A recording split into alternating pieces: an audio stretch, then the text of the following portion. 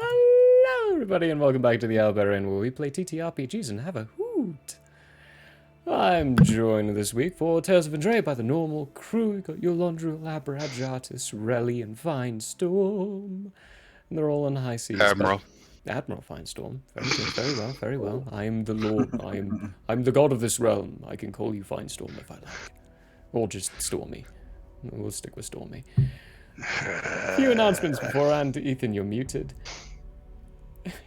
You know that quote from The Boys? I'll tell you about it after you get done. All right. Lovely announcements. Our next stream after today is going to be on Tuesday at 6:30 with Into the Nightmare. We'll be right back into the spring of things with that.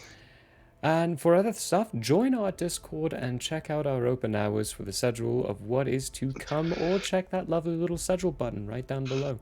You know, see where that about section is, or the schedule section, actually. Check that out.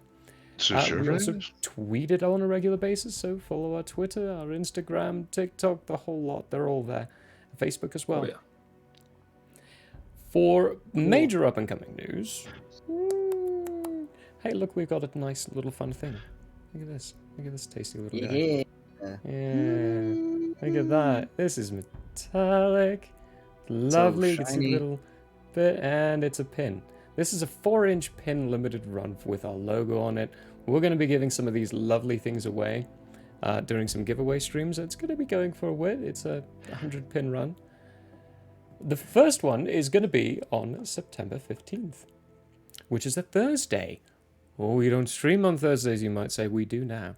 September 15th is going to be a Pathfinder campaign DM'd by one of our lovely friends, Matthew. Thank goodness it's not another Michael. He's got a whole idea for what that's going to be. Stick around for, I say stick around.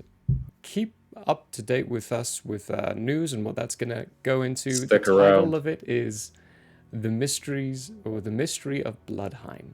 And again, that's Pathfinder. We have quite a few familiar faces joining for that campaign. more details to ensue, but that'll be happening at 8 o'clock on Thursdays every other week, starting on September 15th. Be there for the first one. We have a giveaway happening on that. And after that, we'll have giveaways just randomly interspertly mixed with our shows. You have to pay attention to Twitter and Discord and other socials for those.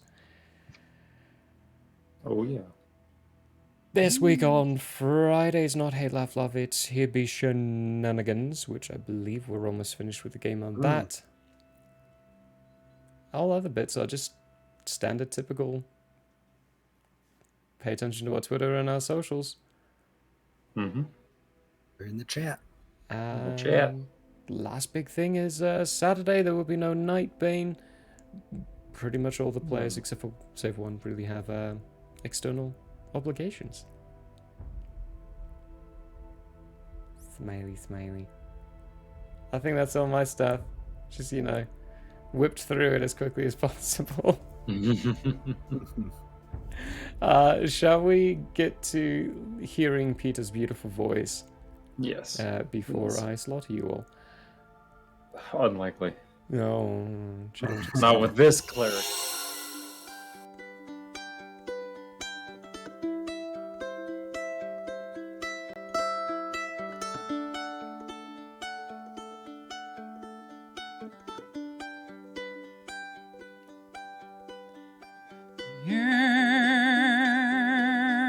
It is open, my friends. Battles have yet to begin. Laughter will be heard in gales and floods, but if not, at least there will be blood. The sorrow and loss may abound. We'll do our best to hold this hallowed ground.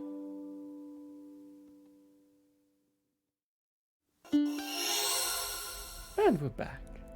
Hey, last week on Tales of Andrea, the wonderful consequences found themselves sailing northwards after the pirate armada smashed through the northern blockade and started heading towards what they believe, now having some recent information which was jumbled and thrown at them in a bit of a panic, so it was very confusing.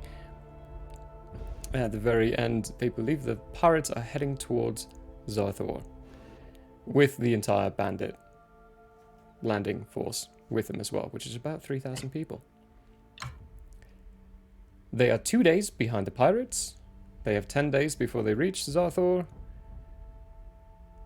and are all currently inside one of the ships, having a lovely little discussion with Emla, Eula, and Jamor, and trying to sort some things out. The field is yours.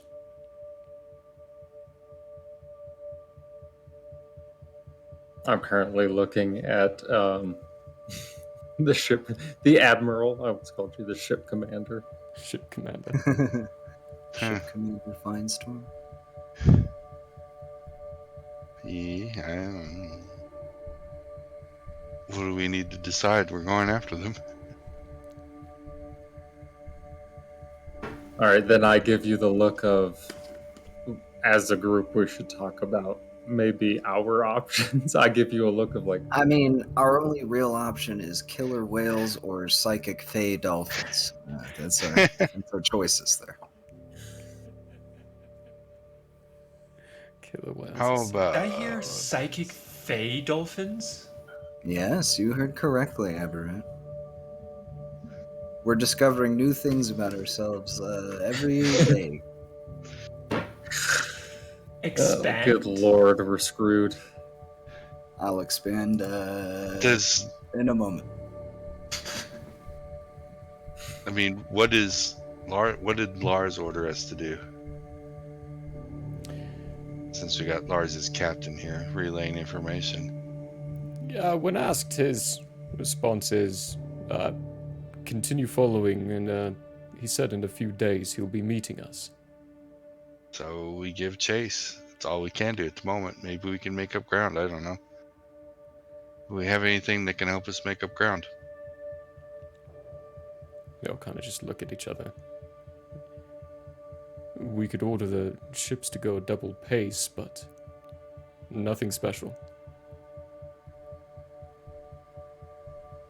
Sorry, we come from places where there's magic ways to help us out, so we have a habit of asking the wrong questions. Yes, unfortunately, that is not a luxury that we have. Yeah, it's not Yet, really a at luxury where we come from either, so. Not in. Well, Then we've got... Either way, Give chase, and I don't know what else to do at the moment. Ninth, that's his name. I had to search Nint, through all yeah. my name databases. Yeah, Finestorm's right. There's not much else that can be done. Currently, it's just give chase and try to theorize and strategize as we go along. We've got 10 days before we get there. If we catch up to them early, then... well, they outnumber us right now. So I don't think that's an option. Mm-hmm. What we should be thinking about is what we're going to be doing for the assault. Law then speaks up. We will be departing again, Eula, Jamar, and myself. No. I'm staying here. I feel like fighting on a ship. That would be nice. And then Eula and myself will be leaving. We'll be heading to Zarthor to help on the land assault. What's the sailing speed we assume that they can maintain? Can we match it? It would be the same as yours. Yeah, so you'd be able to... They're sailing in a large flotilla, so they can't... Going at double speed for this size of a fleet is difficult to do. Yeah, you can only go as fast as the slowest. But I was wondering, can one of the druids fly faster? No, not in the time frame you're looking. You would have to get considerably closer.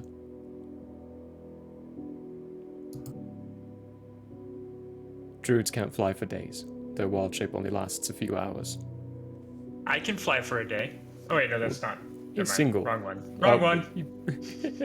You can fly for close to a day. So you with your set, you can get to close to a day, but you would then be using all of your resources to do that. And one of you can only carry 2 people. Oh, that's just 10 minutes. Ah. It's a good thought, but you're 2 days behind.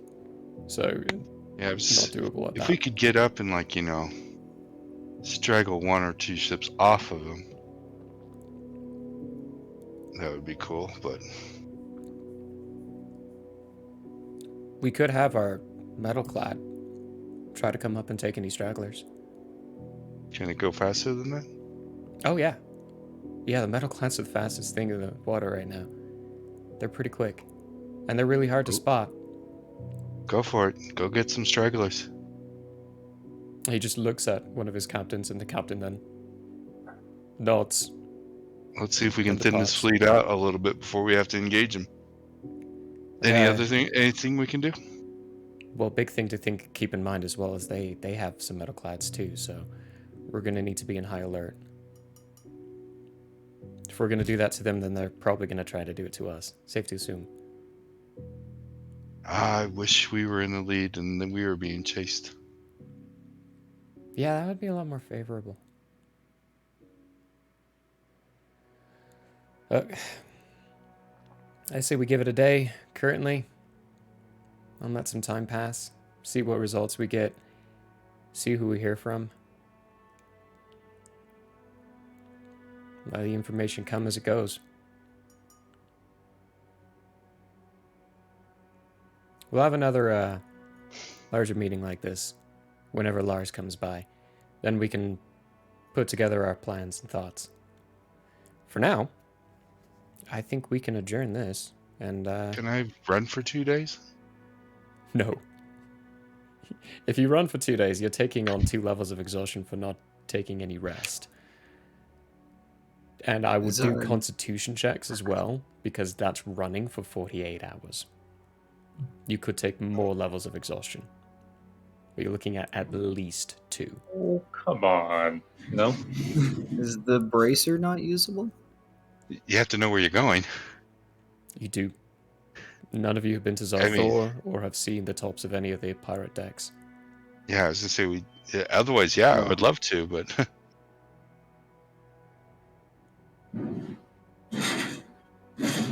I mean, if we can't swim, we can't run, we can't fly.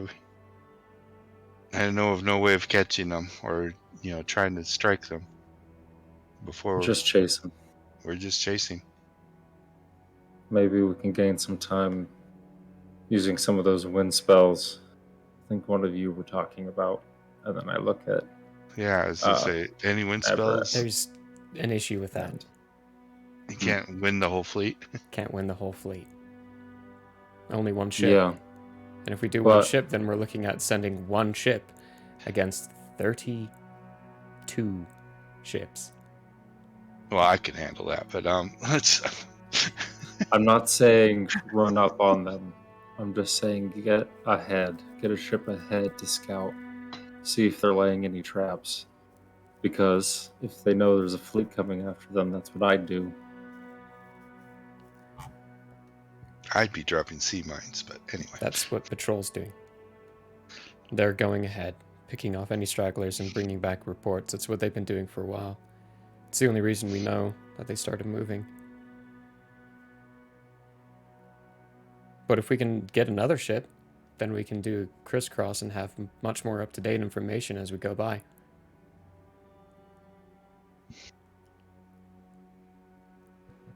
One of our supply ships would be quick enough for that, just they wouldn't be able to defend. Question. Answer. Can we see with telescopes where we're trying to go? Like, can we No. see Oh, very, no, very no. When you're on sea, your average line of sight is 11 miles. Okay. That's pretty So, yeah, 11 miles is a third of a day's journey. No, not even a third, like a sixth of a day's journey. So, Okay. They're way Also, ahead. the wind spell I have access to that would assist in sailing related things only lasts about a minute, so it's only really good for short bursts of speed. good way to get the fuck Yeah. out, not to get in. That's good to keep in So mind. we know for the future. I don't yet have one that's good for a whole day's worth of travel. Yet.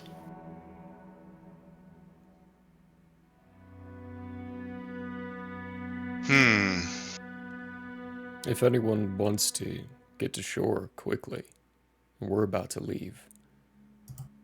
We're on a Quayland skipper. They're faster than any ship we've had.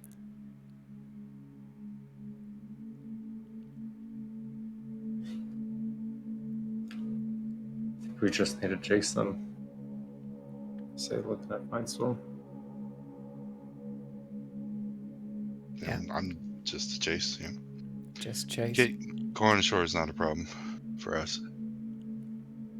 In that case, we'll head out now.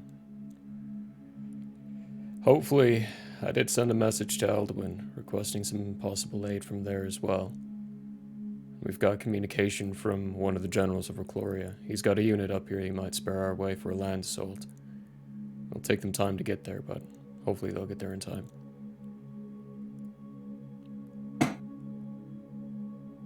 In the meantime, I need to talk to a salesmith. Salesmith? hmm Oh. Oh, you've got one on the Surely. ship. Surely, we've got some. Buser. I think they're called boosters. Your carpenter on your ship. Each ship has Okay, at least a carpenter, yeah. carpenter. They've got a specific name, but I always pronounce it incorrectly. Booser. It's Bosun? Bosun. That's it. Bosun? I'm Bosun? thinking of another character's mentor's name, which is very close. I need to go talk to the bosun. Okay, so the meeting will adjourn. With that, each of the captains and the admirals start going their separate ways. The agreement of plotting, planning, keeping an eye out. The ships will be organized in a way of defense against any possible metalclads that are coming up for surprise assaults. But you've got 10 days. I'm going to actually tell you, well, you've got 7 days, basically, until Lars arrives. Are we going... How's the wind? Are we going against or with? It varies Attacking? on... when it comes to attacking, you'll have to find out on the day of. I mean, tacking, not attacking. Oh! Well, it depends How- day to day. What's the direction of the wind normally? Normally, Sailing against it or into it? that's the thing with the seas currently, Uh-huh. especially with the northern islands itself. There's a lot of what anyone who's arcanely in tune would understand. There's a residual effect on the weathering. Often the times it doesn't really make sense. You make do with what you're given for that day. Okay. So each day it's kind of a random gamble. Some days it can stay strong, but with you giving chase, whatever's hindering you is hindering them as well. Potentially. They are 2 days ahead. Yeah. But patterns aren't quite recognizable. Okay.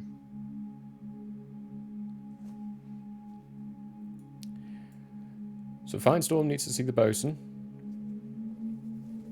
Anyone else have anything specific they want to accomplish in a 7-day period? I mean, other than changing my spells, Abrat's anticipating. Okay. Yeah, those 7 days, because I might need it. I'm gonna work on werewolf stuff still. And Abrat will also let I'm gonna do it in the Admiral brig. Firestorm know that he now has a spell that could help with wind movement for at least one ship throughout the day. Okay. And I can technically change the flow direction of water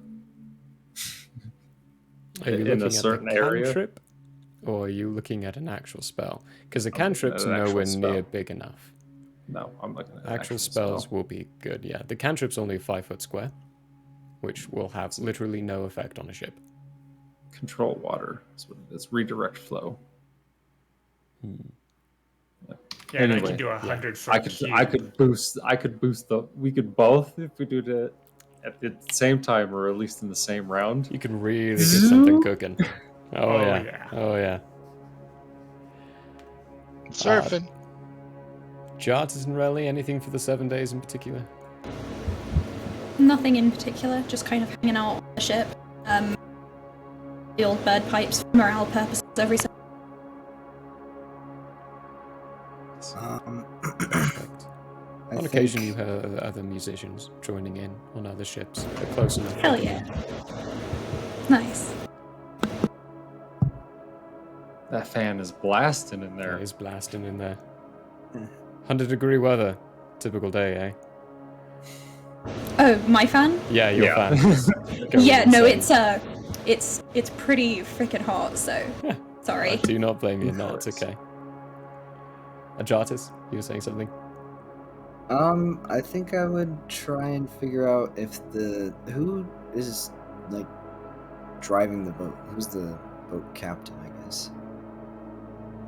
Which You're boat? on. Well, the boat you're all on is Firestorm's flagship. Salem. Salem. Yeah. That would be Captain Salem. Okay. Maybe I could go and find Captain Salem and inform him that a maelstrom might be possible. Maybe just like a heads up on our ability to navigate our own unstill waters, I guess. Cavern hunt. Okay. I don't know if that'll add any buffs or anything like that. It could. Trying In a to- time of combat, it could. With advancing or helping the sailing and the speed of your fleet, it wouldn't. You would need someone Yeah. It would be need more for casters on combat. every ship. Yeah, this is a combat thing. What he does take that, and thanks profusely.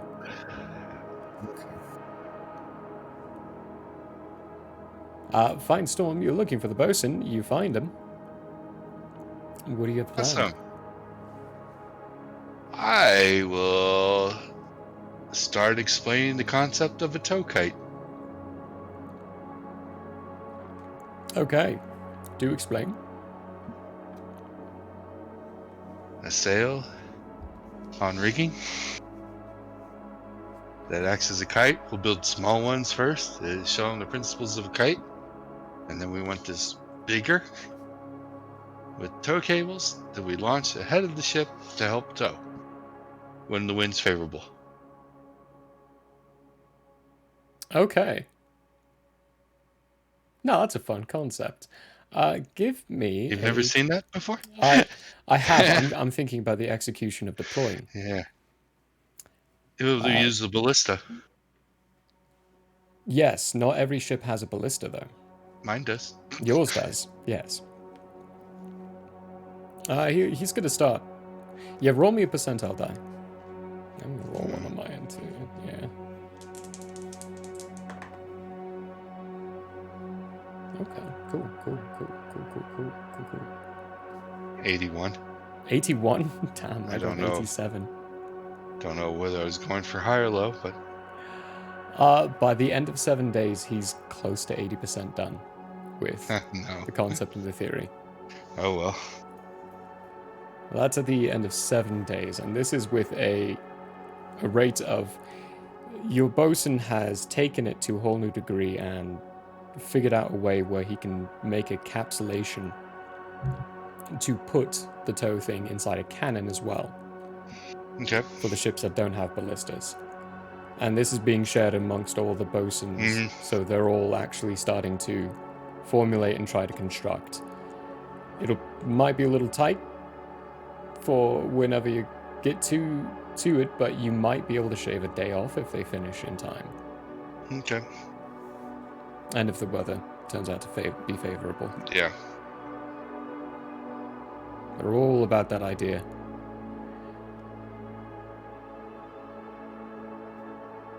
But after 7 days, where would you all be? Let's say about midday-ish. Lookout. Crow's nest. Crow's nest? Okay. Looking The for them usual spot. stupid ironclads. You're just in front of the boat. Probably meditating until mid-afternoon to go before I go work on some werewolf shit. Yeah. You're werewolf shit at this point. You're working on mainly maintaining it and keeping the balance behind it. To progress any further, you're going to need actual training from a Combat person. hours. Like combat Sure. hours to train and such. So a lot of this is about maintaining a balance. Just getting used to it. Yeah, Ah. getting used to it. Kind of freaks some people out when you intentionally wolf out. But after 7 days, they're Good. kind of a little used to it now. They're, if anything, it's in boosting the morale with the idea of, we've got that dope-ass thing on our side. It's going to wreck Little the do they decks of know. ships. Yeah. Jartus and Relly, where would you two be? On the deck, hanging out, looking at the waves and stuff. Cool.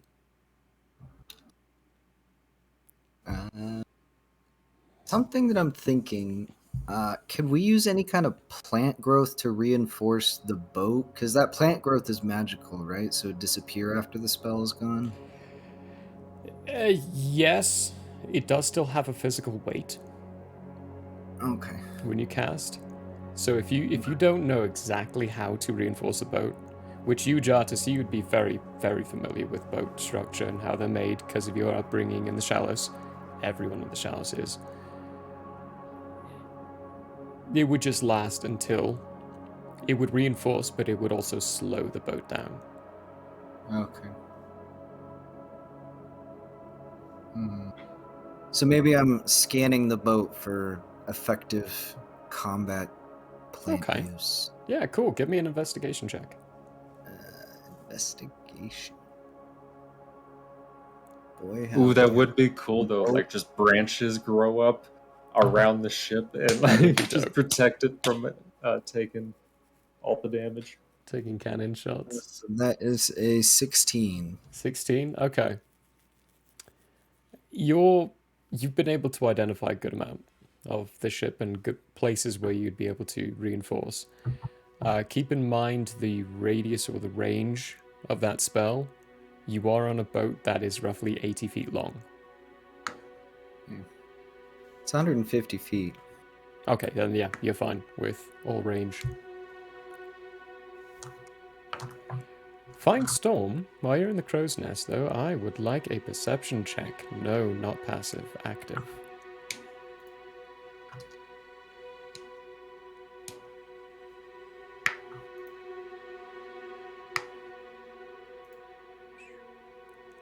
You are muted.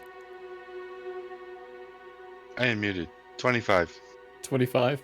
Okay, that's high enough.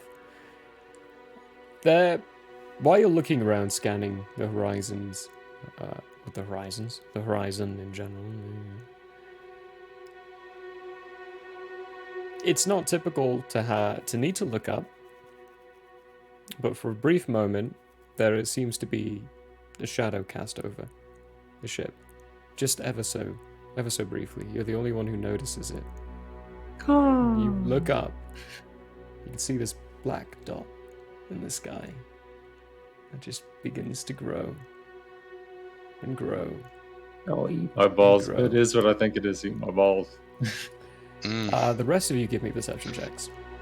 I'm gonna swear a bunch of words real fast. Because somebody Amazing. stole I my will join idea. I tend to, like 5 years ago. Oh no. Oh Oh no. no. Oh no. Oh, no. No. 12. I rolled a 4, which means I have 7. Delightful. 7. You were very distracted, really. Amazing. 24. 24. Abright, you notice it about this time as well, while it's still growing. Your Londriel, you won't see it until basically it's in your face. Close to. Jartis, what'd you roll? I also got a 12. Also 12? Oh, so it's really Rock only Abright on. and Firestorm. High five to the Firestorm, as it grows, you realize The this is a blind one. ship. Yeah. This is a sailing ship in the air, In the air. That was my idea. coming down at a degree. We did prep for this. Much of the painting around it Flags. is there's paintings along the bottom end of it of the flag of the admiral that this belongs to, and it is Admiral Lars's flag. Asshole. Stole my idea. It wasn't him technically; it was Bill. Bill had it? Bill had it. I mean, it was a good Scroll. idea. Somebody else had to come up with it, too. Bill had the idea, and when you meet the people as author, you'll understand why. But this ship I will comes announce it. creaking down. Everyone starts bustling around. We the are ship. not slowing. Perfectly fine. It seems to be faster. Yeah, I imagine it would be. It skims the top of the water and then just slowly settles into the water. Alongside, right next to yours, the sails get unfurled and it looks like a normal sailing ship. One deck higher. It does have 16 more guns than your capital. I say 16 more guns. He When you're lays looking at it, his out on the there table. are no cannons on this ship. And no cannons. There are 6 ballista on the top, and when you're looking at the bottom, it looked like there might have been portholes at the bottom of the ship. Yeah, it would be a different type of attack. Different type of attack vessel. But as it nestles up next to Admiral Lars, meets your eyes, Firestorm, like, how do you like my ship?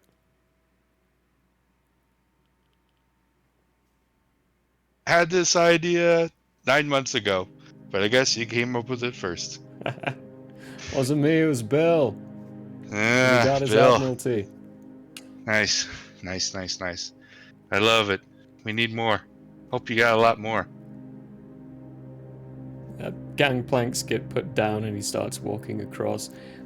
Lars has a bit of a different look now.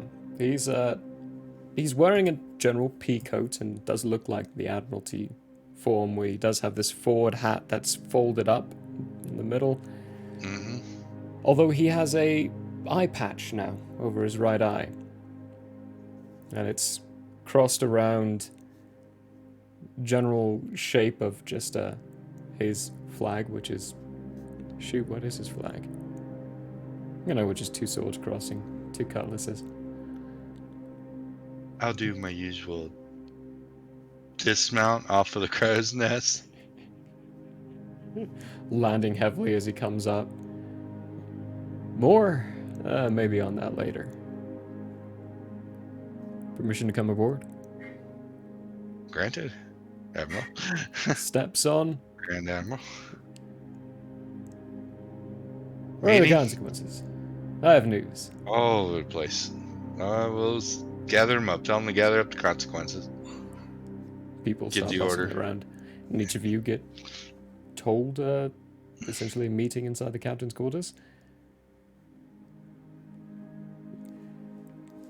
This thing can roughly cover 120 miles in a day. It's incredible.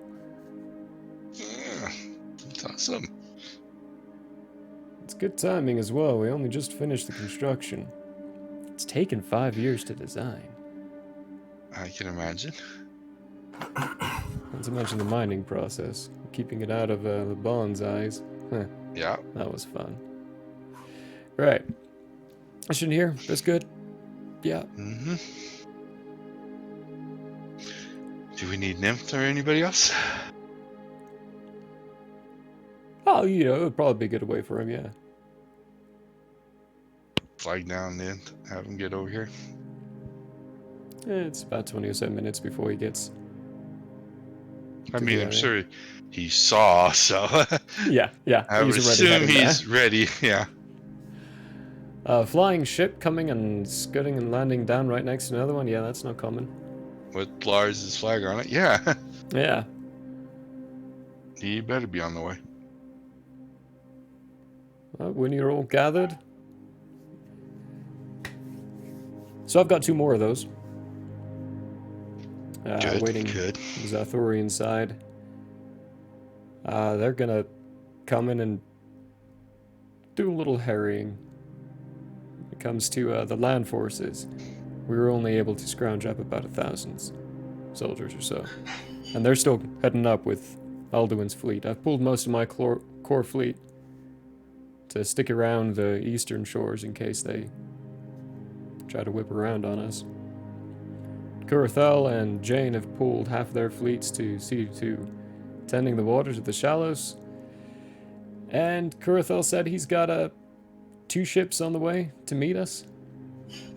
By sailing standards, they won't be here in time, but he assures me they'll be here in time. What about my Gamma pack? Did they get notified in time? Gamma got notified and would have actually joined you probably 2 days ago. Ah, okay. Sorry. Yeah, so they're there now. Yeah, no, good to check. So, good. No, what you should be seeing on Roll20 should be accurate for the most part. Let me add this lovely little skyship. Oh, there. Better be gold. I don't think you have Gamma on that. Do I not? Hang on, yours has got, your fleet's got... No, there's 2 warships in there. These 2. That one's yours. That one's yours. Oh, okay. Yours are the black outline. Gotcha. Okay, yeah. Yeah. Okay, so Gamma's there. Yep, gotcha. Good enough. This guy. He is now...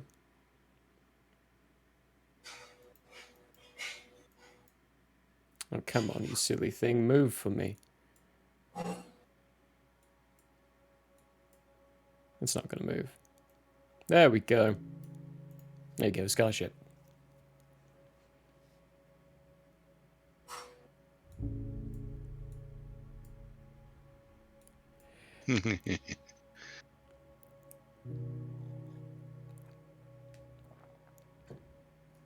We've got 3 days until we hit the shores. 1 day until they do. We'll be able to get some limited information as to what goes on when they hit there. But what's your plan? I mean, you've had the fleet. Any line of attack? We've just been trying to catch them. We've had the patrol out there trying to skim off anything that we can get. We had an original plan, and then they were ahead of schedule. Yeah. And we've been chasing them ever since. So now's the time for all of us to come up with a plan. Can I throw out a new idea? Yes, Go for Travis. it. So, one of my new abilities is to summon a fey creature, right? So there's a fey creature called a naiad, which is like a creature of the sea, and they have an ability called the Secret Routes of the Sea, which enables you to cross mysteriously through what seems like it should have taken longer. It says, using this hidden system of currents and arteries, a ship might reach any destination in record time, be it across the sea or across the river 100 miles inland. So I don't know if we Just want one ship. consult that. It doesn't restrict it to one ship. How do you spell it? Naiad. Naiad. I do speak Sylvan, so that could be a friendly.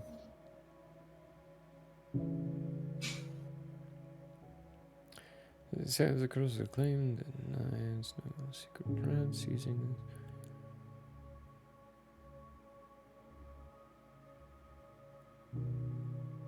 Hmm.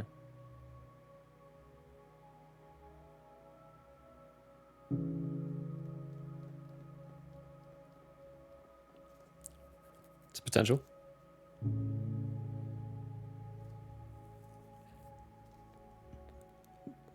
Telling us the secrets of the sea. I mean, that sounds like it to me. Like, looking at your faces, I feel like there's a catch.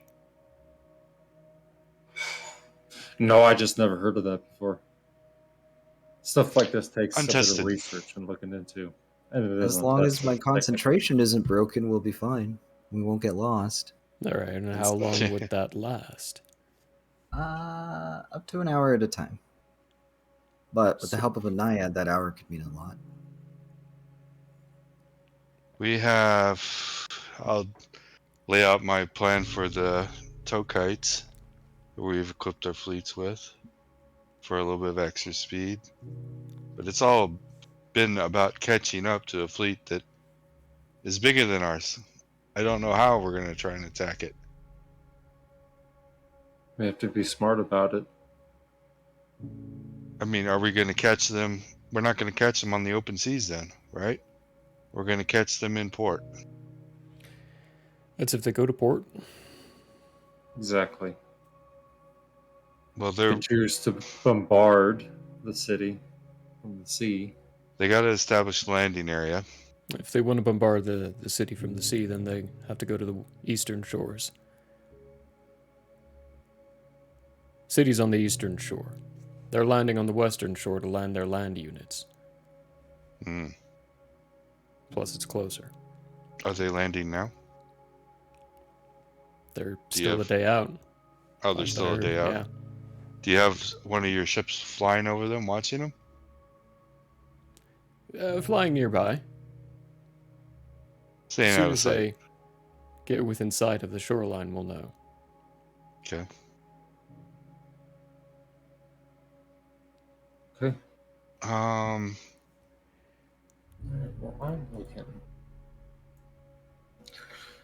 What are you thinking, Yolanda?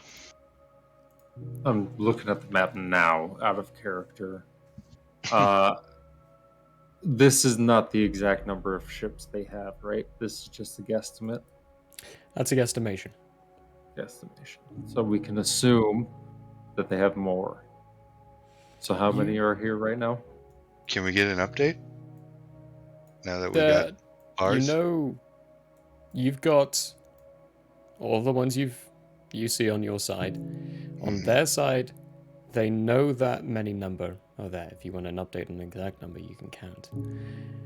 But you also know that the pirate fleet has six metalclads as well, that we which don't have know. not been spotted or seen. You would also know that Admiral Jolra, the person who's in command of the pirates here, was a very well accomplished captain under Sabdras. She's known for her tactics.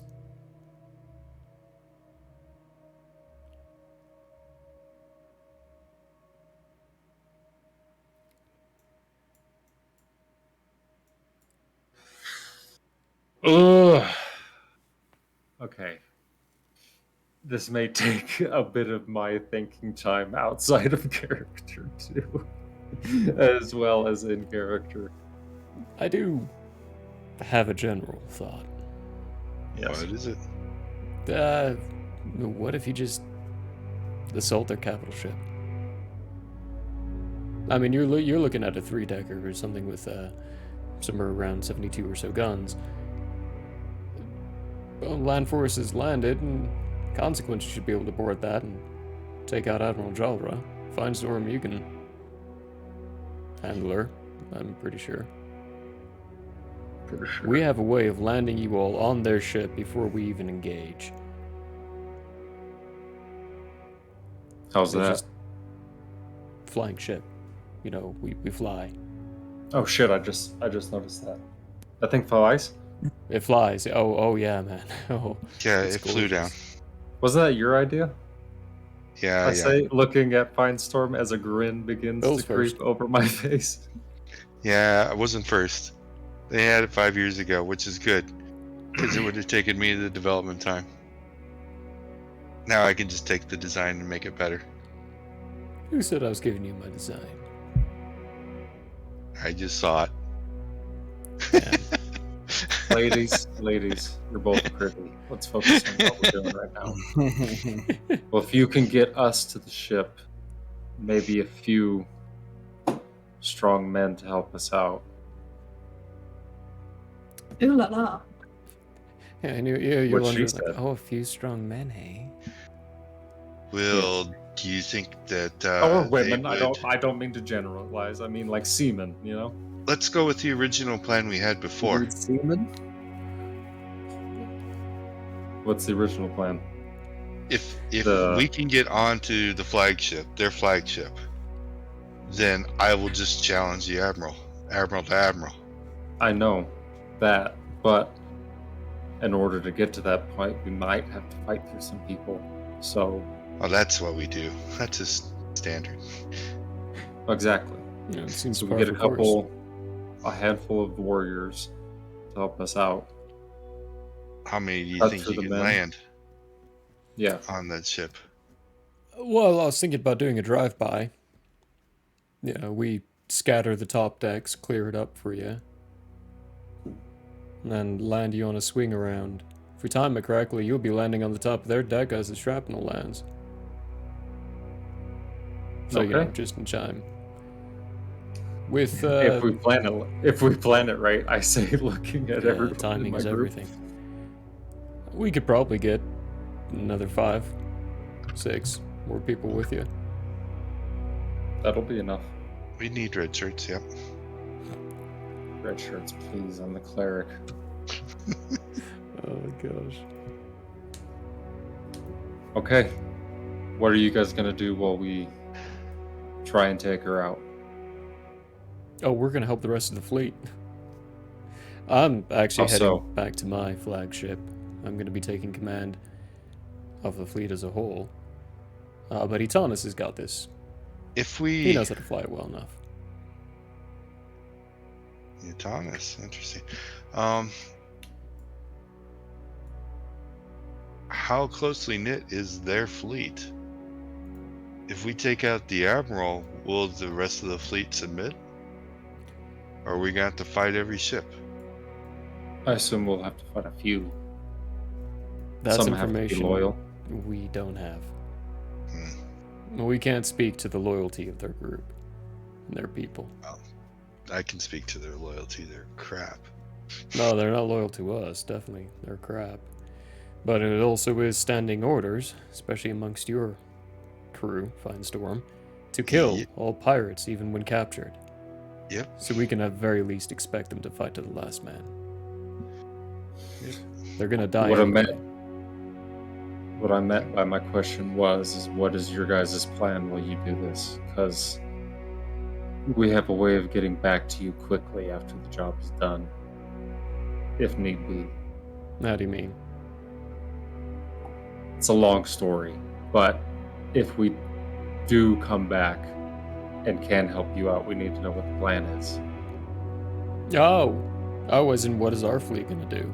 Exactly. I'm trying to take our ships back. This is gonna No be tactic? open. Oh, there's a tactic.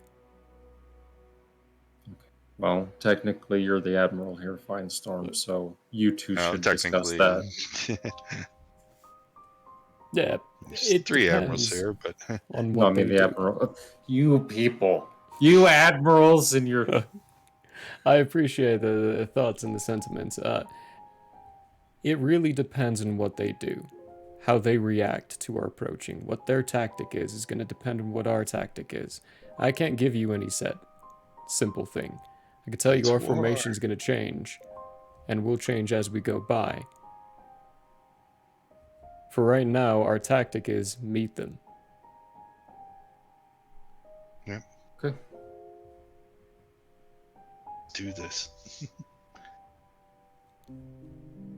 That And and that's the plan. Finestorm and Aberrat, there's a bit of a commotion going out on the front of the deck. On deck, outside of the captain's quarters. And until we really start actually getting more information to other details, then that's the best thing we've... What the hell's going on out there?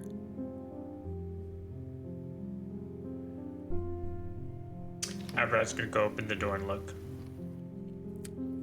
There are 2 large ships, seemingly slowly falling from the sky. And on top, there are these very large balloons completely filled up.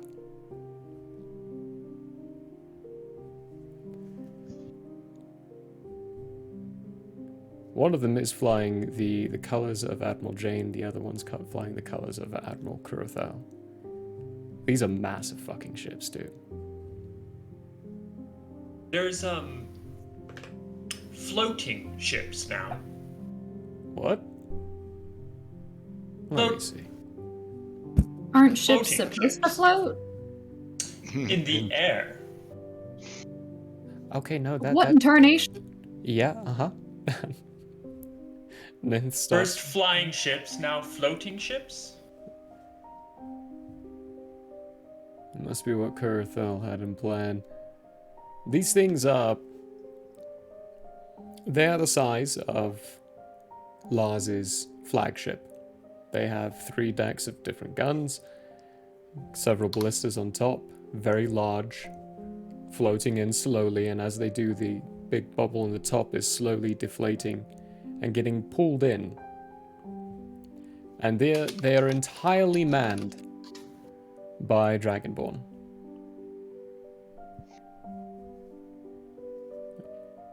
Well, that might even the odds a little bit. Where the hell did he get those? Everybody's full of surprises. Good. Yeah, we'll need this. Same plan. Agreed, same plan. So just give us an edge, I have a plan. Yolandril, I have a plan now. Okay. You let us Let's hear worry it. about the sea. Oh, no. You let us worry about the sea. If you're going in on the flying ship, then you worry about their capital ship. I could tell you now that they typically have at least 117 souls manned on that ship, so... 10 versus 117. Like your odds. Always. We've fought worse with 5, so Yeah, I know you have. Admiral Law starts walking towards a gangplank that's being lowered to your ship again, Finestorm, but at a downward angle, and starts walking up and like, I'm gonna meet the captains of these ships. Figure out what's special about them. Okay. Hey, I like our plan. Let's go do something. Let's go get on their ship. Let's take their capital ship.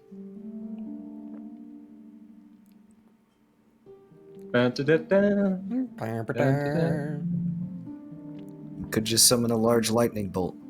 Crack the Lightning ship bolt. in half. Lightning Lightning bolt. bolt, lightning bolt, lightning bolt. It's a good Now thing to you've- take out the mast, you know? Our It is a powers good thing. combined, call lightning. It could get pretty intense. Split it in twain. There you go, there's 2 more there for you.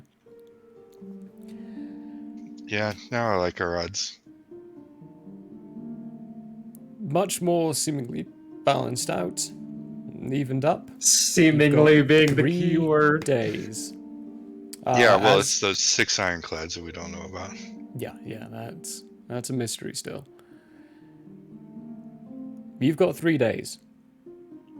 You now know the plan here is that you, as an assault crew, will be loaded on board of this flying vessel, which you see is lovingly endeared as the Boomstick.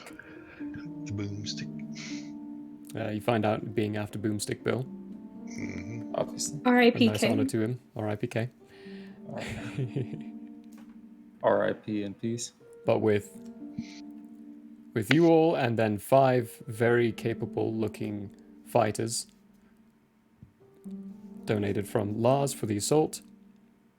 The bottom end of this flying vessel has ballistas pointing downward, with very specifically designed ballista bolts that can be loaded in. You also see that there are these porthole areas with these harnesses for people to climb in, to be leaning downwards with repeating crossbows, so they can pepper the deck as well, which is normal crossbows. It is genuinely designed for flybys, that's assaults, for attacking with downward aimed equipment.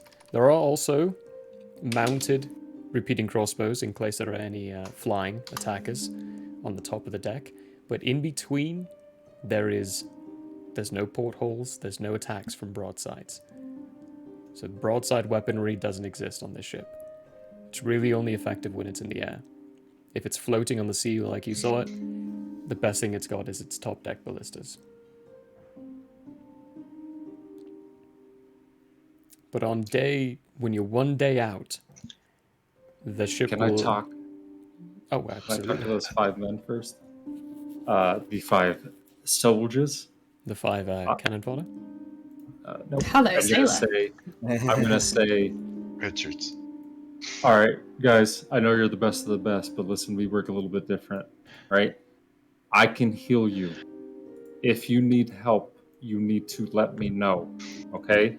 And I'm looking at every single one of them. Stay close to me in the beginning of the fight, and you'll see. All right. After that, do what you have to do. But if you get hurt, don't go being a hero. Come back at least 30 feet. Okay? I can be your hero, baby. And I'm looking at each one of them with an insight of. They're gonna die Ooh. round 1. They're gonna die around. What's my insight? Before the faith initiative you roll. They're have. gonna die before the initiative roll. What faith you have. 27. 27? Insight. To see Okay. if they understand what I Two- mean. These are the guys that get gunned down as they're going down the gangplank. Yes. Yeah, Yeah, exactly. So, does this level attachment means you're gonna take psychic damage when you have to watch them die? No, I have no attachment to these boys, but I'm just saying, if they want the best chance of making it to their fucking wives and children, then they better fucking listen to me. 2 of them, who you can Wives. tell have families, they really pay attention. One of them's kind of like a little wishy-washy, but the last 2, well, one might be a little on the fence to believe you, but you can tell doesn't. The other one just straight up doesn't believe you. Thinks you're a conspiracy theorist. Okay. Then what I'm going to do. Hold on. I'm in the wrong spell book here. I need to go to my actual spell book. I was in the options. I'm going to cast. Sending directly into his head, into the ones that are on the fence, and the one that clearly thinks I'm a conspiracy theorist. Okay, do you want to? Okay, yeah, sure. Go Okay, use a spell slot. Yeah. Well, this isn't the last day, is it? I'm doing this on it's the not. first day. It's not. Yes. I'm just going to use a spell slot for it, just because. And I'm going to. Yes, exactly. That way they see that little gleam. Where's my. The glow in the tattoos. And I'm going to say kind of loud, I fucking mean it. If you want to go home alive, I'm your best shot. And my mouth's not going to move. Give me an intimidation check.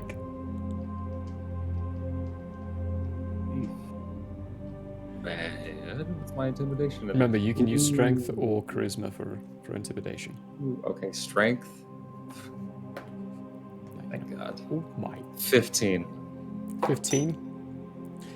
The one on the fence immediately goes like, all right, yeah, absolutely. The one who did decide is now believing you, saying, okay, maybe he actually does give a damn about us.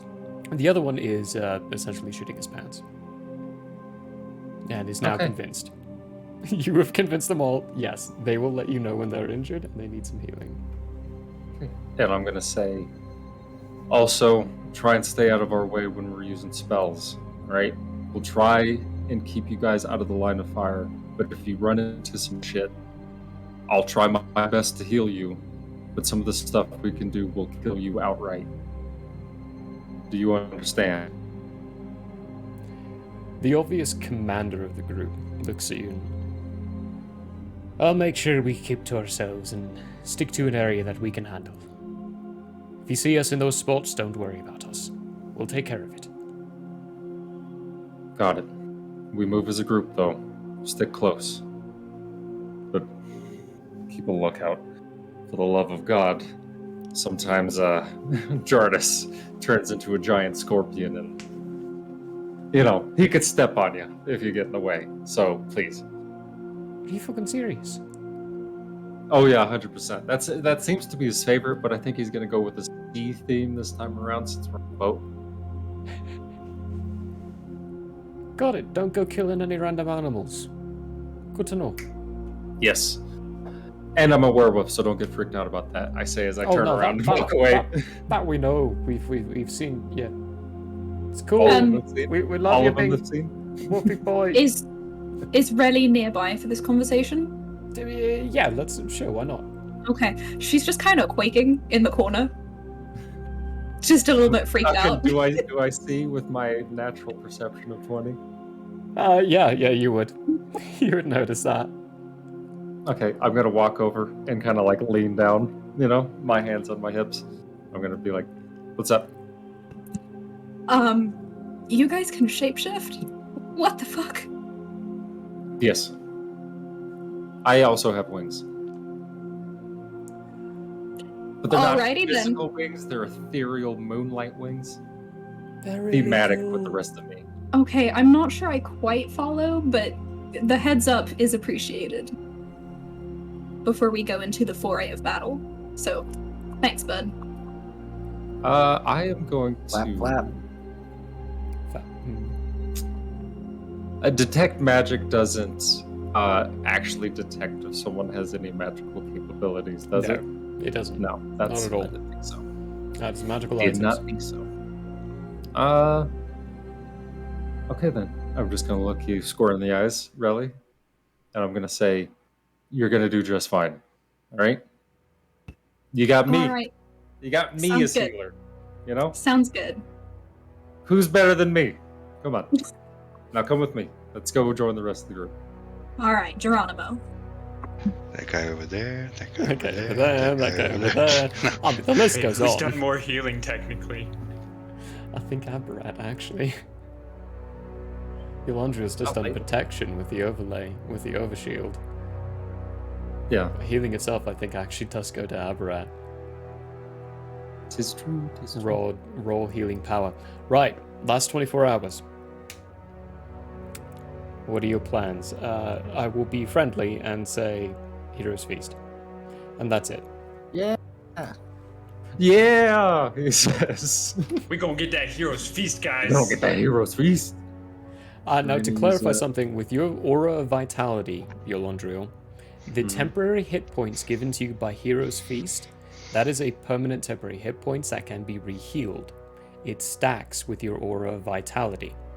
Aura of Vitality does not get healed, but Hero's Feast temp hit points do get healed.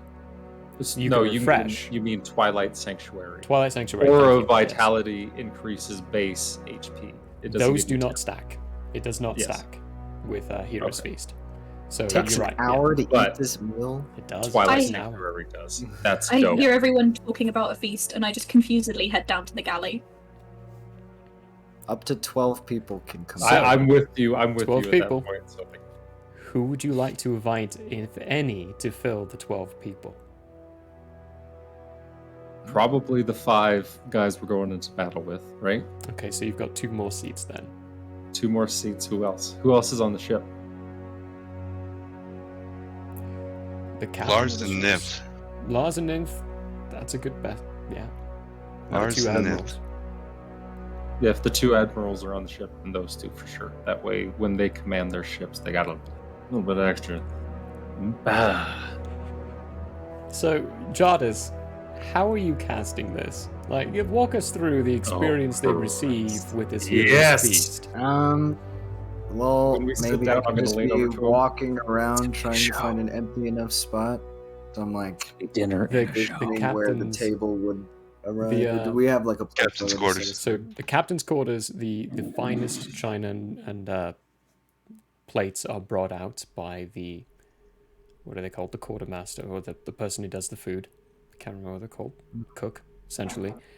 He's grumbling and bitter about the fact that he's been told by you, Jardis, not to cook a meal.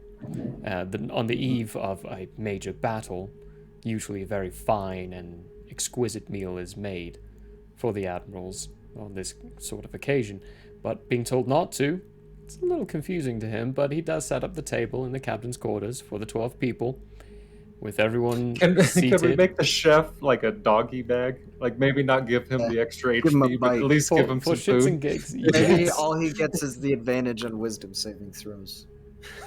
For when he's cooking up He's a meal making our later. food He's just later. all of a sudden he's like, This shit's going bad. he like gets a spark of inspiration making a cake. Absolutely, sure, why not? He's there. All right, so I'll say, sir, if you'll give me your full faith for but a moment, I'll make sure you walk away with a little something yourself. So, You can always walk away with something on the front door, but something extra might be fine. Okay. I'll just save this food for another day. It's not like it's gonna go bad tomorrow. I'm That's the leaning most back. agreeable mumble I've heard so far. So we're gonna go. I'm with that. leaning back like I can't wait for this. The 5 soldiers who are going to be joining you all are looking very confused at the empty table in front of them. Sit down. Come on. Oh, This Come is on. instantaneous. This is gonna be crazy Yeah, to watch. This is going to be So- nuts for them. Eyes open, no blinking. All right, so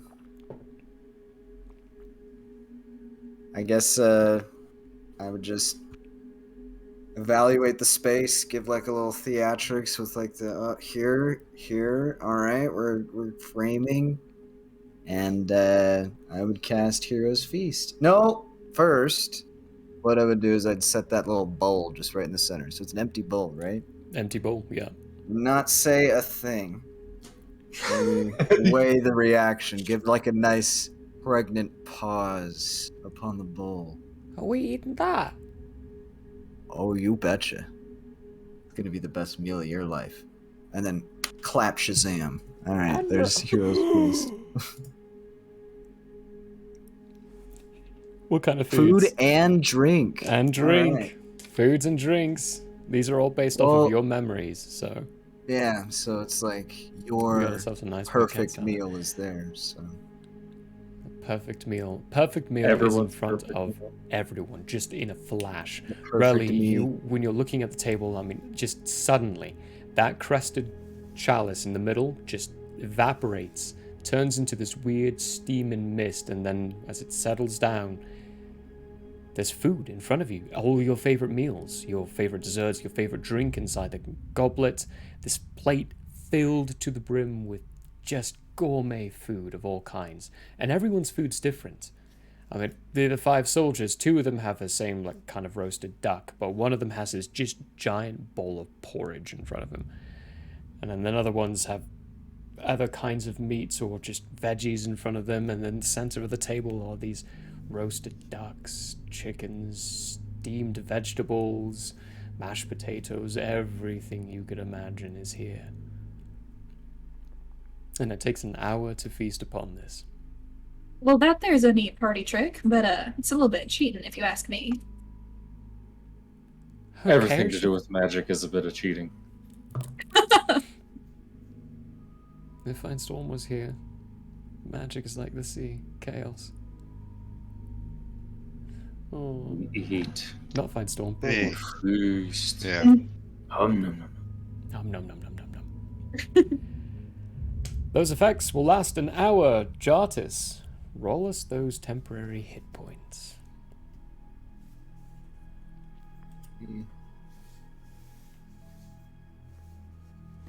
Up me heart is yo. You have a 14. 14.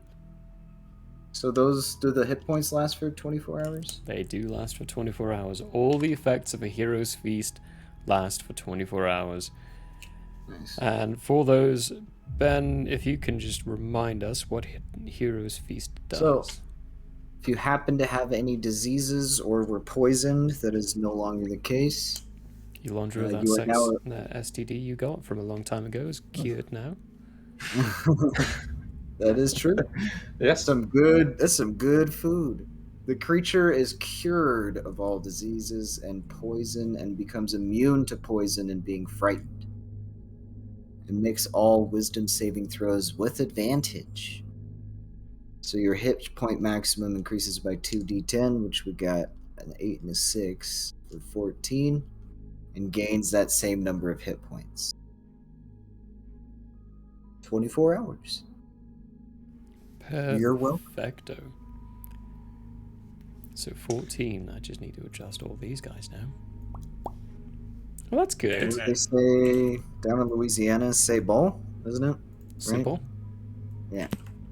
That's French. not just a Louisiana thing, mate. That is Oh, it's French. a French That thing. is French.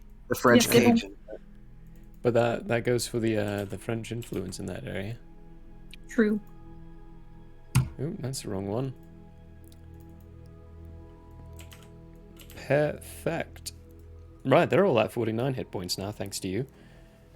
Your cannon fodder is now more difficult cannon fodder. Now they're cannonballs. Now they're cannonballs. Hey. Now they do something. The morning of the expected arrival time comes, and you all are told that the entire pirate flotilla is there. Every single known pirate ship has arrived in the western shores of Zarthor. The landing vessels have landed all the troops, 3,000 on shore, and a camp was made soon after. A very large encampment for where the people are staying for the time and getting themselves organized before they march over to the city itself. The ships are stationed, the pirate ships are stationed in a way where they can react. The person who's giving the report can safely say that he believes they're stationed not in the formation they're going to be in when you all are spotted. Because 11 miles, it's still a fairly good distance. They'll have time to react if they spot you well enough. But they're stationed in a way where they can react quickly enough to it. and get into whatever formation that they want to. The final moments for the boomstick to lift off and get ahead to assault the capital ship arrive. It is Etonis, who is the captain of the ship, along with most of the Nightlock crew. Poor Sabre, most of them followed Etonis, except for Tontor. He stayed behind and stayed with Etonis, or with Sabre. But the rest of them are there, which means, really, when you get on board, there's another halfling, little rotund of one, who sits there on these barrels, and it's just constantly playing music. He's always playing some kind of instrument. Smiles at you and is like, you gotta keep their spirits up somehow. You know what? Attaboy. I fully support that notion. Well then, come on then, join me. Okay, so I get out my bird pipes, and I settle in for a jaunty tune. A jaunty tune. It's very bizarrely relaxing and energizing in ways.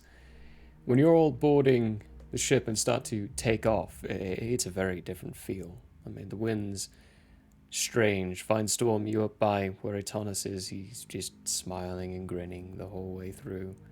It is a beautiful ship with where it's made and how it's made. And you can see the entire fleet down below as you're lifting off. It's strange to see everyone active at each one of the ships. Little tiny people running around, making sure sails beginning to be fully unfurled. The wind is... It's on a western or an eastern path coming in from the west. So it looks to be, with where the fleet's approaching, to be more of an even playing field. If anything, to push the fleets closer to the island of Zarthor. It's going to limit some possibilities. But you're not taking care of the naval fight, so you don't really have to worry about that. The day progresses. The ship gets to a sight range where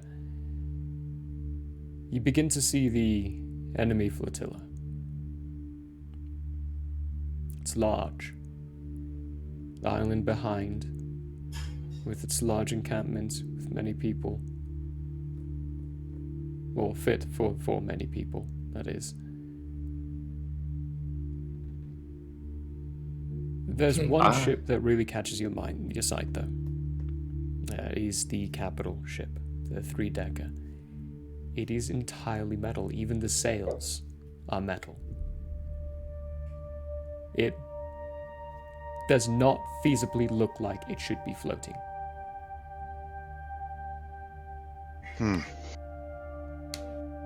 Interesting.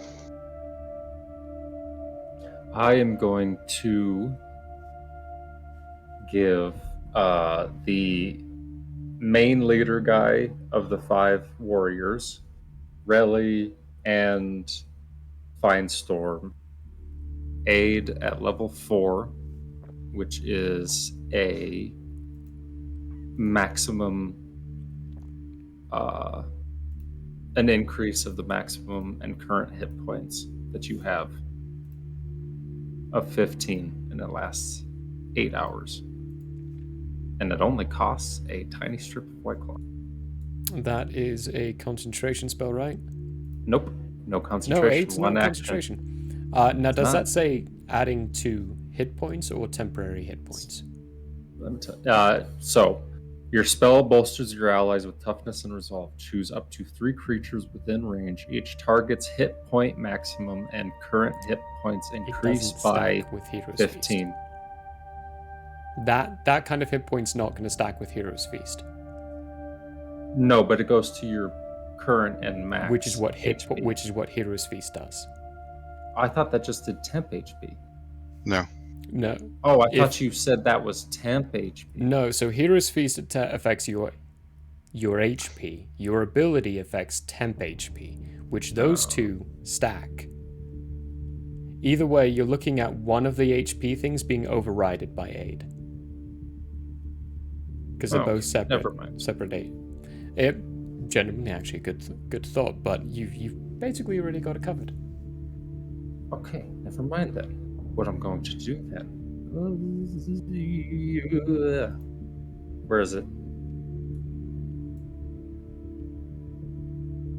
Continue while I look for the other thing. Also, I don't know if this matters, but the effects took place after we finished. Yes. No, you're good, yeah. Aid's a much shorter time frame. So that would have to be cast while you're all in the air. I would like all of you, though, to give me some perception checks. Can't use passive. Not passive? Not passive. Whenever I ask for a perception check, needs to be rolled. Ooh. I got a 16. 16. All right. I got a 7 again. 7. Oh, no. Oh. Oh, poor thing. I just 2 don't know deception. what's going on. You Andrea, what was You're yours? just a bard doing your 16. thing. 16 I'm just as well? playing the Good grief. bagpipes. Jartis? 20. 20. Finestorm? 26. 26. Finestorm.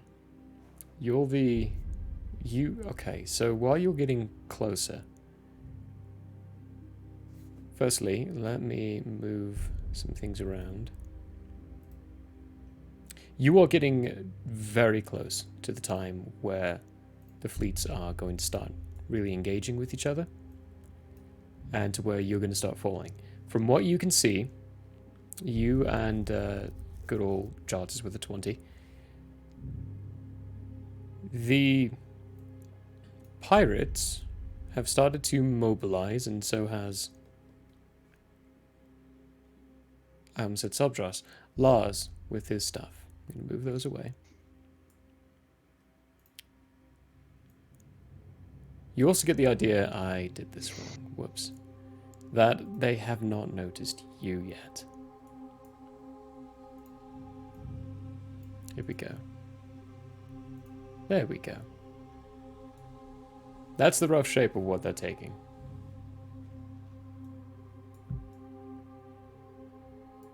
Ooh. Your fleet's not in the way I've made it shaped out to be, but... Yeah. Okay. You can see the metal clads now. You can see where they're at, and the shape where they're all heading. This side... One side is... They're kind of heading in a... two-split formation. And the fleet, your fleet, you can see is splitting into two, and starting to head towards both ends. They're still going to get caught a little bit inside this middle section, but what you can see back here is the ship you're going after. Mm-hmm.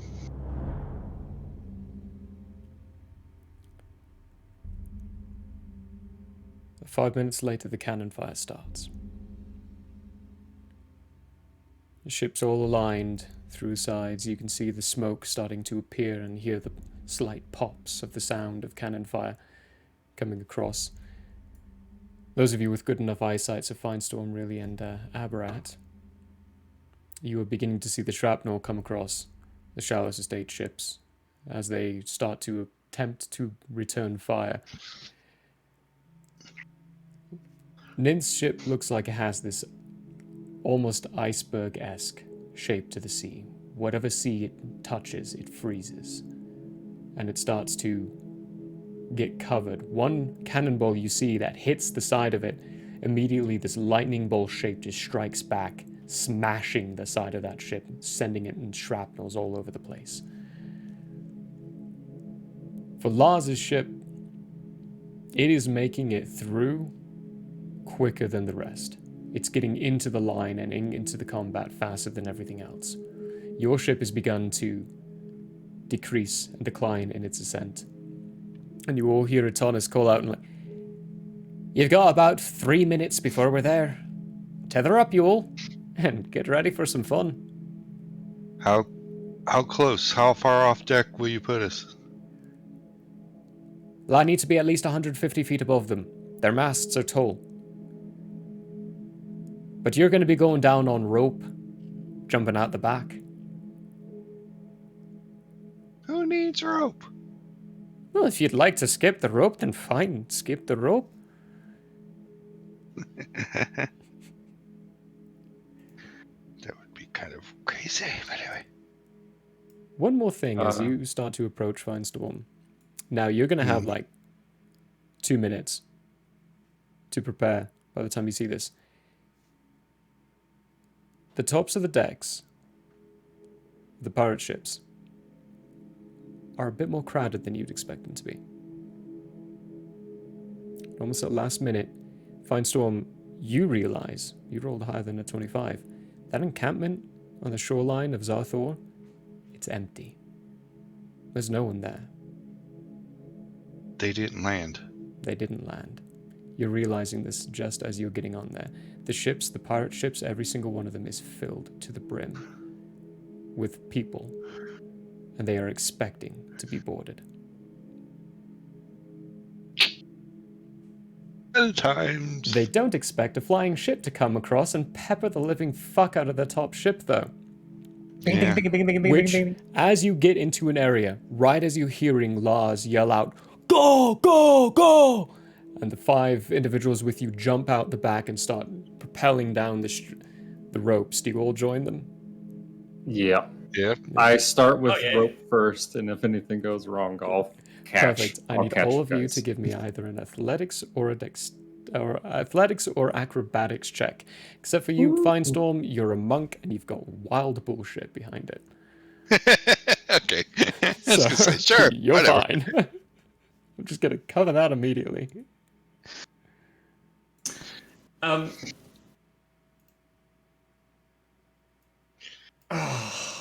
Here's I'm an gonna idea. do this. Abra actually wants to cast Freedom of the Winds Ooh, on that's himself. Freedom of the Winds. Okay, what's that do? Freedom of the Winds. Wind wraps around your body, tugging at your hair and clothing as your feet lift off the ground. You gain a flying speed of 60 feet. Additionally, you gain advantage on ability checks to avoid being grappled, and on saving throws against being restrained or paralyzed. When you are targeted by a spell or attack while the spell is in effect, you can use a reaction to teleport up to 60 feet to an unoccupied space you can see. If this movement takes you out of the range of the triggered spell or attack, you are unaffected by it. The spell then ends when you reappear. So like a one-time get out of there. That's a one-time get out of jail free card. That's awesome. That is a cool spell. Concentration? And instead of using the rope, I'm just gonna fly down. Oh, perfect. Yeah, then you don't have to roll. Is that a concentration spell? Yes, it is a concentration spell. Cool. For the rest of you, what were your rolls? I So also your have a laundry question. first. Let's let's Yeah, go with your question, go actually, ahead- Charles. go ahead with your Dude, laundry. what's your question? Actually, I'm attuned to those wings of flying. you can just use certainly use those. them. Yeah. If you'd like to avoid the roll, you can start using your wings of flying. That's 2 of you. That's not a concentration as well, so that is just your flying. Let me find those wings. And we've It's moved just over speaking a to... command word. just a heads up as well, we've moved over in Roll20 to the field map of what you're going to be doing. That is the ship before it gets peppered. So what you're looking Nice. at here, Good this job. is a stacked and filled ship. This thing is ready to be boarded. But when it gets peppered, let's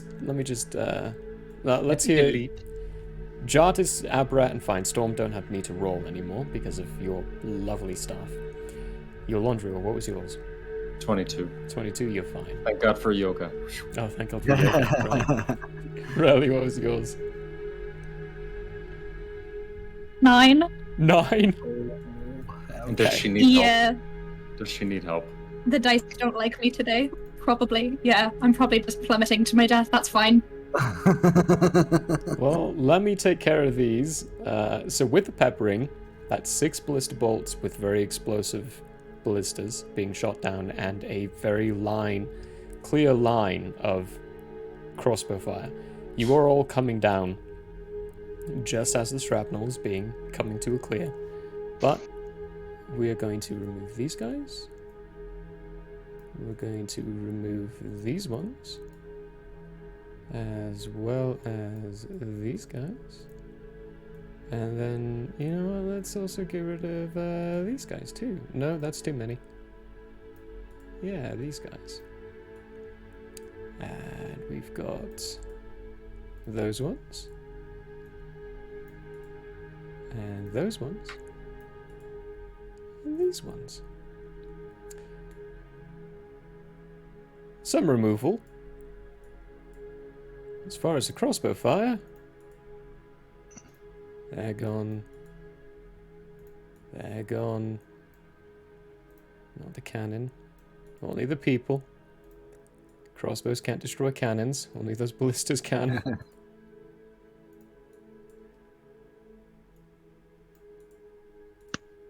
Come on, here we go. And these two as well. And we're gonna remove these. No, just that guy. Oh, and this guy too, because that seems about right. There we go. That's about half. Half the people on top. Fine, Storm, you would know this. This ship, if it's stacked for a boarding, it can hold up to 300 people. You all land. Is Well, you the don't. Admiral invisible? The Admiral is right here. Hold on. There. I'm gonna land there. With the swing of the ship. The swing of the ship is your to get to that point, to get there directly, I would need a roll from you, because you would be jumping off before he says go.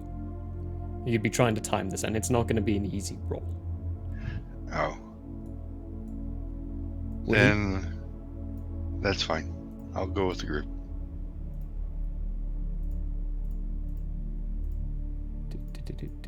I'm not trying to die, even though I probably will. Alright, yeah, I can't do that from there. I'm looking at the wrong bloody one. Right. So you all land. I'm gonna give you actually a little closer though, because you do have that monk bullshit. It's right there. I would also flip off the rope a little early. Oh yeah, yeah. You know what? Actually, let's put you even closer then. Let's put you right. Because I figured it out. I could easily go 100 feet, fall with no damage. Oh yeah, let's put you right there. It seems like a good spot, right? It's fairly close. So right there. Let's go. Right there. Very close to them. I should still roll for my pizzazz. The roll for pizzazz. I mean, if you roll high enough, if you're doing a flip, you can flip off at a later date. I mean, you've got enough stats behind this that roll me a d20. Roll me a d20. Let's put it this way. Intimidate or fucking monk bullshit. Monk and rogue bullshit at this point. But you might pizzazz yourself up here. Well, I rolled an 18, depending on what you want to add to it. You fucking pizzazzed yourself up here, okay? You are on the top deck. The rest of you are where I'm putting you. That's just fucking dope. So I'm gonna say Abrat and Jartis, you two put yourself wherever you want.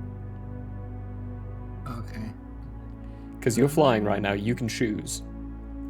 For Relly, Yolondriel, and these 5 guys, you're all gonna go right here. No, not in front of the kid. just slap yourself down right. Right? I don't want to get too far by myself, but maybe I could. Could I go to the other side of the boat, like right here? Oh yeah, you're flying. I mean, with your flying, you can put yourself wherever you want, really. Except for in the back end, where Finestorm's managed, because he's got bullshit happening there. Alright. That gives us some sight. Yeah. It's not too bad. Okay. I am just moving the dead ones. Might even be able to give you a number how many they killed before they even came down.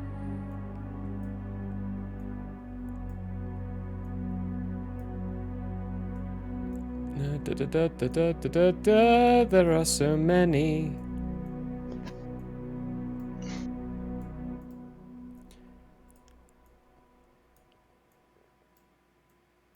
Fine Storm, when you land, there is a person standing next to Jolera, but she turns around. This very regal looking, finely armored. She looks very much par for course. Pirate captain, pirate admiral. And she holds and looks at you, puts her right hand to her hip and pulls off this whip. Has her other sword already pulled. Left hand is a sword, right hand a whip. Fine Storm. I didn't fully expect it would be you, but I'm honored nonetheless. And this fully cloaked figure right next to her gives you a look and then just jumps over the railing. With your perception, you can tell he was looking at your Londriel. Okay. I will issue my challenge. My formal challenge. More than pleased to accept. Take care of the others. As these people who are on the top deck start to focus on everyone else. With that, I'm gonna get initiative from everyone. Before you do that, quick question. Did I fall into the ocean and die? No. Yes. Or did I make it safely to the boat? Okay. You landed prone, flat on your butt on the boat. Mm. So you were Right. prone. Oh. Been there, done that. The DC to not be prone was 8. It's a very simple and easy. But you, well, to not be prone is actually 10. To make it onto the boat was 8. But you were Okay. prone So right I now. barely made it. You barely made it. You barely made it on the boat. The rest of them did. What you see is what's left. And you all can already hear ruckus and everything coming down from below decks.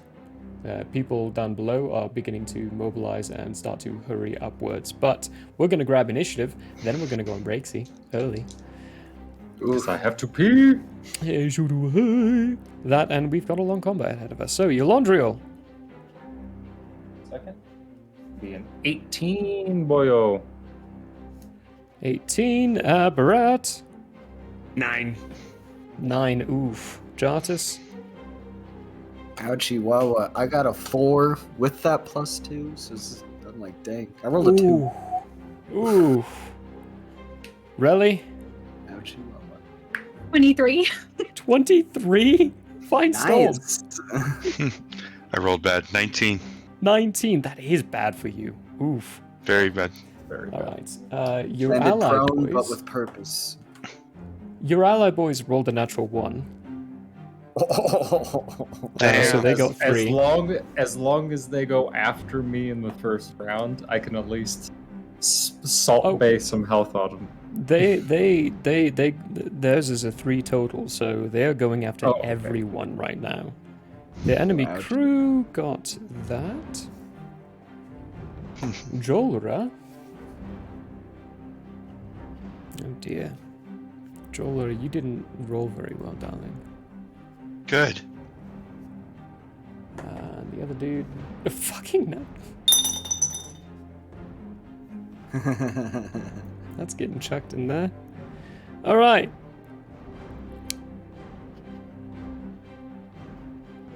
And they got a shit. So when we come back, it's going to be Relly at the top of the round with a 23. With lovely Fine Storm on deck. Then Yolondriel.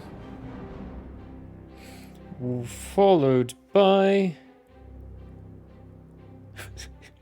Abrat, then Jartus, then your allies. Your enemies, you don't know the initiative order just yet of, but they are in there. This is your battlefield. I'm just going to show it to everyone else again. This is a man of war ship, which is 180 feet There long. are more people. There are more people above more and below. people above and below. There is someone inside the crow's nest, like looking down below, and there are 4 more decks technically to this ship that have people in it, and all we've got are 10 allies on top. With the fleet now engaging the enemy ships, it's loud.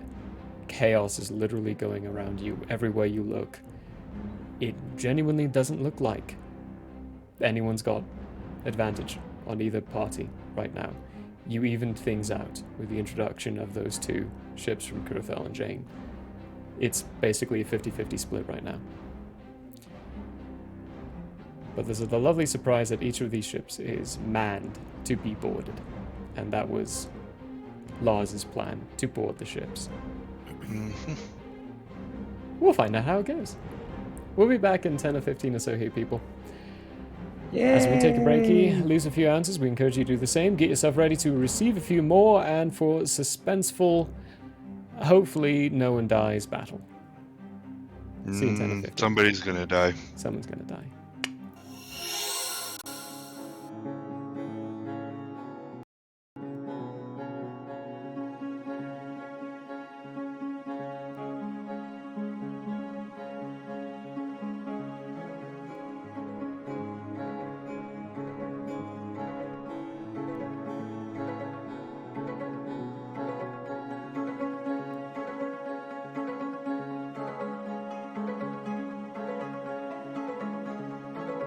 I don't know what's really going on. Hi! We have you on speakerphone. I was just gonna say, this is one hell of a collect call, man. I didn't know he knew infallible relay. Does anyone know what the rates are? I don't have that much gold.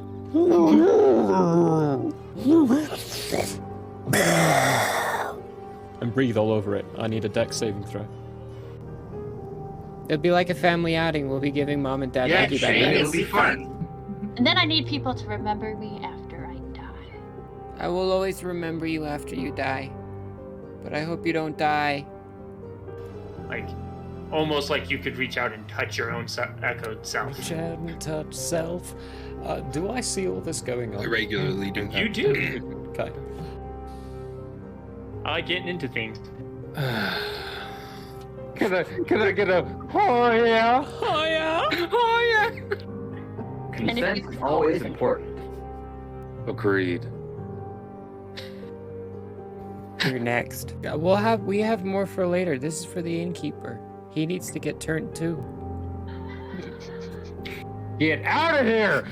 Get out of here!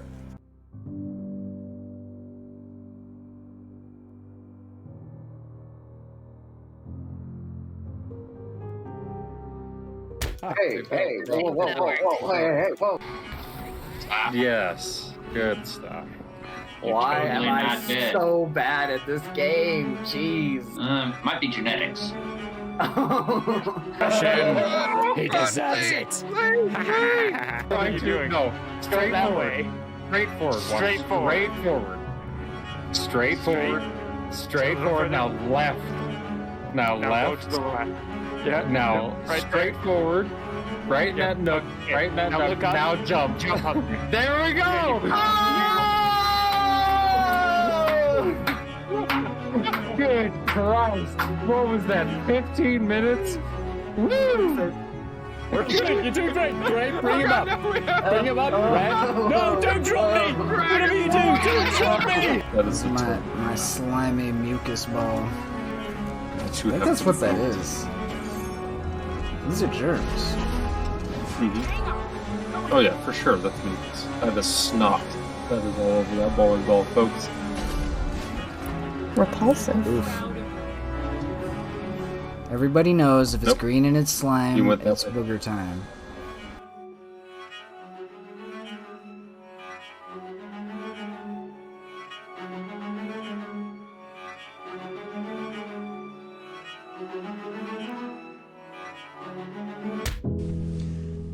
Hello there. As a guest of the Owlbear Inn, you obviously have taste.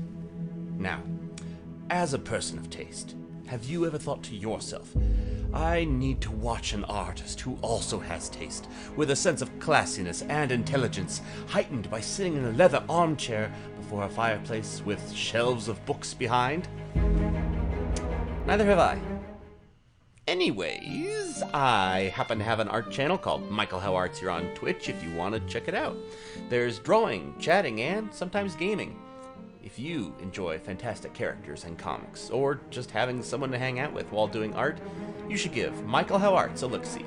That's twitch.tv/Michael How Arts. And if you visit, maybe, just maybe, you'll occasionally have that artist sitting in front of a fireplace to give you a +1 for the richness and culture of your Twitch experience. Though I wouldn't count on that. But please, do stop on by.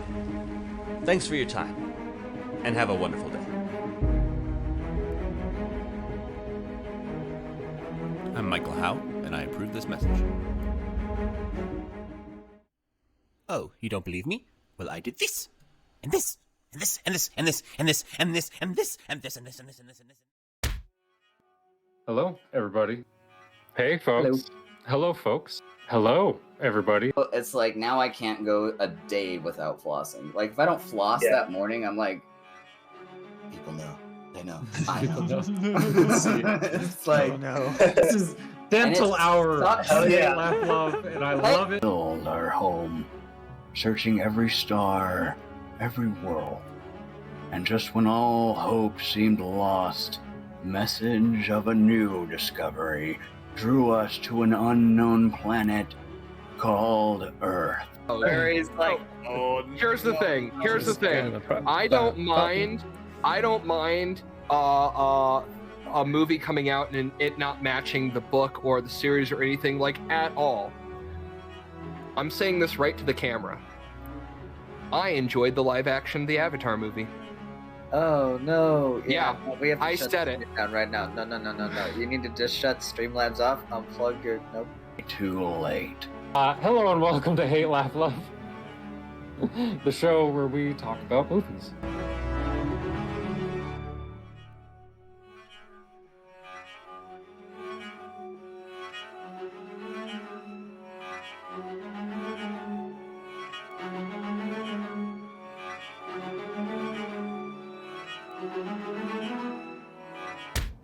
Identification number? Searching for a wallet. Does he have a wallet? No. Tattoos on his wrists, forearms. Nope.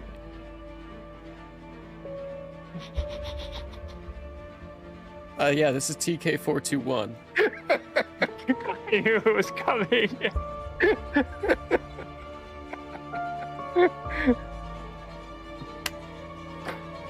Let me paint this picture for you so you understand this. The Queen has a flawless AR of 18 as well. Oh my goodness.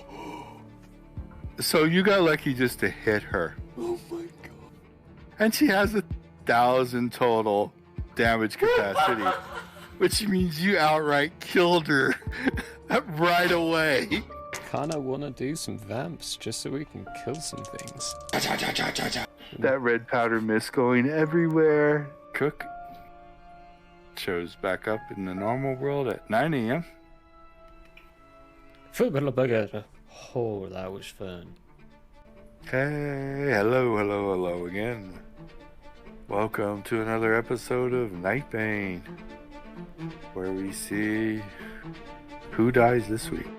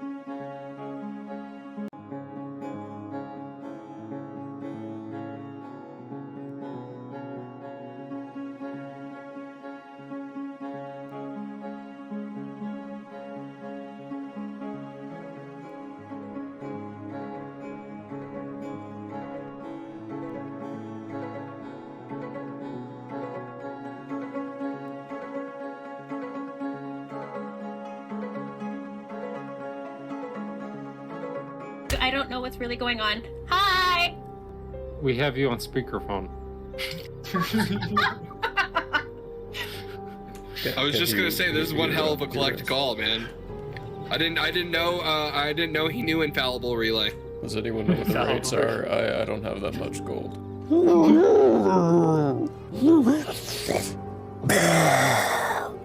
And breathe all over it. I need a dex saving throw. It'll be like a family outing. We'll be giving mom and dad Maggie bags. It'll be fun. And then I need people to remember me after I die. I will always remember you after you die. But I hope you don't die. Like, almost like you could reach out and touch your own echoed self. Reach out and touch self. Do I see all this going on? I regularly do. You do. Okay. I like getting into things. Can I get a oh yeah? Oh yeah? Oh yeah! Consent is always important.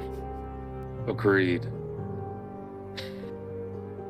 You're next. We have more for later. This is for the innkeeper. He needs to get turned too. Get out of here! Get out of here!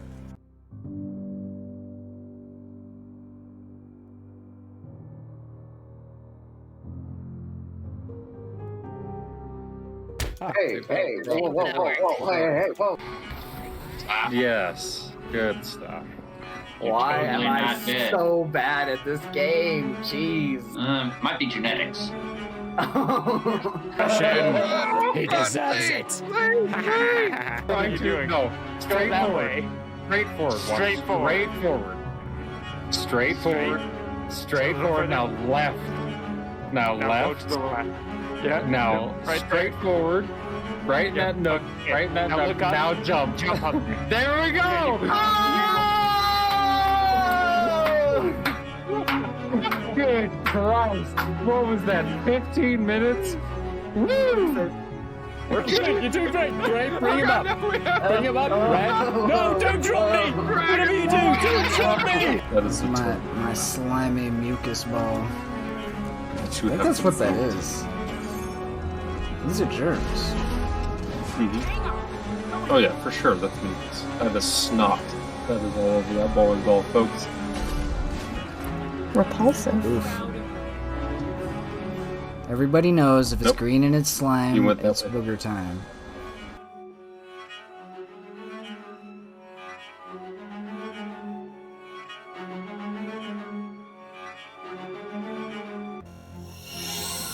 Welcome back, everybody. That was a very quick transition. It didn't do the transition page. What a shame. Shame on you, stream stuff. We're in combat. Invading the flagship of the pirate navy. As the pirate navy begins to engage in combat, I'm going to switch you over for just a couple of seconds here. I think this is it. Yes. So you all are here on this boat. As everything is kicking off and the ships are engaging and separating, going different places.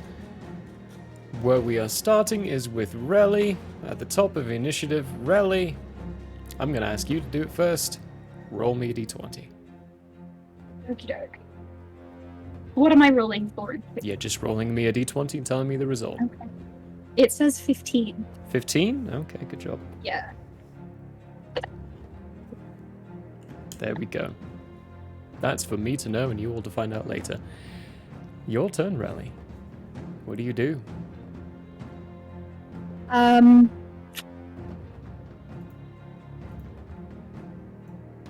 don't know exactly. I suppose I just kind of get out one of my little knives and start slashing the person in front of me. You are currently prone on the ground. That is true. I stand up. Takes And half then your I do movement. Perfect. Then you do that. So then give me some attack rolls. Or give me an attack roll for your attack. So you're rolling a d20. So a d20? Yeah. So in And your... I got 20. Oh, you got a natural 20? Did. What damage are you rolling here? What damage am I rolling? What weapon are you Cripes, using? I don't know. Let me... A little. Oh shoot, I don't have... Oh, hang on. Let me get over here so I can figure as well. You're pulling out your weapon and attacking. You're also still a level 11 where you should be a level 12. Oh. That's okay. Look, man, I'm trying. Changes. That's okay. It's okay. It's okay. So, you're rolling a d4 because you only have daggers on you. D4. But seeing as you got a 20, it is max damage initially. Then roll a d4 and add that number to it. So The D4 says 2. 2, so 6 total plus your strength modifier. Or plus your proficiency modifier. So you're adding 4 to that. So that max out would be 4 plus 2. That's 6 damage for the weapon. Then plus 4 for your extra itself. You bring that dagger around and jam it into his gut. Nice. He's very heavily injured. He's not dead yet. That's okay. He will be. This poor guy with a dwarf with a crossbow now has a dagger stuck in his gut. That is your action. You only have 1 attack per action. You still have a bonus action to use, which you can do your bardic inspiration at bonus action. Okay. So at that point, I just kind of pull out the pan flute and inspire, I guess. I don't know how this works. And also, she doesn't know. Yeah, so dagger in one hand, pan flute the other, just having a good time. Having a good time, having a good time. Who would you like to inspire? Well, it has to be within 60 feet of me. Okay, so you can do everyone except for Finestorm. Ah, okay. I was going to go with Finestorm. Your Landriel is closest, so I'm just going to go with your Landriel. Landriel? Your Landriel, you can add a d10 to your attack rolls, saving throws, for your inspiration.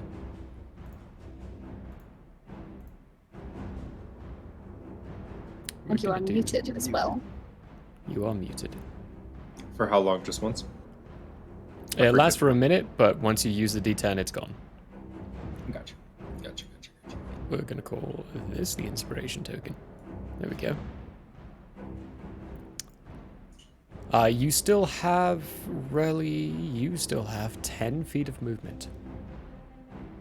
If you would like to use it, you don't have to.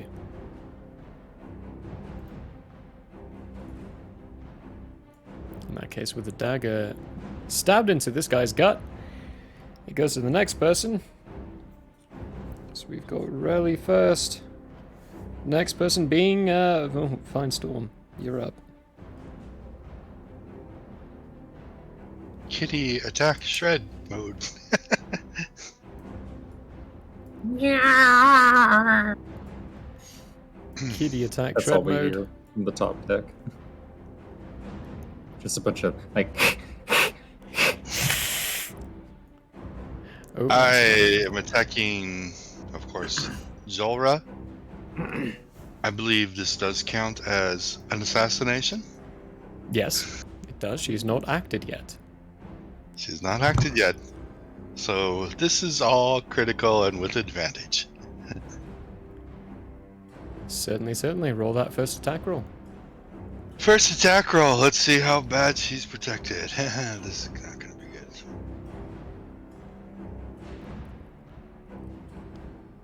good. Dirty 20. Dirty 20 does not hit. Come in with your claws to swipe, and she just moves very slightly out of the way. Second attack roll.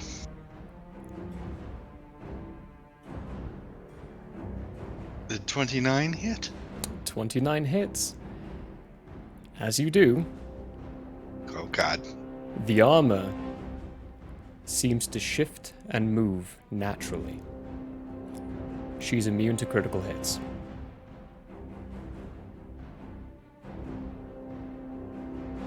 So you're rolling just natural attack roll. You bastard.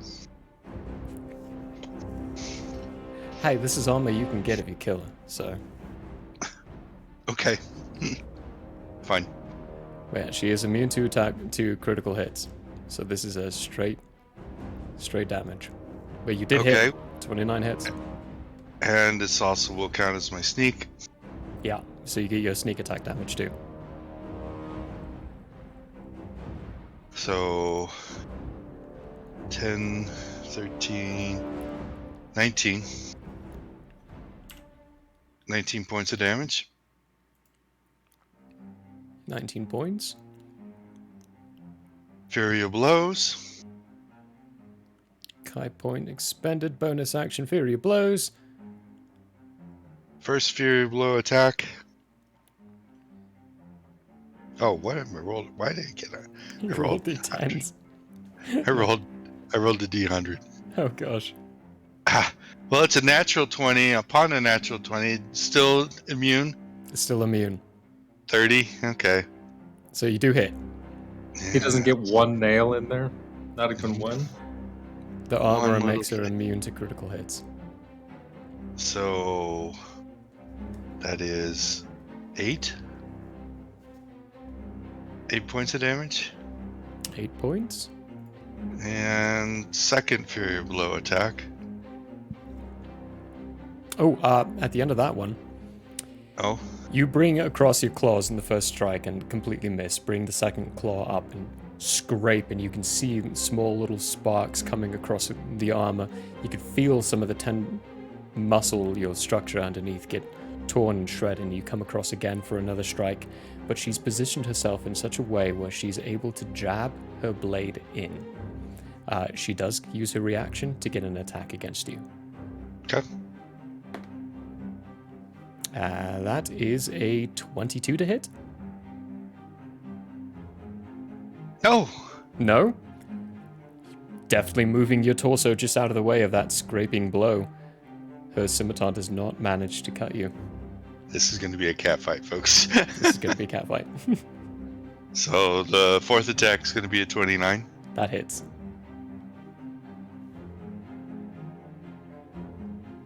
For 10. For 10 points. And this is all poison damage, remember. It is all poison damage. Because of your handy-dandy buddy. Also, at the start of your turn, the ship ceased to be entirely metal. Ooh. The metal framing of it seemed to shrink back and go straight back to her. She was protecting the ship. Oh, interesting. To Admiralty ability. Which your friend is too much of a dick and hasn't given you one yet. I was gonna say, how come I don't have an Admiralty ability yet, Dick? Andres is he's difficult to deal with. I think that's it for me then. Slashing across, she still has this absurdly confident grin across her face. Even with a couple of slashes and a couple of marks left on her. But with that being you, it goes to Yolondriel. Yay! Give me a perception check, first off.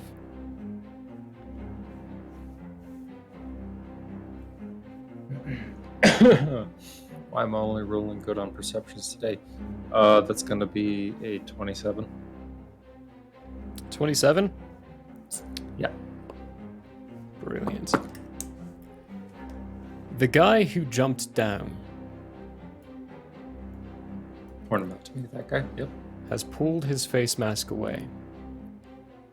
And is staring directly at you. And you're vaguely remembering the face of Captain Hackman.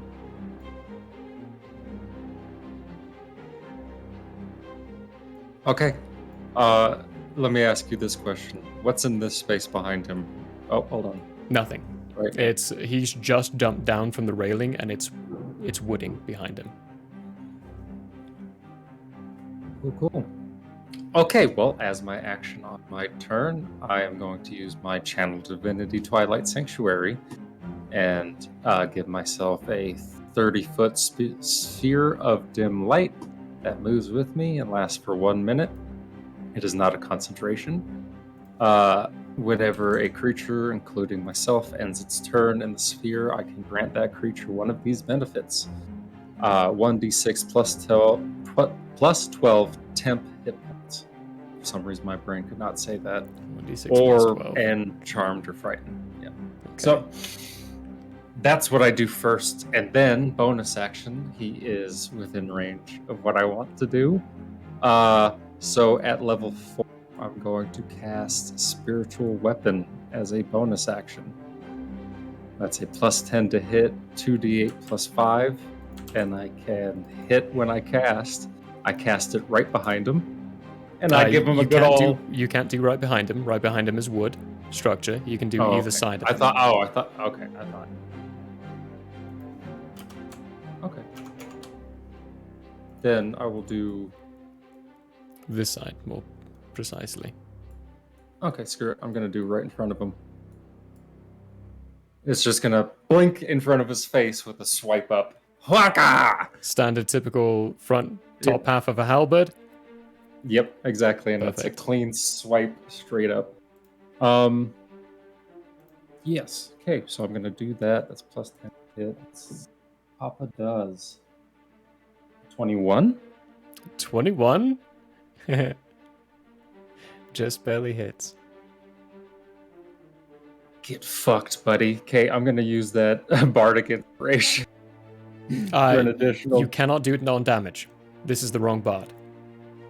Oh, wrong bard. Remember, that is a specific bard. No. You can only add this to saving throws or attack rolls, not attack damage. Sorry, buddy. All bards should have that. It makes no fucking sense. I that absolutely Bardic Inspiration agree, works but differently. it just That class is specific. doo-doo poo-poo. Okay, let me find my d8s. Sorry. Okay.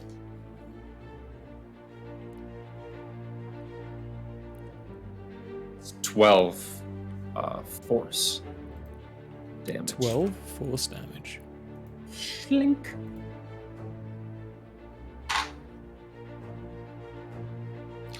And yes, at the end of my turn, I'm going to give myself, what was it, 1d6 plus 12, I believe? Yes? 1d6 plus 12. HP. 17 temp HP. Ding, ding, ding, ding, ding, ding, ding.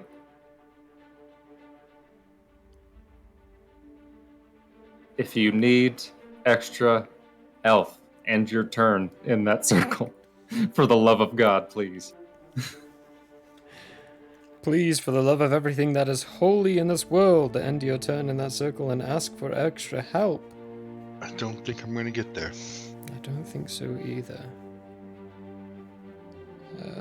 Let me just double check. Oh, actually, as I end my turn, like with that slice and the glow of me giving myself temp HP, I'm going to look at Rally and I'm going to point at this guy walking towards me and I'm going to say, this guy's a fucking asshole. Ah, jeez. Really exasperated, like, fucking... Bleh. You should just simply sever his head from his torso. I'm planning on it. I might drown him this time. And that's my turn. That's your turn.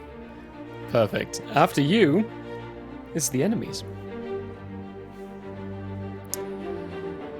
Oh boy, let me just... there you all go. There's a nice average view of everything that's happening here. Let's see. Bring it Well, on. that's going to go there. That's going to go there. Actually, that's going to go there. It's going to go there. You're in the air, so they can't actually adjust to that. That one's going to go there. That one's going to go there. This one is going to make it there.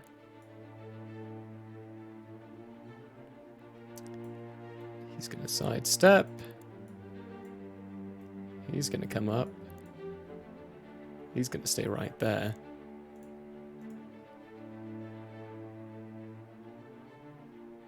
He's going to make it up. And this guy is going to pull away from your range, Finestorm. I don't know if you want to do an attack of opportunity against him. No.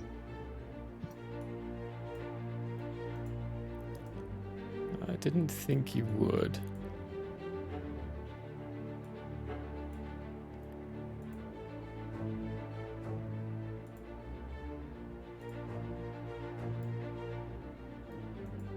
Go.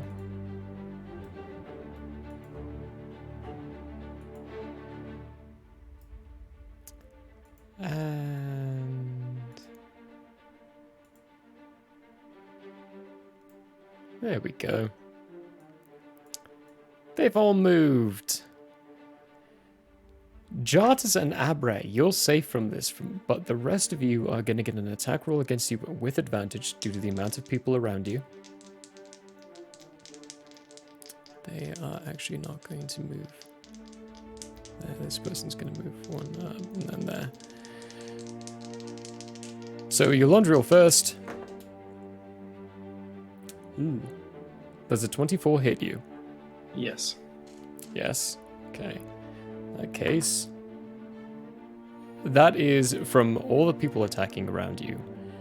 You're able to parry some of them across, but you do suffer some damage. You do take 7 points of slashing damage as you are trying to fend off the attacks from these genuinely actually plywood people. Compared to you all, they're nothing. Relly, you're next. Does a 16 hit you? On guard, I have no idea where to look for that. So in maybe. Oh, armor class? Top right area, right next to your initiative count. Your initiative bonus is your armor class. Your armor class is 15, so 16 does hit you. Damn. Okay. For you, that's... Ooh. Yikes. That's max damage. That is 15 points of slashing damage to you. Okay. As they get in several attacks that actually manage to hit towards you. The individual in front of you that you stabbed previously, who looks like he's barely holding on to life, is still kind of clinging there. Okay. Wondering max damage is how much? It's 15. 15 damage. Okay. Yikes. That's a bummeroni. That is a bummeroni. For your buddies here, let's see. That's only a 13. That's not going to hit him. For this one, that's a 21. That's going to hit him.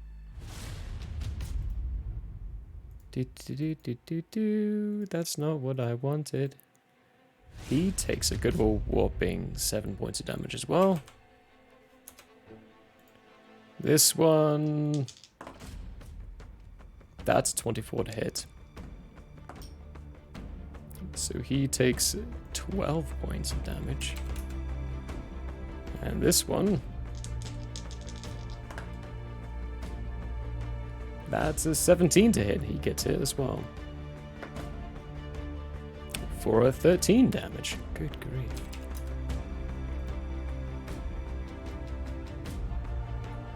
The other two on the air. Abrat, you have some crossbow bolts getting shot at you. Oh, yeah. It's going to be two of them.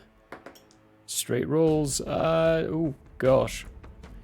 Does a 13 hit you? Yes. Yes? How about a 12? That is my armor class, so yes. That'll hit you too. 2 crossbow bolts hit you. 10 points of piercing damage from the first. and 7 from the second. And I need you to make a concentration saving throw for both.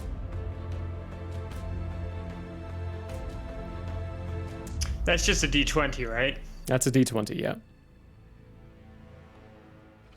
D20 plus your con saving throw. Oh, so I can just do this. 13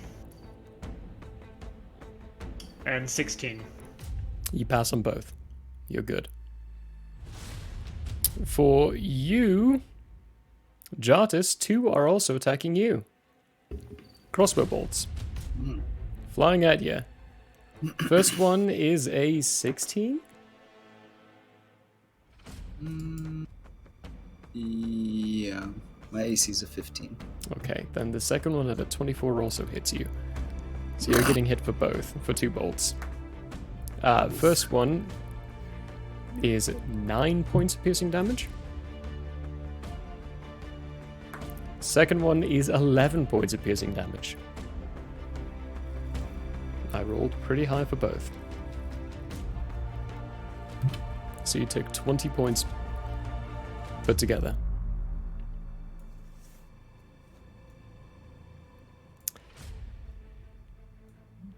That is going to be the crew's actions. After the crew is Jolra. Yay! How fast do I die? We'll look at you, Finestorm, and be like, you're fairly quick. I admire that. And she is going to go for 3 attacks using her sword. Yay. First one. Incorporeal?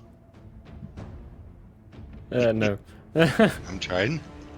21 to hit for the first. Nope. No, for the second. No, that's less for the second. Golly, this die is not rolling well for me, so she misses both her first 2 attacks. Third attack. Keep going, keep going. Is a natural 1. So. Yeah! She misses Drops on those. the sword. Drops the sword. Ooh, drops the sword. We don't have those. Not in this campaign. Next campaign, I'm entertaining the no idea, but critical fails. it is it's bad, but there aren't any buddies around her for her to hit them instead, which is how I do critical fails here. Bonus action. She's lashing out with the right hand and attacking you with that whip.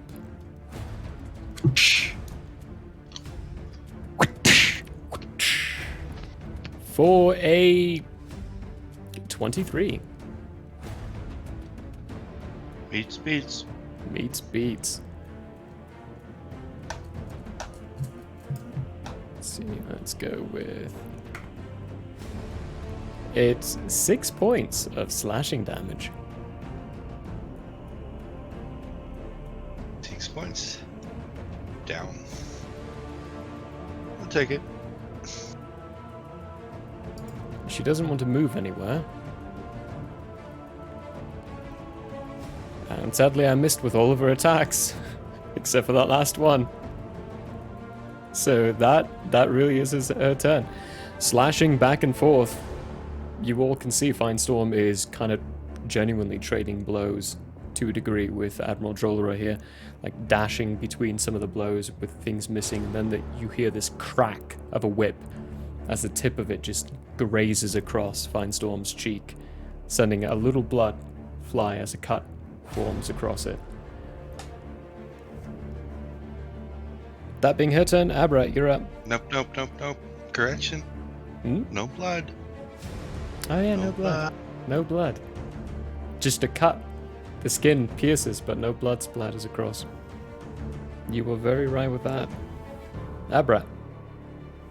Excellent. I'm going to make this very cinematic. All right. So first thing Abra is going to do is he is going to use his symbiotic entity. And basically what that ends up looking like, because he's currently got the winds blowing around him, is you just see spores start flowing in the direction the wind pushes and turns around him, making it look like the spores are what is holding him up in the air. And then he is going to use spreading spores and throw his halo right here. It's a 10-foot cone Right of where? spores. Right here, right between this strange person here and this person attacking Relly, right here. Okay, so right here. So you would need to move, right? No, I'm throwing it. I'm throwing it there. This is a new thing he can do now. So read it out to us. As a bonus action, while your symbiotic entity feature is active, which he just turned on, you can hurl spores up to 30 feet away, where they swirl in a 10-foot cube for 1 minute. The spores disappear early if you use this feature again, if you dismiss them as a bonus action, or if you lose your symbiotic entity feature. So 10-foot radius, that gets all of them. Yep.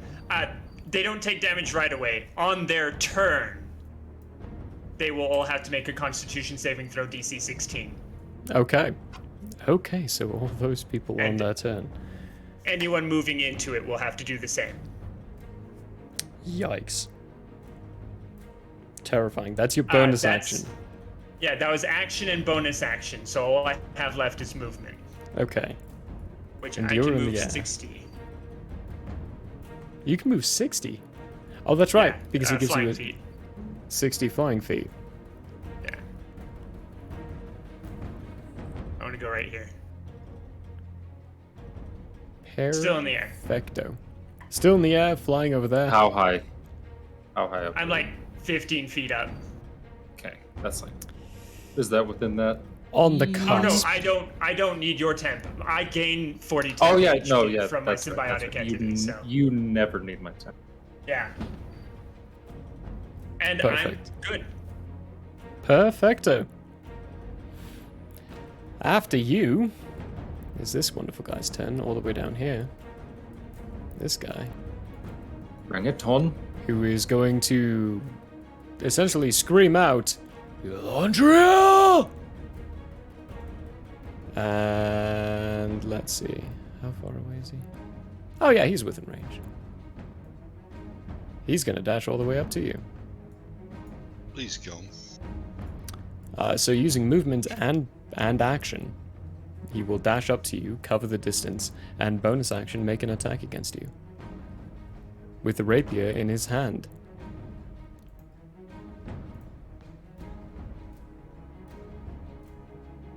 Actually, no. Bonus action, he's doing something else. Yolandriel, as you see him, his eyes are progressively getting redder and redder, filled with these red veins and lines as he gets close to you. Once again, I say. But he is up to you at this point. I am going to add a little signifier for my sake to the thing he did before his bonus action. That needs a tick. That's his turn. Jartus, you're up. Alrighty.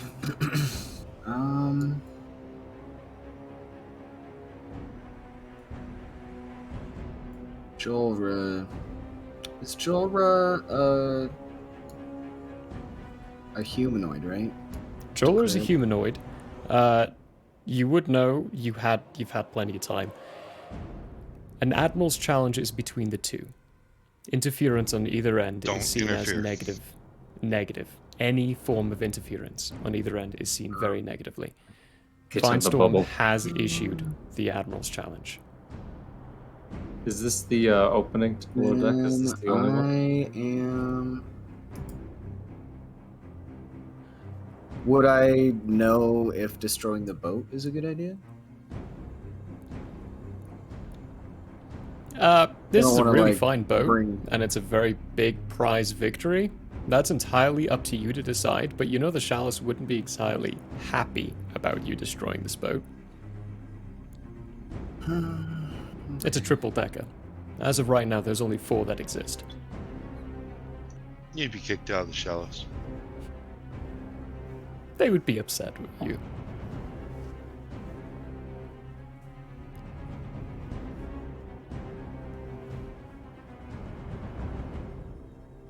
Well, it doesn't say that So if I like called lightning, it doesn't say that it would like.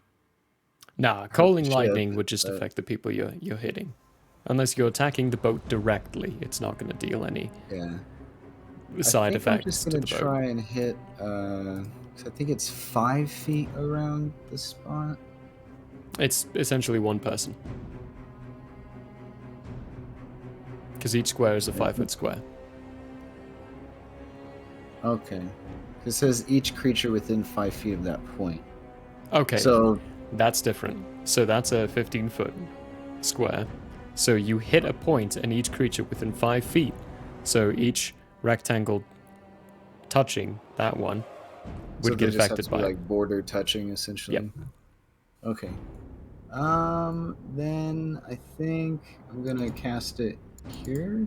Let's see, how do I hold? Pointer and hold. I had it on the ruler on accident. Ah. I think I'm gonna do it there. If you cast it there, you will hit your ally here as well.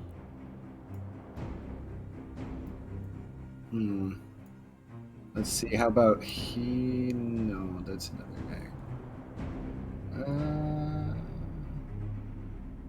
Let's do right here. Will that still hit these 3 right here? Oh yeah, one above would hit these 3. This one here? Okay. Yeah. Oh, but then I'd be striking the ship. You would be. Ships are pretty hardy. Okay.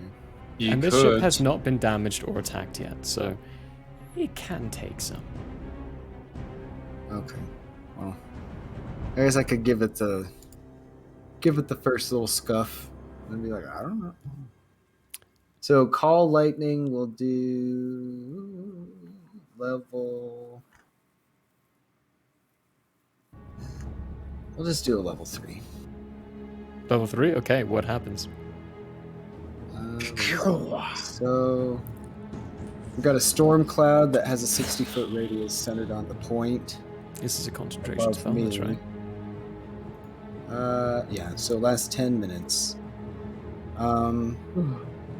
So any point within that 60-foot radius can be an attack point. Yep. Yep. Each creature must make a dex saving throw, or the creature takes 3d10 lightning damage on a failed save.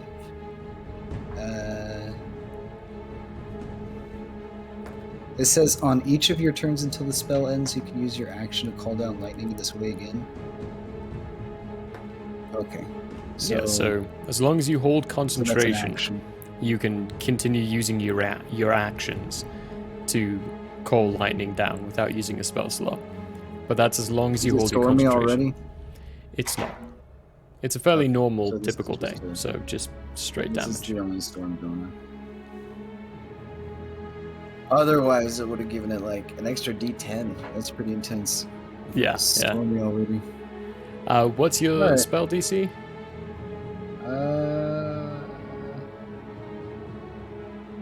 17. 17? None of them? No, one of them makes it. The last one here makes it. The other 2 fail, so roll your damage. Okay, so 2 or 3d10. That's not a bad little... Well, it is sustained because it is concentration, so... Yeah, and you can move it kind of like Moonbeam.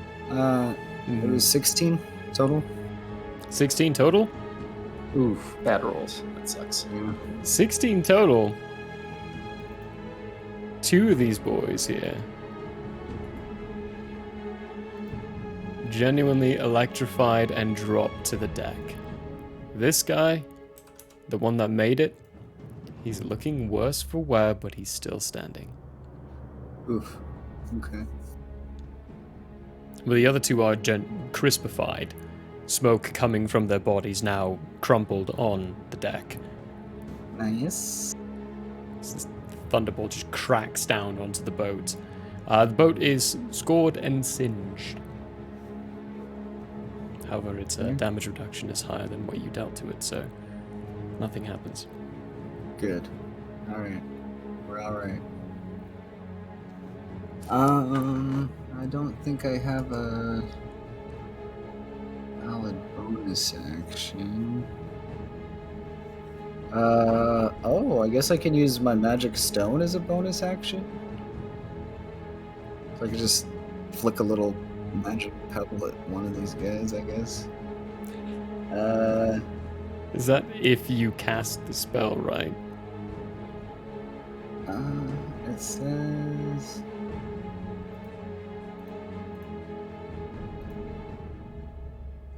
It says the casting time is 1 bonus action, and I imbue them with magic, and we can make a ranged spell attack. Does that imply that you have to cast it first? Requires another action? It requires you to cast it as a bonus action. However, the you've idea already is like cast this, a you're- leveled spell. Okay. So you can't cast that this time around. I think then I think I'm good. Any movement at all? You are outside of your Londriel sphere. Oh, that's true. I am going to, let's see, so 60 feet. I'm gonna fly to right about here. So let me grab him.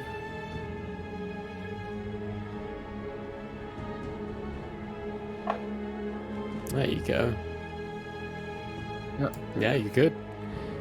15 even temp HP. 15. Sir, the end of your turn. Add that to your temp HP marker area. That is the end of your turn, which means it comes around to your allies, who are at the bottom of the round. This guy's going to jump forward here. The other ones have people around them that they have to take care of. That's going to hit. That one's going to hit. That one's going to hit. Good grief. That one's going to hit. And that one's going to miss.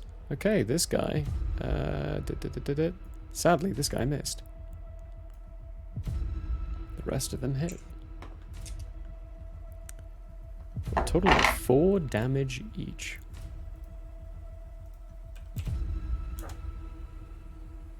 How do you want me to do their 10 HP? Just in one bundle? One bundle. Yeah. Hey, this guy's dead.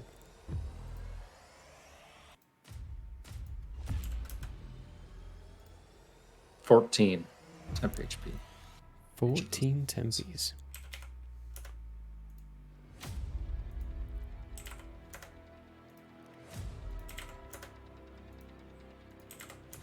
Heal in the group.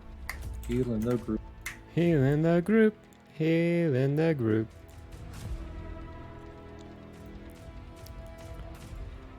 They're beginning to parry, attack, and defend away what they've got in front of them. One of them does manage to finish off an enemy. Right at that base. He's going to actually use his movement to get there at the end of his turn as well. But they're all within range, so they all get those 14. That is the end of the first round. Fine, Storm, roll me a d20. What does it mean? What does it mean? The numbers, what Mason. Does it mean? What does it mean? Mason, the numbers. 16. 16? Perfect. We are back to the top of the round. Relly, you are up.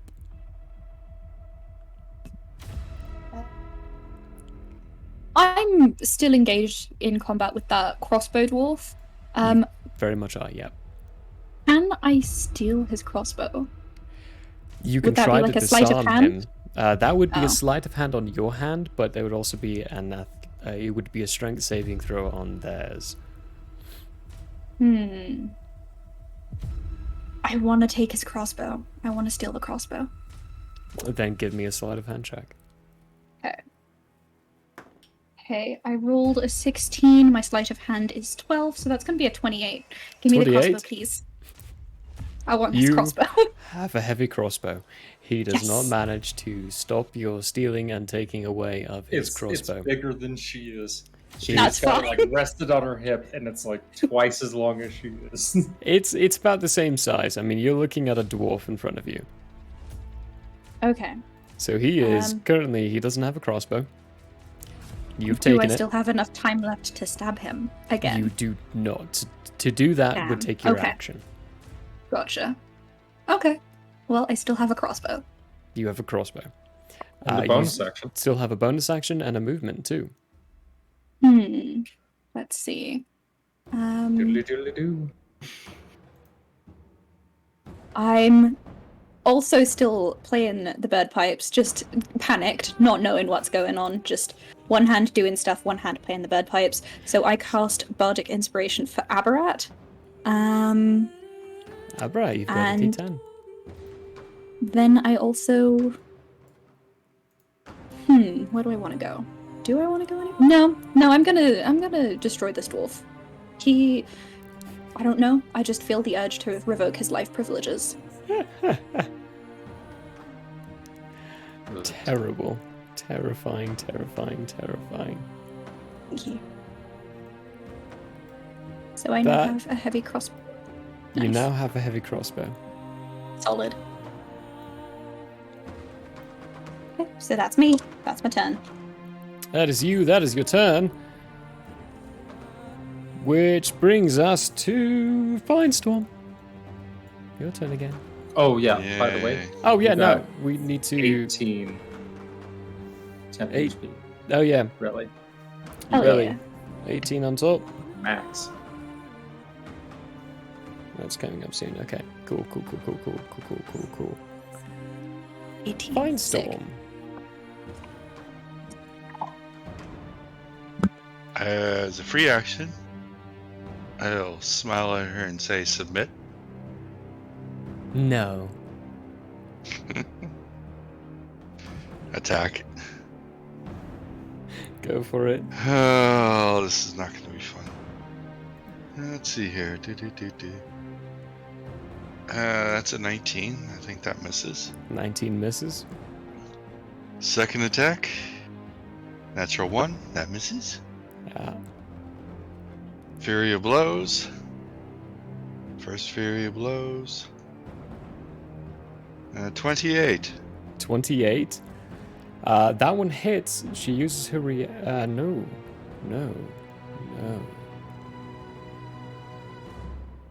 Yeah, 28. That one hits. Uses her reaction. Gets an attack on you. Yep. Ooh, that's a 32 to hit. 32? 32. Well, that's gonna hit, okay. Rest in peace. That is 15 points of slashing damage. Okay, and I did 10. And you did 10. And my second Fury of Blows. 18. Okay, only one hit once. Yeah. This is not going good. So, how much damage was that again? You did 10, she did 15. 15, yeah. Eek. Okay, 15. With her scimitar.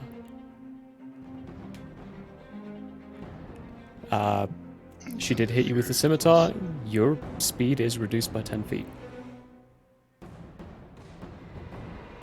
I'm not going anywhere. Figured as much, but good to note, at the very least. Speed is now 45. Okay. Whenever she hits you with slashing damage, your speed will be reduced by 10 feet. Every time? Every time. That is a feat. Slasher. Fun feat. Yeah, very. That's it for me. Slashing and hacking away. When you manage to get a good portion of a shoulder and bring it across to draw some blood, she still manages to bring that sharp end of the blade across part of your side and open up a decent wound. You're almost trading blow for blow. Yeah. This isn't good. I may not win this. After you, though, is your Lundrul. Your Lundrul, the enemy's on deck after you. Yay! Do the combat, yay. Wow. Okay. So what I'm gonna do. You're up here. Is spiritual weapons down here. You should actually have a concentration on you. There we go. I should no, not. Spiritual weapons, not neither concentration. One of them. Yeah, neither one of them are concentration. That's But you know what is? But do you know what is concentration? That is holy weapon, which I cast on my halberd as I pull it. It's in that like hand axe, like short, like the half thing, just so it fit on my back easier. Oh yeah. So as I pull it out, I cast holy weapon on it. Now that is a bonus action, concentration up to 1 hour. It doesn't cost anything. View the weapon you touch with holy power until the spell ends. The weapon bright light in a 30-foot radius and dim light for an additional 30. In addition, the weapon attacks made with it deal an extra 2d8 radiant damage on a hit. If the weapon isn't already a magic weapon, it becomes one for the duration. As a bonus action on my turn, I can dismiss the spell and cause the weapon to emit a burst of radiance. Each creature of my choice that you can see within feet of the weapon must make a Constitution saving throw. On a failed save, a creature takes 48 radiant damage, and it is blinded for 1 minute. On a successful save, a creature takes half damage and is blinded. And then blinded creatures' Constitution saves each turn after that bubble. You know how it works. Oh yeah. You know how blindness works. All right. So. Oh yeah. I do that, and I'm gonna look at my mans right here, and it's still in that half set. And I'm gonna lay it across my forehead, and it's gonna grow twice like a spear jab, but I don't move my arm at all. It could just go think, think right into his chest. Maybe. Perhaps. Perhaps.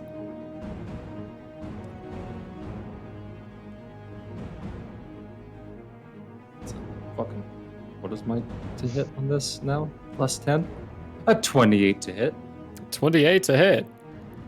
Alright. Hang on.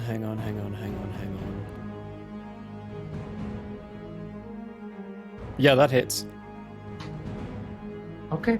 So that's going to be 1d10 plus 6 piercing or slashing damage. 9 piercing or slashing. And then radiant damage. 13 radiant. 13.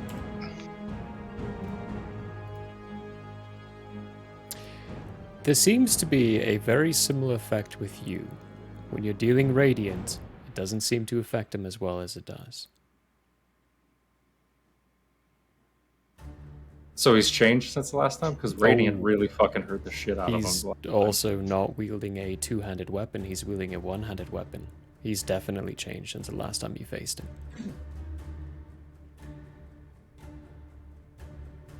Well, that attack does not hit a 13. 13? On your miss, the second one goes past his face and he lunges forward with an attack as he uses his reaction for riposte. Okay. And because of his previous effect, all of his attack rolls against you are at advantage. Okay. That and you're very flanked right now. Holy shit. Do. Does a 26 hit you? Yeah, it is. Divine Smite level 2. So radiant damage, you're resistant to it, so I'm going to roll that separately. But he is Divine Smiting you. Okay. At level 2, so that's 2 extra D8 of radiant damage, along with his D8 plus 8 of normal piercing damage. Plus the D8 from his riposte. So these two... That is 21 points of piercing damage. Okay, 1 second. No, 20. Just 20. 20 points of piercing, not 21. Okay. Along with 13 halved to 6 points of radiant damage. Okay, damaged. That ain't shit. Okay, still not the end of my turn. And I'm just gonna look at him. I'm gonna show him an extra sharp, toothy grin. He's smiling right along with you. And I'm gonna say, I heard you became dishonored after you failed. And I heard you were a false prophet. Yeah, well, shit happens. And I get ready again. I start my backswing on this. But at the end of my turn, I get my 18 temp HP. Rolled high again. Let's fucking go with these six. Did you do 2 attacks on your turn? Bonus action for your radiant weapon. Radiant weapon, then I get 2 attacks. I get 2 attacks. You get 1 attack. I get 2 attacks. I'm cleric all the way through. I get 2 attacks. According to your character sheet, it says attack actions 1. I've been taking 2 attacks this entire time. Well, let it slide this time round, but you only have 1 attack roll per turn. Do clerics only have 1 attack? Certain forms of clerics. You're a cleric of healing, yo, not a cleric of attack. You only have 1 attack I had roll. no idea. Right at the top here, it says it's actions, attacks per action, 1. This entire time I've been attacking. No, yeah, I just now bothered to check, so... we're both at fault on that, but this point forward, you only have 1 attack. You got it. Plus, we both did damage to each other on that, so lovely. That's my turn? Yep, he pulls the blade out and readies himself up for his own attacks against you, as the enemies have their actions. Don't forget these guys right here. Yes, they need to make con saving throws. Let's do those first, shall we? Let's start with this guy. Oh wait, no, I'm in the wrong area. There we go. You said it was a 16, right? Because that was a dirty 20. And they still take half, right? No. If they fail, they take full. If they succeed, they take nothing. Okay, so he takes nothing. This guy next, because he got a dirty 20. That's an 18. This guy. That's a natural 1. He get hurt. That's a 12. He get hurt. And that's a 14. He get hurt. 3 of them failed. 2 succeeded.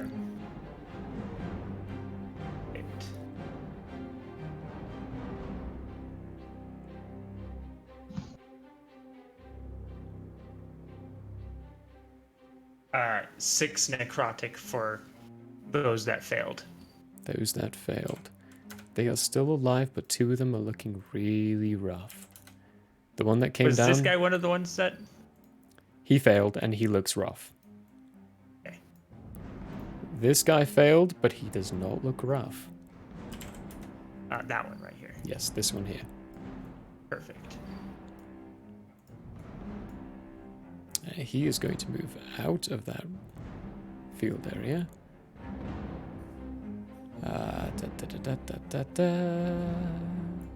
Biscuits.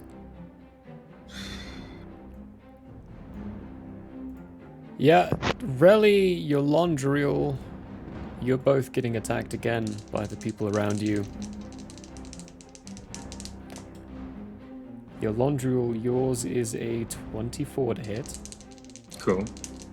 And Relly, yours is a natural 20. So Relly, or your Londriel actually, let's do you first. You take a good old whopping 7 points of slashing damage as these people around, some of them around you attack. And Relly, you take 17 points of slashing damage. Uncomfy. As they manage to get a good attack on you and slash through. For this guy, and this guy. There are some attacks coming in for them. That one's gonna hit.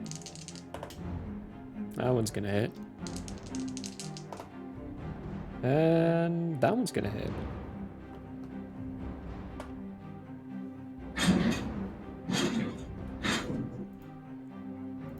Their temp HP is holding out very nicely.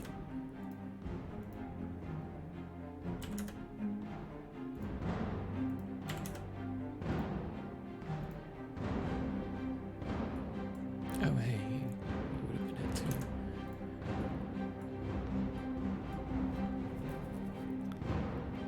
The combat on the deck continues. Yolandru, you're still having to duck between some attacks coming from other individuals. Abrat and Jartis, you're still both getting attacked by... Ooh, shit. Abrat, I'm sorry. Not Abrat, Yolandru. Abrat and Jartis. You're still getting attacked by crossbow bolts. The first one for you, Abrat, is a natural 20. The second one is a 24 to hit.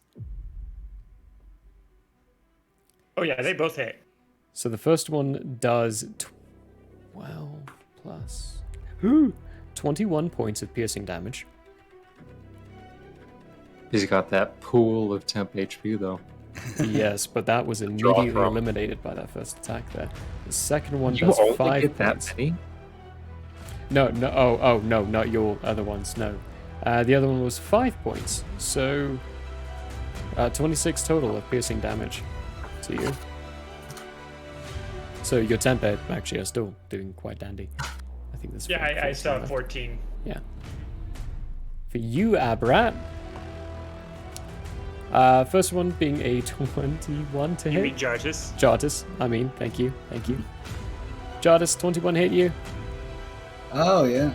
Yeah. Abra, I need 2 concentration saving throws. Second one's a natural 1, so... Only 1 hit against you, Jartis. I believe I actually failed the first one with a 6. Yeah, that's a fail. Your concentration drops.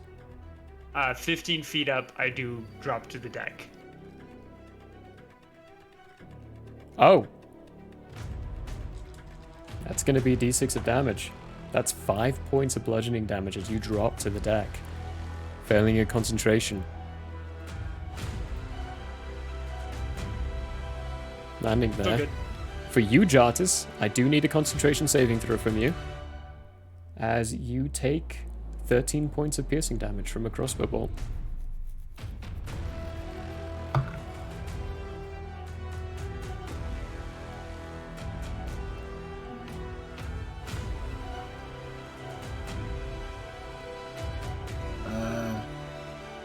It's a 9? A 9 is a fail. You do not maintain concentration on your cloud. So your thunderstorm is gone. Okay. And you take that 13 points of piercing damage.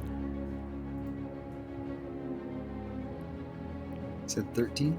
13, yeah.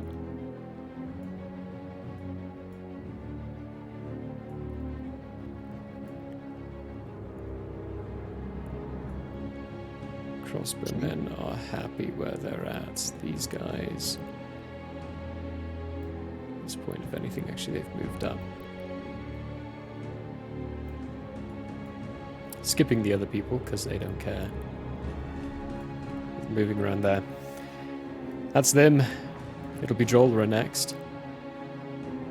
Down here by Fine Storm. Time for Fine Storm to die. This is 3 attack rolls. Yay. I don't think there's anything else really that she wants to know. It's Hagdu and Akshi who gets all the fun.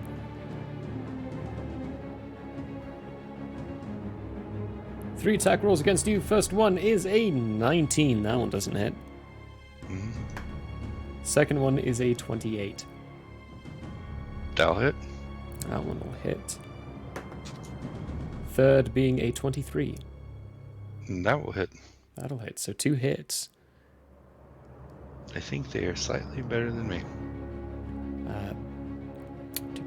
For the first attack, 9 points of slashing damage. And your speed is reduced by 10. Second hit, another 9 points. That just rolled me really badly on both of those.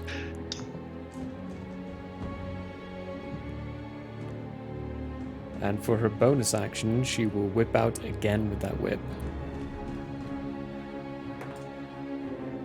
That's only a 12 to hit. Okay. Does that hit you?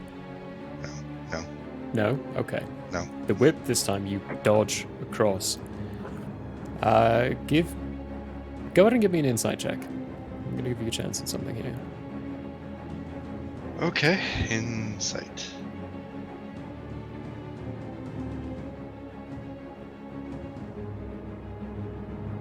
$19. 19. The whip, when it came, like, with this exchange, after the whip hit you, there was a small feeling of something. And now that the whip missed you on this time round, that feeling's gone. Whenever this whip hits you, it has a side effect. You're not sure what side effect it is yet. But if she hits you with it, something is happening internally. Longer the combat lasts, the more you'll get insight onto it, but you get that there's something special about the whip. Well, at the rate we're trading blows, I won't last. She will not move after that. Stand there and just wait patiently with Aberrat. You're next. Alright. Aberrat is going to step right here. Okay. You would have landed prone, so you would have 5 feet of movement left after that. That's fine, this is just as good. Yeah. He's going to cast with his pact Hex on this person. Yeah. They are fancier looking. Probably the captain of the ship, aside from Admiral. So casting Hex on them. They have a curse on them. Yeah, curse on them. Perfect. That is yeah, you got that. Okay, Yeah. good. And then that is my bonus action. Your this thing thing's is still gone, here, right? by the way. Still there? Okay. I thought that was still concentration. Perfect. No, Still there. it's there until my thingy is gone, or I move it, or I bring it back. It just means I don't have a reaction to then cause damage on people who are around me. Okay. It's over there. Then I am going to Eldritch Blast. No, you know what? This is the first time we're going up against actual people. I'm going to Chill Touch. Okay. It's 120 foot range, so they're definitely in range. Perfect too. Dirty 20. On who? This person. The person I hexed. Oh, the person you hexed. Oh, dirty 20. Oh, yeah, that hits. Okay, perfect. They are taking 3d8 necrotic, which is 11, and then an additional 6 necrotic, which is 3. So a total of 14 necrotic damage. 14 necrotic damage. Parts of the cheek just starts to melt away as they are going for you, really, but they stop and just turn to look towards Aberrat, who is now on deck, reached out with a small string of what looks to be dust, just reaching out and assaulting his captain in front of you. That hurt. Yeah, I mean, that he's was not my action. Very pained, but he's pained. Is your action, bonus action, movement? Oh, well, you've got 5 feet of movement left, but bonus action? No, bonus action was the hex. Okay, Movement that's was I stood up and moved 5 feet. Yeah, and then he did the cantrip. Perfect. And then I did the cantrip. Beautiful. Then it's up to Hagdwin, who is going to attack away at you, Yolondriel, the whole time just spewing I had a good standing before you came across and just ruined everything for me. As he stabs away with his rapier. Oh god. First one, 28. Yep. Second one, 25. Yep. It was a 17 and a 14 I just rolled. He's going to do a level 1 Divine Smite on each one of those.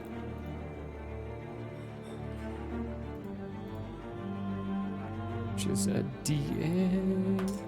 So that's 10 points of piercing damage on the first one, with 5 halved to 2 points of radiant damage. Second, I take 10 HP. Okay. Okay, and then on the second is 11 points of piercing damage. Okay. Along with 8 points of radiant, halved to 4 points of radiant damage. Okay. And then for a bonus action, they are going to harness some divine power and regain a level 2 spell slot.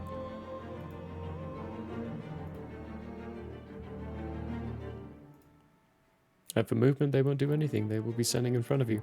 Oh shoot, I was supposed to roll this with advantage. Just in case. I totally forgot. But you just escaped a natural 20 for damage. So I'm going to be nice and lovely on that. Probably wouldn't have been a nat 20 anyway if you had remembered and rolled the dice originally. That's the thing about numbers, folks. True. Every second counts and changes the result. Bonus action, though, they will attack you again with their rapier. For a fucking natural 20. Cool. Just in case anyone ever, decides to say, hey, that's fucking bullshit. You didn't roll a natural 20. Here you go. Let's just take a photo of that. There you go. Glories of Divine Smite. They're going to do another one. But at level 2, why not?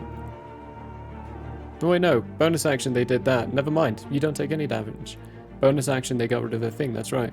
So they can't attack another time with their rapier. Bitch! Because it takes their bonus action to do. Right. I'm remembering things. Yay! There we go. You are good on that. That is their turn. They are literally, Relly, you can see them stabbing relentlessly. Yolandria just poking holes here and there, needlessly just dodging out of the way of these halberds or just parrying it and then stabbing. But this rapier is riddling Yolandria with holes. That is going to be their turn, which means Jartis, you're up.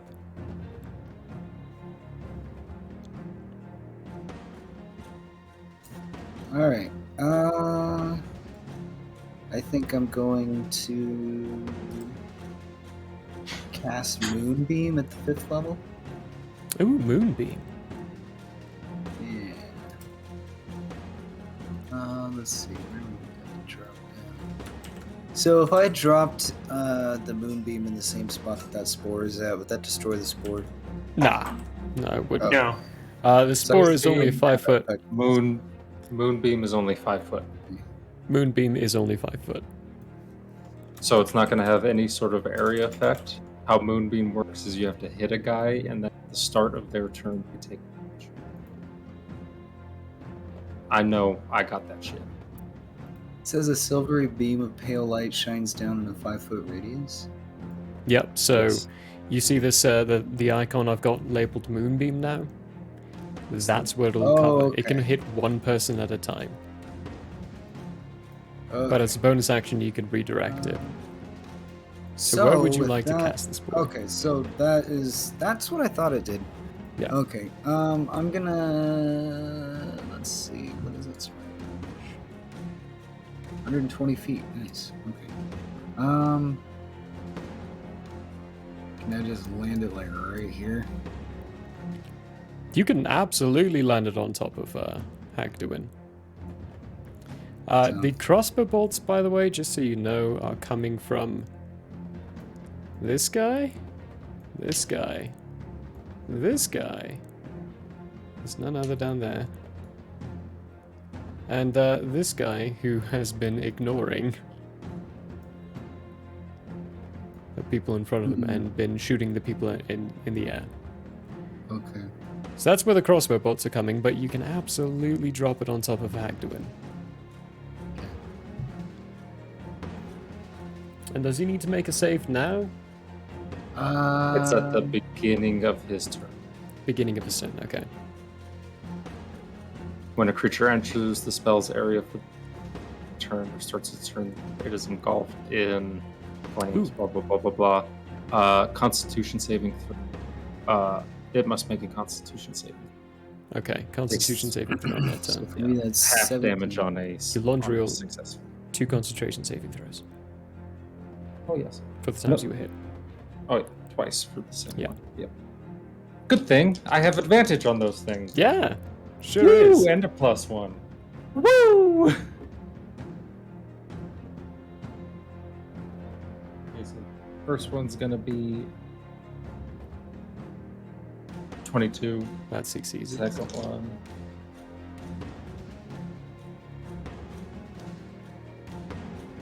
$18. Both succeed. You're fine. But you've That's cast the advantage. Moonbeam, Jartis. That's an action, right? Or is that a bonus action? That's an action. That's an action. So you've got your bonus action. At least it is for me. And movement left. Okay.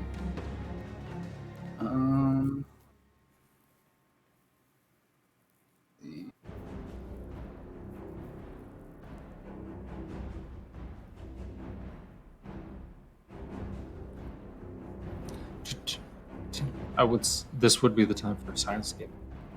It But would, but we don't use fortunately- Sirenscape.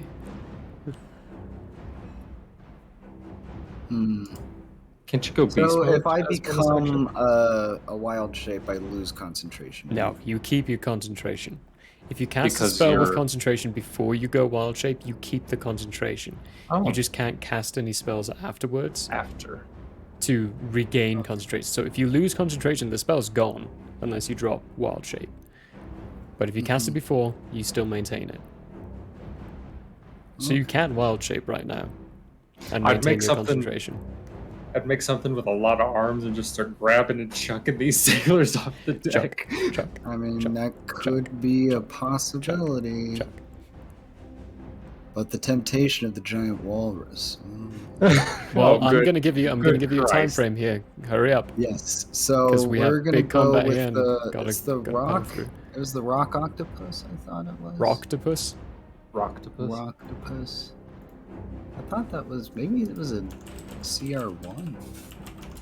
Was it a giant octopus? Because that was the That's same. what I thought it was. And I thought it was like right here. Sorry.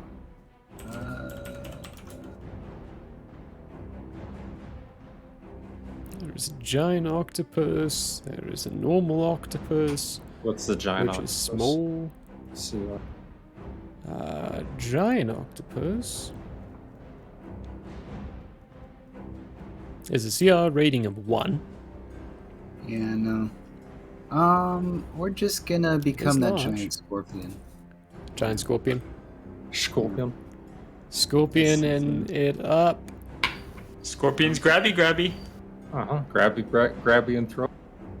Mm-hmm. And also stabby. Yep. That was a good fallback. Grabby grabby, chucky chucky, stabby stabby. Covers all the bases. Giant scorpion for your bonus action. You would have movement left. That is it. Okay. So my movement is now 40 feet. So I'm gonna take this guy.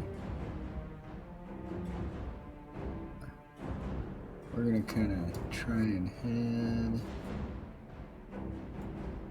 We'll head right here. Okay. Doing that, you would trigger 3 attacks of opportunity. Oh, okay. We're gonna stay where we are. Oh yeah. Because I think I'm out of actions and everything. So. Yeah. Yeah. We're tuckered. Staying where you're at, it is the allies' turn. They are going to make... Did you take damage? Sorry. Yes, he did. Take damage? Yes. I think his temp is gone. Now you have 13 temp HP. Then. Okay. You've been renewed for the 13 for the overshield. Nice. Attack against this guy is a succeed. Attack against this guy. Wait, no, against this guy. So we're going to roll that damage. He's gone.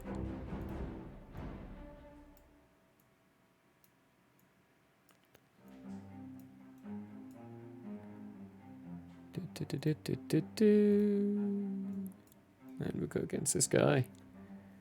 Crossbow bolt's not fun. That's a hit. That's a dead boy. This guy. That's a miss. This guy. That's a miss.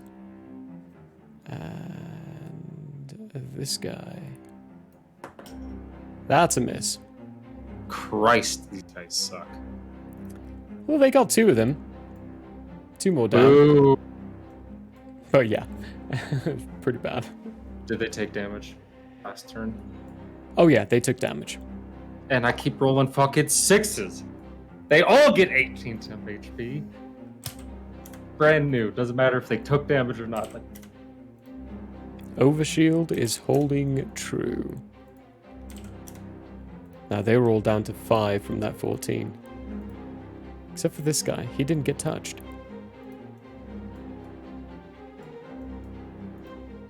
But overwriting. No, it's... No, yeah, it is. It is. Okay. That's them. Top of the round. Yolondra, roll d20.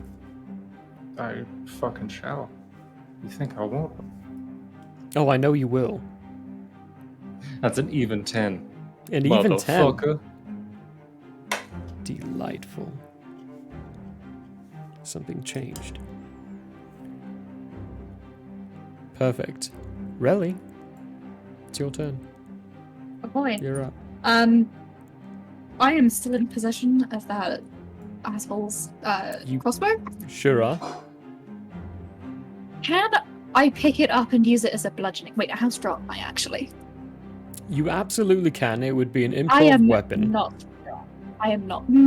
How much do I want to proceed with stabbing? No, I like the poetry of offing him with his own weapon. I've used his crossbow to bludgeon him. Okay. You're rolling a d20 and you're adding whatever your strength modifier is. Nothing else. Okay. 14. 14? 14 hits. Now you're rolling a d4 and adding your strength modifier to it. Oh. How much? What was that? 4 total. 4 total. He had 1 HP left. So nice. You take that crossbow, steal it from his hands. Oh, that was mine! And you just bring it across his face. And you see Wonderful. and hear this wonderful little as his head just twists in the wrong way. Okay. He's gone. Cool. He a dead boy. I quit. You're unfit for any place but hell. And now he's gone. Goodbye. And now he's dead. Do you need temp HP? That is just an attack roll. Oh, my bad. I thought the quip was the end. Oh no. No, the quip was is because one- I'm a bard and I can't keep my fucking mouth shut. Yep. Oh no, I know that, but I just You have a bonus action and movement left. Okay, let's see. Okay,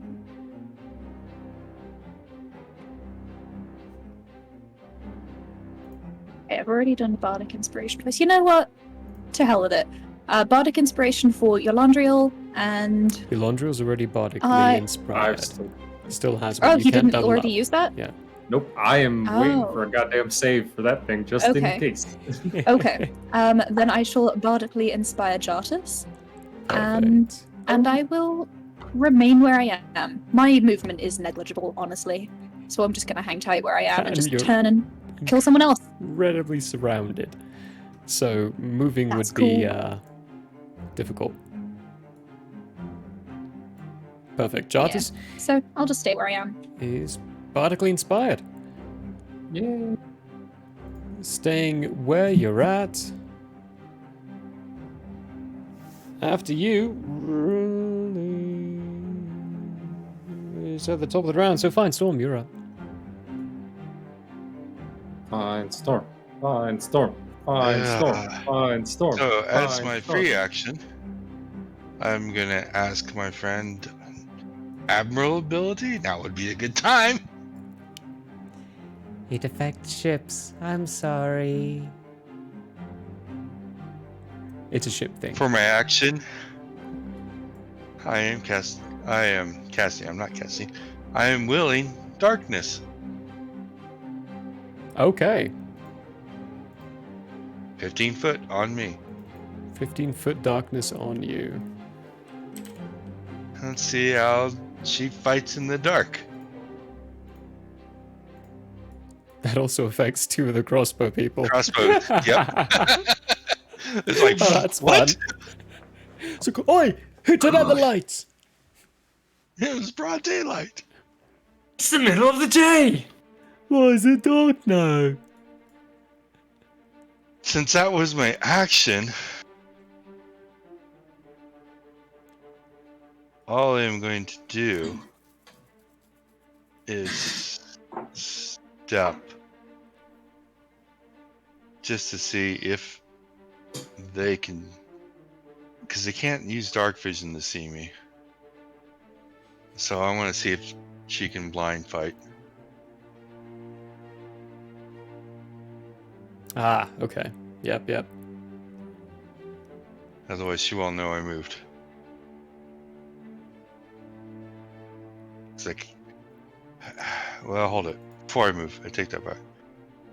Before I move, so I gotta keep track. The darkness was 1 kai, 1 key, 1 key, 1 key. That was my action, so I have no more fighting actions, but I can still take my bonus action of Fury Blows. It's only if you make an attack action that you can do Fury Blows. Okay. So then, yeah, all I'm going to do is sidestep her to see if she can actually somehow see me. Okay. Without dark vision. And prepare a dodge. To prepare a dodge is an action, but you can use a Kai point for dodge action, because you're a monk. Oh wait, no! You're a rogue as well. So yes, you can use a bonus action to do dodge. That is... Yep. People, it's a terrible look into combination. rogue monks. They're amazing. They're OP. They're OP. That's incredible. You're right, yep. So you've got a dodge on. Let me...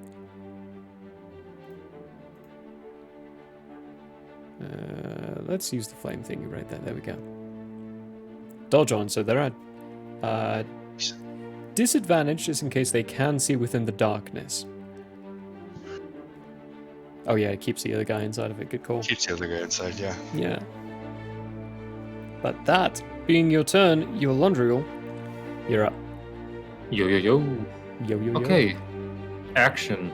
First action. First off, spell. Beginning of the turn, a big ball of blackness just appears up by the helm. You can no longer see Finestorm or Drolera, or 2 of the crossbowmen. I'm gonna cast that 3rd level Cure on myself. That is 3d8 plus 5. Where did my d8s go? Oh, that's a spell, right? Hagdoin's using his reaction. He's a mage slayer. Okay. He's attacking you. Okay. That's a natural 20. Cool. Yeah, he's got 2nd level spell slots. He'll use them. 2nd level spell slot, melee attack hits. He's adding 2d8 of radiant damage. Okay. Piercing is a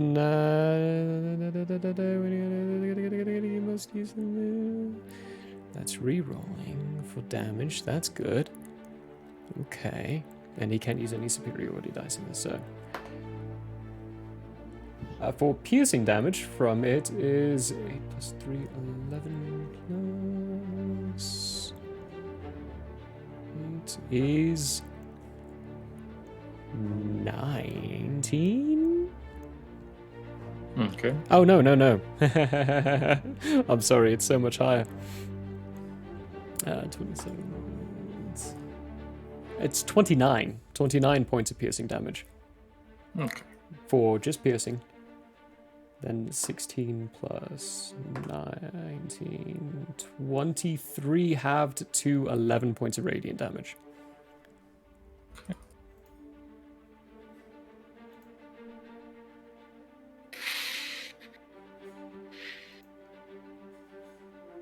Where is it? I just lost it.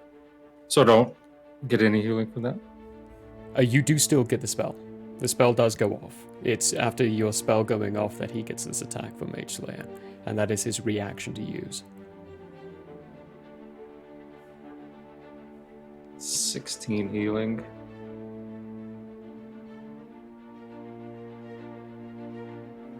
As he does, like, you start to cast that spell, your tattoos start to flare up, and he darts forward. Wounds start to close, but then he brings that rapier up and into your gut all the way through the back. You can feel its sharpness, and he just whispers in front of you, "I've learned all of your tricks." Cool.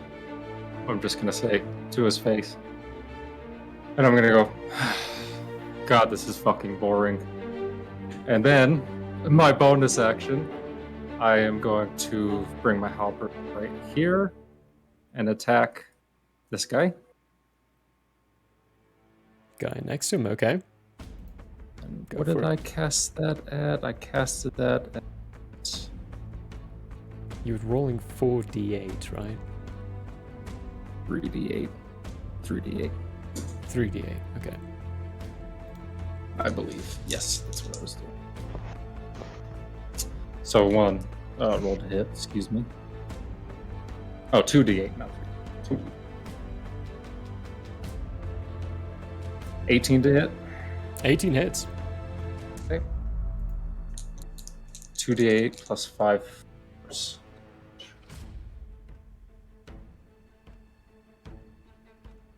17. 17? Oh, this guy's dead. Your spiritual weapon just levies up, shoots forward, and you see it pierce through the front end of him as he is facing Jartis at this point, because Jartis is a big scorpion. He dead. Okay, I'm gonna be like, a little bit of help, Jartis, if you could. And I'm gonna kind of thumb to the other guys next to the guy that I killed.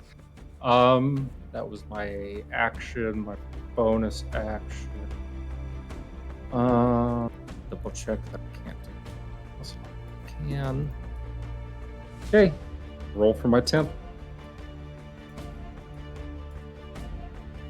Roll for your tempies. 14.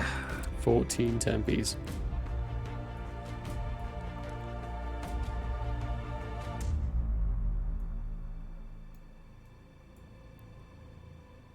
If he's starting his turn, he still has to do. Yeah, he needs to make the save. I'll just remember that as well. Yeah. So those four work. That's a fail. That's a succeed. That's a fail. And that's a fail. Roll damage. Tell me if this guy dies when I do this. Okay, yeah, I'll let you know. Damage should be 2d6. So 3 fails, 1 pass. This guy 7 has points of necrotic. 7 necrotic. He's, this one does die. Alright, he comes back as a zombie with 1 HP. And he's under my control. Great, let me just put him back. That was my reaction, by the way. That was your reaction. Good to know. No, I very much have to pee. Be right back. Go for it quickly. Let's put him in blue. He's a zombie. This guy's also dead. I can't bring him back. He's not within 10 feet.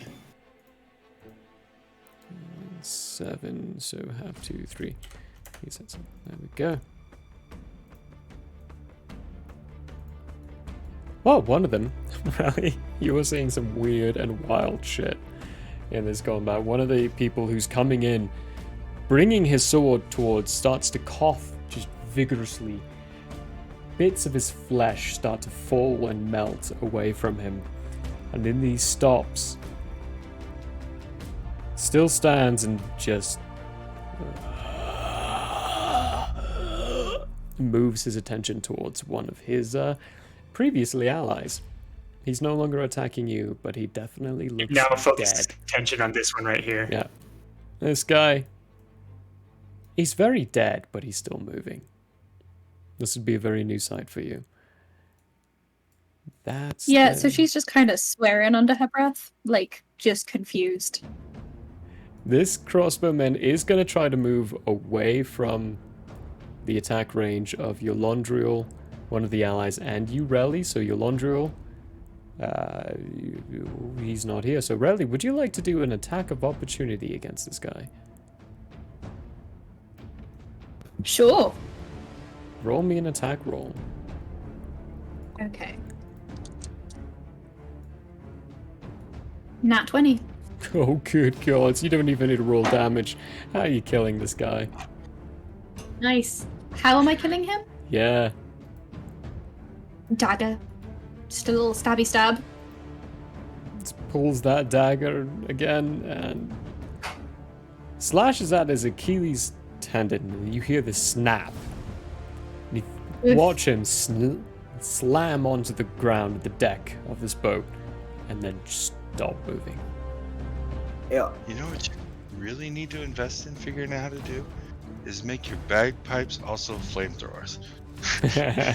And not they're bird pipe, not bagpipes. But that is a sick idea. I mean, they could still shoot fire. Did you, you didn't happen to need any temp HP there, I wasn't there. Aberrat, did you? Oh. No, Aberrat. I can't actually accept your temp HP yet because mine has to run out before I can accept someone else's. Also, wasn't Aberrat's turn. It's still the enemy's turn. These are all happening as reactions. Yeah. My fault. No, you're good. You're good. These guys are going to 100% move out of their darkness.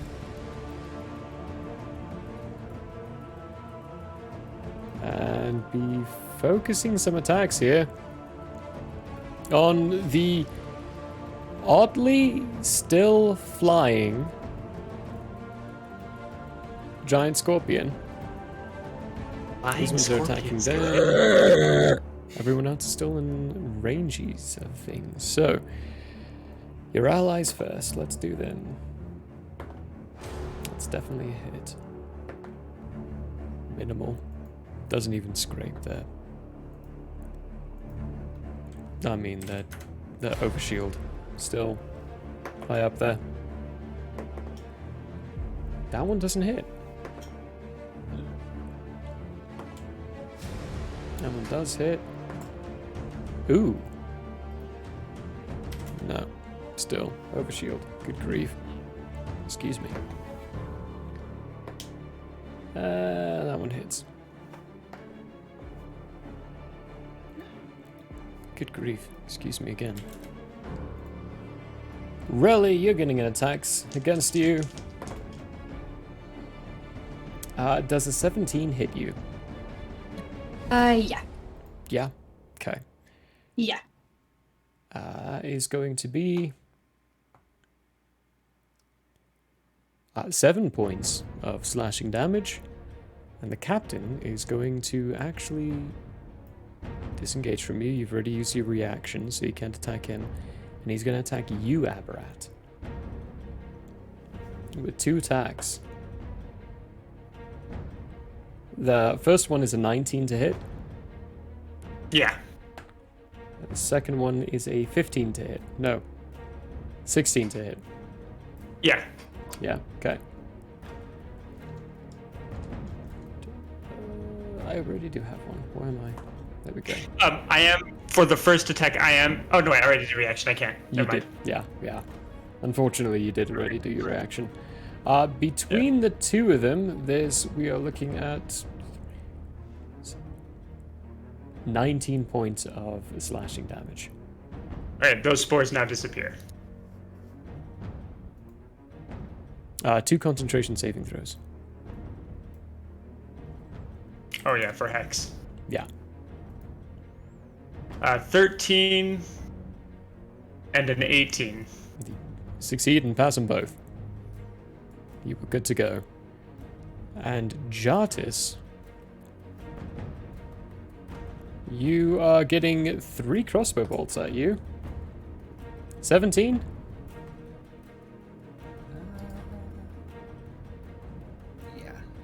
Yeah. How about a 15? I have a 15. So that one will also hit then too. And that one's a 23. They all hit, so I need 3 concentration saving throws. Okay. Oh my god. So we have an 18 and a 2. A 2? Oh dear. The 2 does drop your concentration. What was this concentration of? Moonbeam. So the moonbeam does fade just before their turn too, so that is unfortunate. Not as unfortunate as the damage rolls. Between those 3 bolts, you only take 23 points of piercing damage. Total. Oh, not too bad.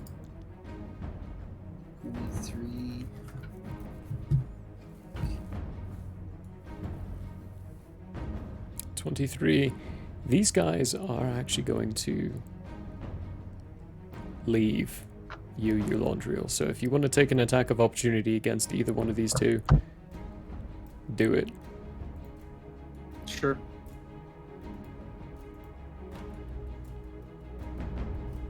$16 hit those?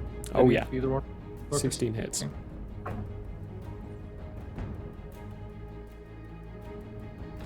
8. 8 slashing damage. Plus, hold on. Holy weapon! Oh yeah, that's right. 4 radiant. 4 radiant. Okay, so one of these guys expires. He does not make it past you. You basically just take your halberd, swing it around, and then it extends just in time for him to run into the sharpness of the blade, essentially killing himself, sadly. Good.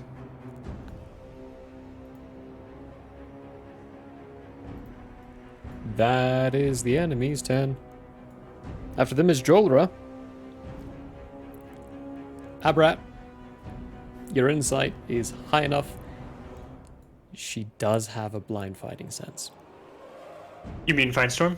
Finestorm, you're right, thank you. Finestorm. She essentially closes her eyes. Listens and focuses. Well, I'm screwed. The thing is, I didn't give her blind sight, so she's got this through her class. Oh, fighting style! It's a fighting style. I'm literally looking right at it. So this is 3 attacks against you. Ouchie. That's an 18 for the first one. That's 22 for the second. Miss. And a 24 for the third. Hit. That one hits.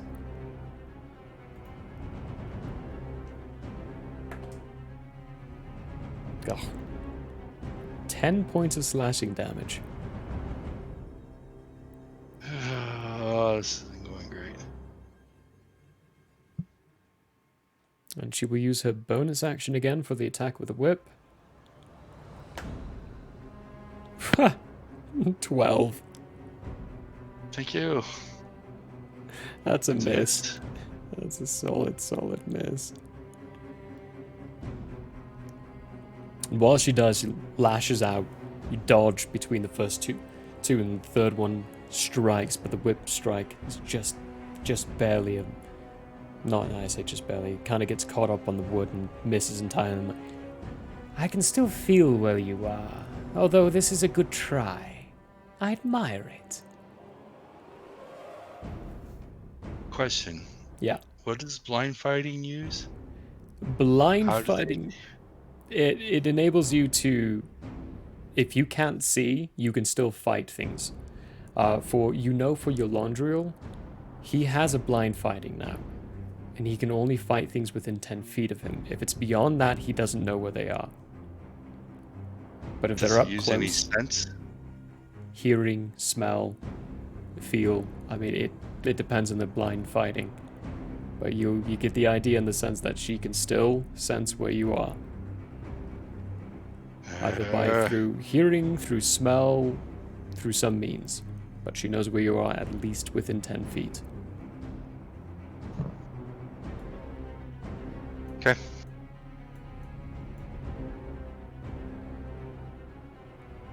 Well, this doesn't give me advantage, so I'm screwed. And she will stay there. For her movement, nothing. So, Aberrat. Alright, so at the end of my turn, I will need the temp HP from you, Landrio.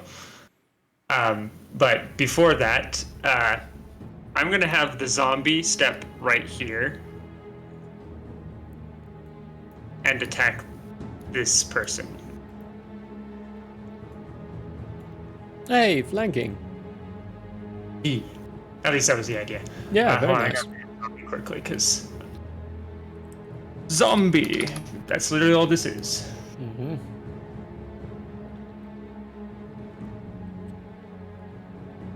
Zombie! Alright.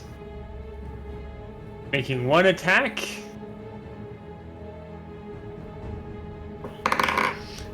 Does a 19 hit? Oh yeah, 19 hits him. Oh, perfect. 1d6 plus 1. 4 points of bludgeoning damage. This zombie kind of truds a little forward, and the sword in his hand drops, and you hear the clink, clink, clink, clink on the ground, as then it just spins and essentially bitch slaps the captain in the face, leaving a very large bruise and scar made on his face. If he survives, he'll be scarred from that, but... And then Abrat, laughing maniacally, is going to cast Blight at level 4 on the captain. Oh my gosh. That's a con saving throw, right? Okay. Yeah. That is a big fat fail. 7. Yes. Ah, nice. Failing on a blight. Failing on a blight is bad. 48, hold on. Is it 8d8? And 2d6 for Hex. Oh boy. It's 1d6 for Hex, sorry, not 2d6. 48 plus 5. Good grief, alright. Decomposing. So 53 necrotic damage. This captain who's saddling up towards you, looking at you like, I'll teach you to mess with my boat, you sorry.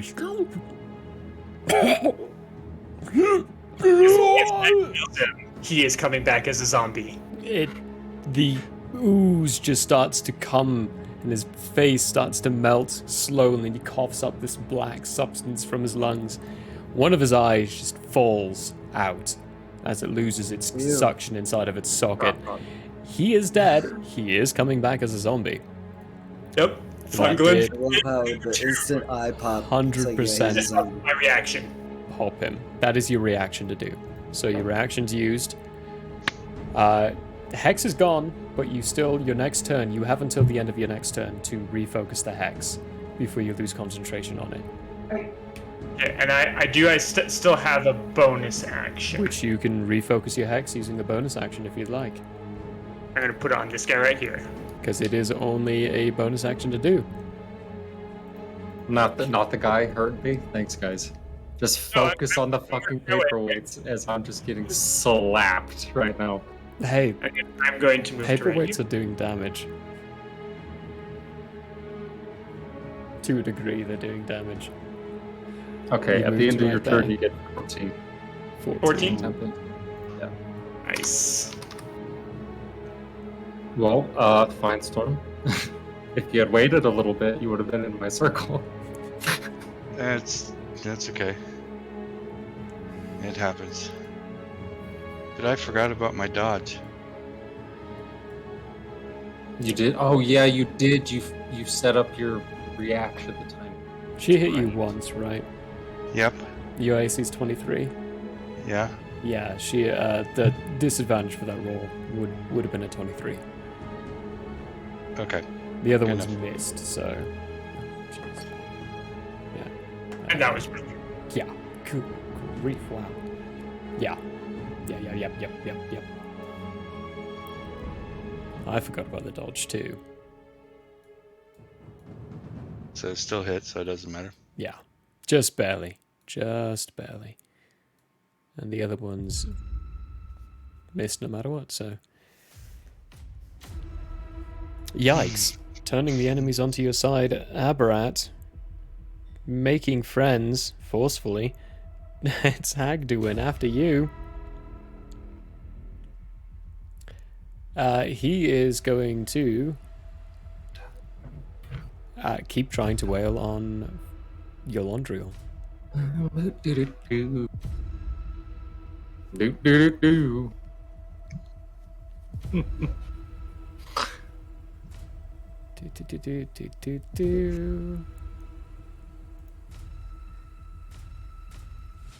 Right. 2 attacks with advantage against you, Yolandriel. With advantage still? Still with advantage. The thing he did beforehand is giving him advantage on all attack rolls against you. That is a 27 to hit. No, Yep. 28 to hit. I'm looking at your character sheet. Second one. 16. Nope. No. So he hits on this first. He's using his level 1 spell slots.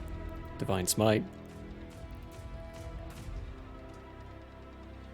Making this 13 points of piercing damage. Okay. Along with 6 halved to 3 points of radiant damage.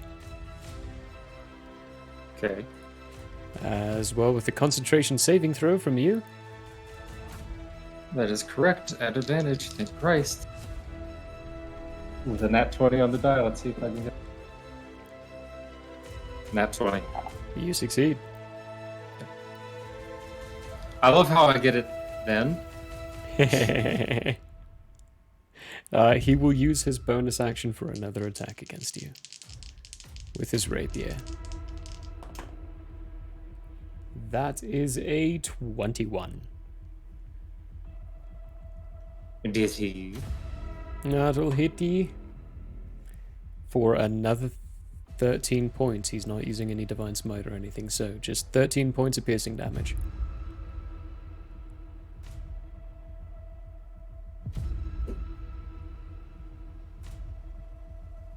Okay. Cool. Tell me when it's my turn. Okie dokie. I have a really I'm nonplussed about this. Like, I'm just like, okay, dude. Like, you're one of many.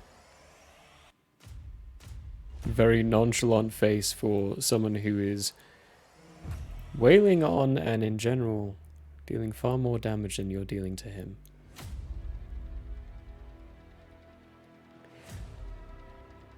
After him, he's not moving anywhere. That's his action. Another turn is Jartis, you're up. Okay, so this cannon that's in front of me, am I allowed to squeeze myself like in between? Like Well, this technically, spot you right have here? you have reach. So step forward. Reach with that, only his stinger. 5 steps. Yeah. Oh, still, he can But still hit me. you can step there. But that's still 5 feet, right? That to there is That is still still 5 5 feet. feet, The claw So he would have also reach. has sort of reach. Yeah, so he'd have reach on every. It would. So I'm gonna attempt with the claw. Perfect. So that bardic inspiration, where does that? You can add that to your attack roll, and yep, you can add it to your attack roll. If you roll, And you can just then. One of them. You only have one. You only have Okay. one use. And you can only add it to one attack roll. Because once you use it, it's And gone. that's before I roll? No, that can be after you roll. That can But be after. before I Oh. tell you the result of your roll. Yeah. Exactly. So you Like have whether to. it beats it or not? Yeah, But I you can have- see the number on my die before I Yes, you can see the number on your die before you claim. Okay, so our attack roll is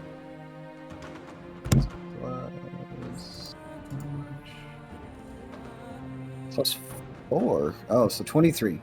23? Good God. Hang on. Can we... The first time a claw like actually worked. First time a claw actually fucking works. Like the one time I had inspiration. Yeah, there's nothing you can do about that. You hit. Okay. So that is 1d8 plus 2 bludgeoning damage.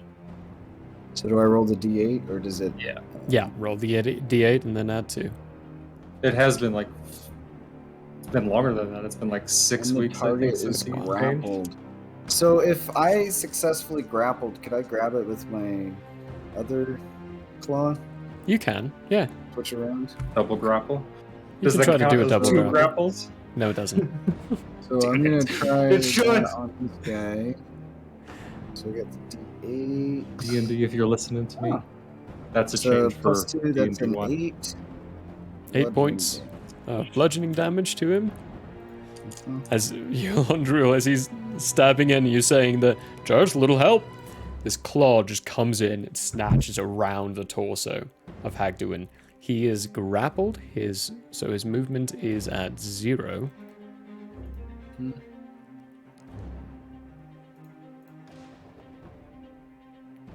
And you still have other attacks, right? Mm-hmm. He's got one more. We got 2 more. 2 more. Oh one yeah, with you the get stinger as 3 well. attacks. Yeah. One each. Well, I'm gonna try and claw, hit him one with sting. the other claw. Perfect. Go for a roll me an attack roll. Oh, that's a 9. That's a miss. I do inspiration. Oh, Yeah, we'll use that inspiration. We'll claw it up. 19? No, you Right? roll a d10. You don't just roll- add 10. Oh, roll a You d10. roll Oh, a that's D10. right. Okay. Oh, okay. So that is. Oh God. So total of 11. That's still a miss. Yeah. Sadly, still a miss, and your inspiration Ouchie, is wow, used up. Okay, here's the scorpion we used to sing. All right, so now we're gonna try again with the stinger. Roll. Perfect, go for it. We can do this. So that is plus 4. So 18. 18. That is a miss. As your stinger comes in, you see, and it is looking like it's going to go for his upper left shoulder area. But as the stinger comes in, it hits this small or arcane barrier and just reflects upwards. And you can see the reflections coming down to what looks to be a small, I say small, it's about 4 inches wide, an amulet thing that's connected to the center of his chest. And seems to pulsate as you hit it. Okay. It's an animated shield. They work differently a little bit here, so, just for aesthetics. But that's his shield. His shield blocked it. Okay.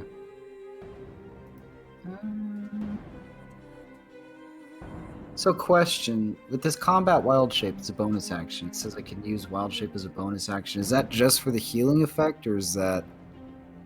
No, that's to change shape. Okay. I assume that also extends to Wild Companion, because I can use that Wild Companion instead of a wild shape. Yeah. You don't have a companion, though. It says find familiar without material components. You don't have a familiar, though. Oh, so I would have to have a familiar. You need a familiar for that stuff to work, and you never worked a familiar into your backstory. Ah, okay. Well, let's learn something new every day. You learn something new, yeah. Yeah, we're gonna hang out then. Hang out there. You've got him grappled. That's a dandy little biddy. I think he has to beat a 12. Or if he tries to break free, you would be doing an athletics. Oh no, a strength check. So you'd be doing a challenge. A challenge, yeah. So you'd be rolling a d20, adding your strength modifier in the form that you're in, to try to compete against his athletics or acrobatics check. Okay. But that's if he does that on his turn. After you, though, is the allies. Hold on 1 second. Can you take temp HP in that form? I forget. Yes. Do you need temp HP? Does Jardis's temp HP carry over to his? Yeah, it would. Person? Okay. How much do you have? Let's see. Yeah. Because so you got he would hit. be out of temp HP. So. Okay. So now you have 17 temp HP in replacement. Okay, that's it. Continue. 17, perfect. The allies' turn. They're going to continue trying to wail on these poor little soddies. That's a hit. That's a hit. That's a hit. Don't forget, the zombies go on my turn. Yes, they do. That's a hit. Holy shit. And that's a hit. Good heavens, they all hit. Yes. Ouchie. Only 5 The points boys. of damage. Do they need anything? Because they've been hit, right?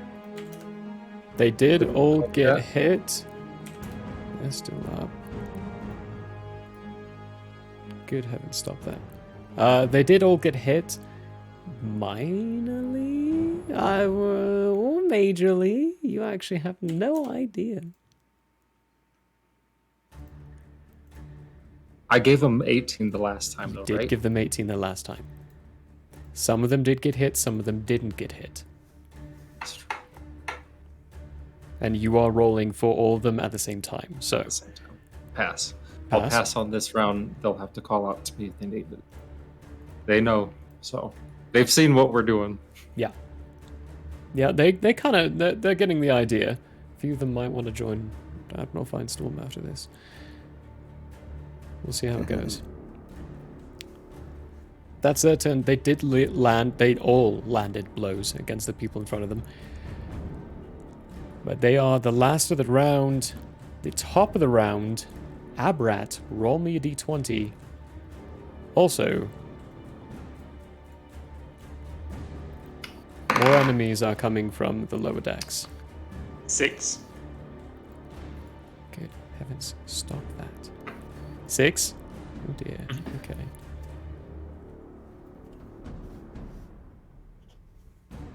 You all can see that the battle on the outside is still fairly evenly matched. A few ships are in flames, and there is a general panicked sense. A couple of the boarding ships from the Chalice Estate side are being boarded instead of doing the boarding. More people are filtering from underneath the decks of the pirate ships, filtering out whenever they get boarded, and forcing a counter boarder. You can definitely all know that by now that the bandits, they're all on the boats. They're not looking to sink the shallow ships, they're looking to take the shallow ships. So they're also trying for boarding actions. It is a 50-50 shot right now. A few ships have been sunk on either side.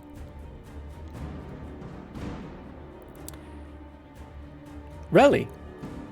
It's your turn.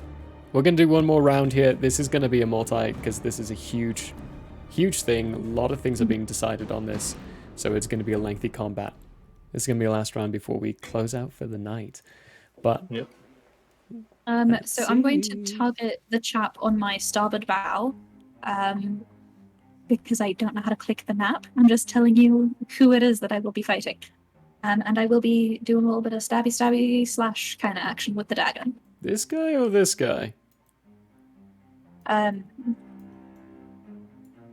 guy who's standing directly port of that cannon. So my starboard bow. Okay, yeah, use front, back, upright? left or right, because I'm not Upright. good at see things. Upright? Perfect. There we go, upright. Yeah, nautical terms, can't do them. Nautical strategies, I can do them. Okay. For some reason, the terms I can't get down. Okay. So I'm gonna stab that guy. Perfect, go for it. Stab away. With a 19 on the die. On the die. Yeah, so that's gonna hit. And it's not gonna matter what you add to it, so that hits. So roll a d4 and add your strength. Okay, so I rolled a 2, and my strength is 1, so 3. 3? Perfect. Yeah. You stab out, slash across his thigh. He stumbles a little bit. Almost stops paying attention to one of the crew that you brought with you, but still continues on with it. And focuses his efforts on them. You did injure him. You have a bonus action.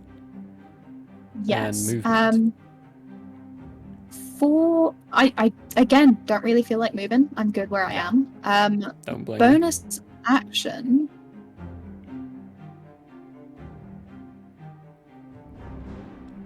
Relly is going to accidentally cast animating performance dancing item on that cannon. Chicken of what? So for my bonus action, it says I can do animating performance dancing item.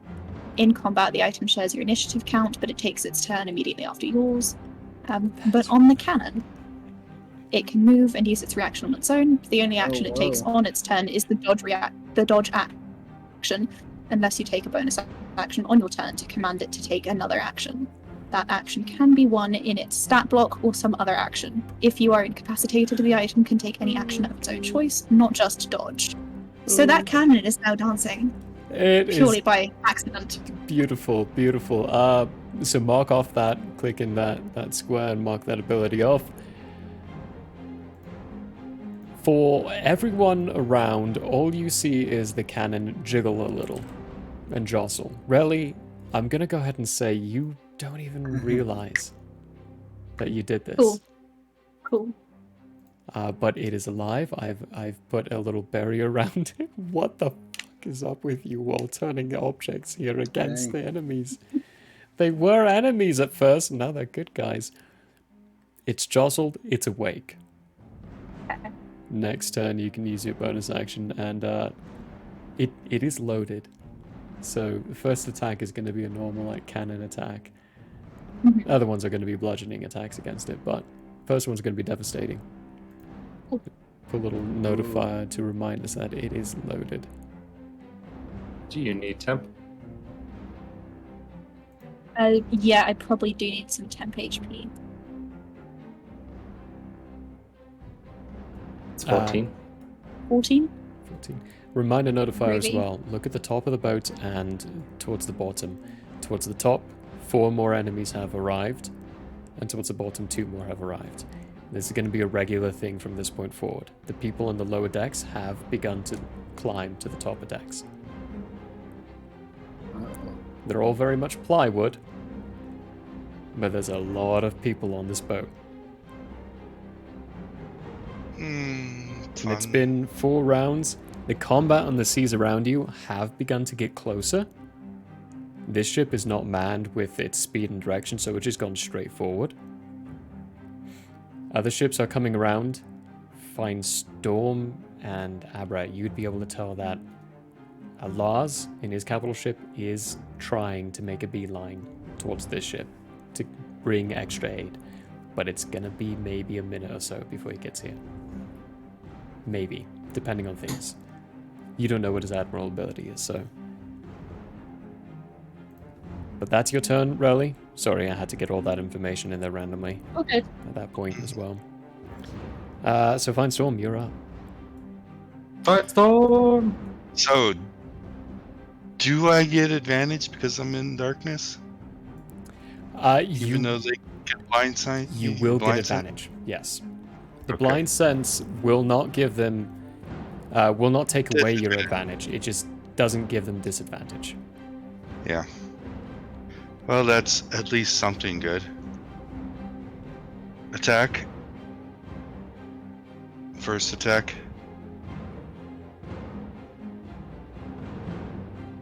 21. 21 just barely misses. God. Second attack. Okay, 27. That one hits. That will go off at sneak. Yeah, that one gets you sneak.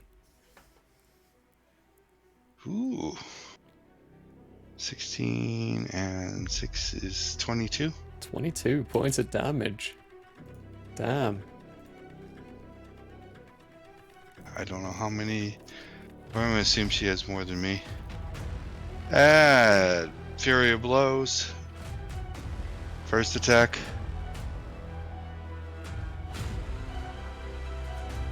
20. 20, that one misses. Second. 22. 22 just barely hits. Hits. And she's using her reaction for an attack against you. Okay, just a moment. Let's take this in steps. Yeah. That'll be 9 more. 9 more. And she rolled a 15, so 28 for her attack. That will hit. For a d8. 10 points of slashing damage. Okay. We're gonna have to go to level 2 here soon. So that was both of my furies, right? Yes, yeah. Your first one missed, the second one hit.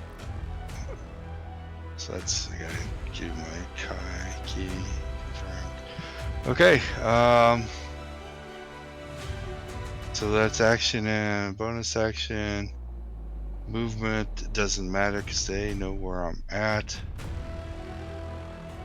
But I'm still gonna move anyhow to this side. Dancing around.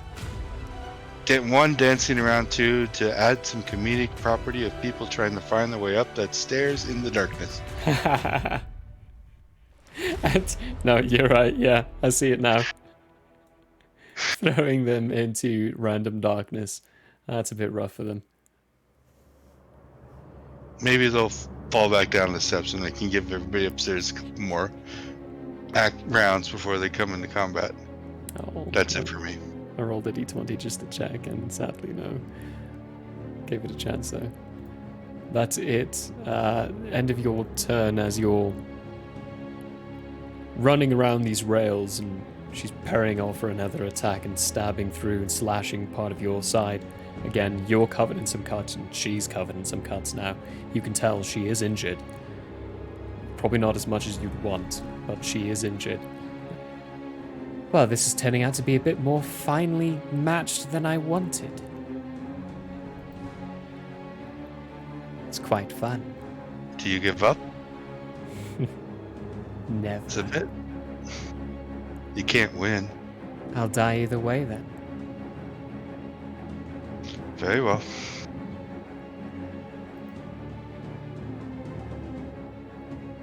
After you is the enemies, who are mostly actually engaged with your friends at this point. Me? No, it is you. You're right. Yeah, Laundry. You're right. Thank you. Come on, put some respect on my name. Never. Okay. Spells as my action scroll.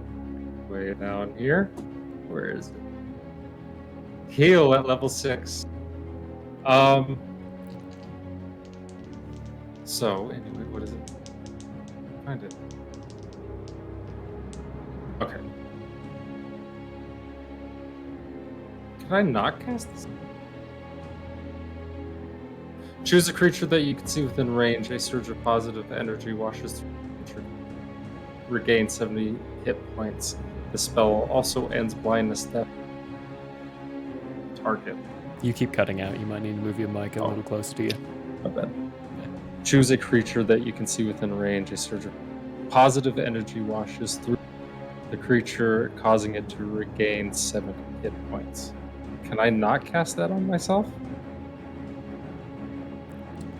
You're a creature and you're you in can. range. You're a creature A within creature range. within range? Okay. Give this me a is. second. Hang on. This Sorry. Is, yeah, go ahead. Gotta double one check a few action. things.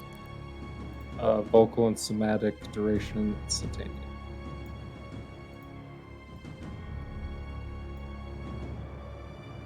She used a reaction. And him.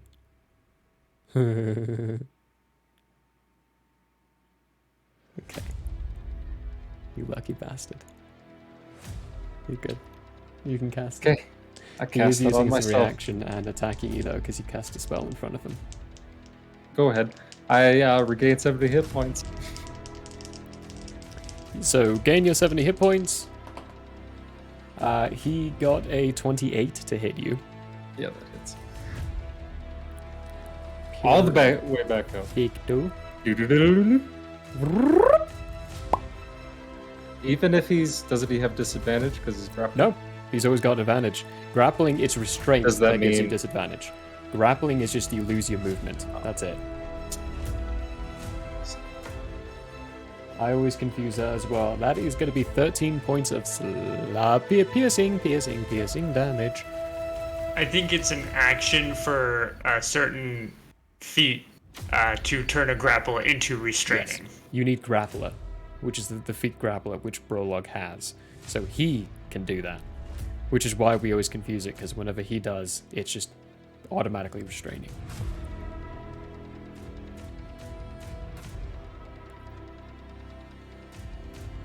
Okay, so that was your action. You took 13 points of damage. Mm-hmm. Bonus action movement? Yeah, so what I'm going to do is I'm going to sidestep like that. Sidestep like that. Then within 5 feet, and then this thing's going to go... Shoot, didn't mean to double click that. 1 second. Flap! And just hit him as hard as it can. It comes from like... It can't be in the same space as him. I know, but it comes from out here, right? It like blinks out, circles blinks around. back, and then... No, it blinks out, blinks there, and then just straightens out and fucking bum rushes him. Bum rushes him. Blink. Perfect. Go for it. Give me an attack roll. Okay. Do I get anything because it's grapple? No? No. Literally, grapple only reduces their movement to 0.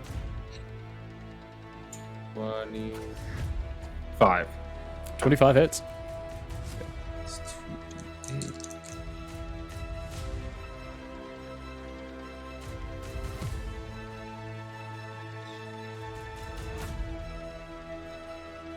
$18. 18 points of force damage. Cool. It slams into him and he barely even flinches.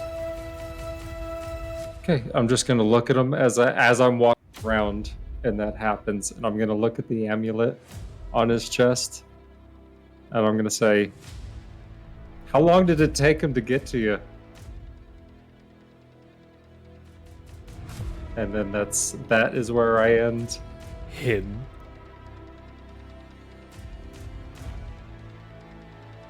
I think.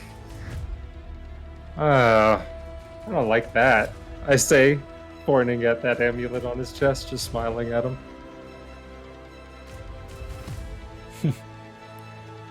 I get many things from my money. Yeah, sure you do. That's your turn? Yep. Enemy's turn here. Most of them are attacking your friends. This one in front of you, Relly, is actually going to attack this zombie here. So we'll do the zombie first. This is with advantage. Your zombie is flanked. That's a 22 to hit. Oh yeah, that hits. And the zombie I also is gave gone. myself 10 HP. No, it has 22 HP. It's 22 HP. I thought I only had 1. Uh-huh. Oh, no, it has 1. You're right. Sorry. It has 1 HP because I gave it 1. So Yeah. it's dead. Yeah, it's gone. It's like, wait, what? How'd it go from 1 to 22? Whew, what? Looking at the wrong stat. Alright, I'm gonna move this aside. That boy's gone. And then all your friends. Here we go. Yeah, that's a miss. Oh, look at you. You decided not to die down there. Oh, that's a hit. That's a miss. That's a hit. Miss hit, miss hit. Wait, no. The fifth one was on there. So, miss hit. It's 10. Freaking miss hit. Ah, you. Ooh.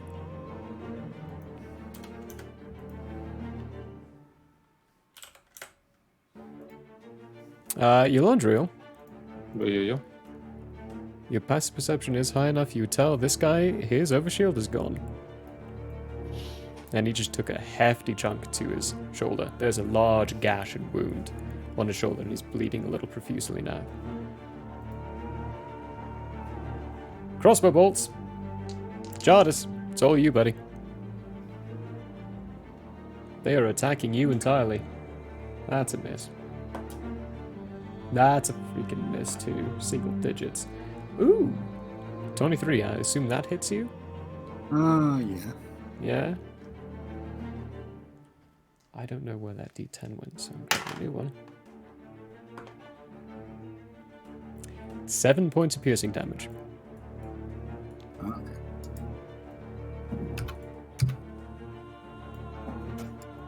Down that temp HP.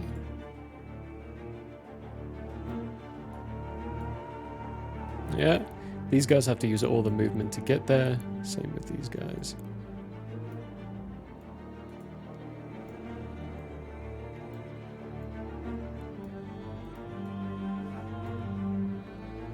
More plebs are in. That's their turn. Very quick, very simple, very easy. Those guys all went. Which brings it around to Jolra. Jolra is doing her... Let's dance. Let's dance. Standard attacks against you. 3 attacks. Ooh. That's a 32 to hit. Yeah. Second one is a... Ooh. 23? That's your AC, right? Oh, shit. Yeah, that one's hit you. And then a natural 1. Okay. The second attack, I'm going to use a shield. For 23, shield, as in the spell shield? Yeah, my tattoo. Oh, that's right. Yeah. Which... Never used that yet. I've got a... not. So I'm going to start using that now. Carson's special tattoo. So, that'll turn it to a miss. That'll turn it to a miss, and I'll heal half. You will heal half, yeah. Wait. Yeah, you're good. Okay. So I'll roll the damage. For that attack first. Yeah. So we... Oh, wait, no. Damage for the other one first, because the other one actually does damage you. Yep. That is 13 points of slashing damage. Okay. And for the second one, remember also it's only half, right? It's only half. It's only half. So that's 12 half to 6 points healed. Yep, not the best. Which is a bizarre thing for anyone who has a passive perception of 20 or higher.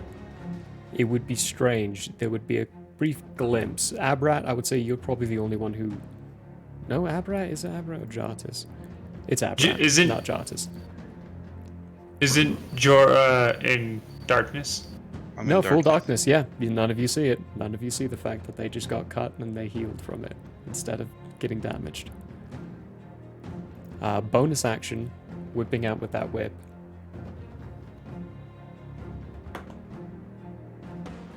That's only a 15 to hit, so that one misses. That misses. As for their movement, they're not doing anything. They will stand in front of you. Still seeming to be 50-50 here. Yeah. So, because that became a miss, can I also repose it?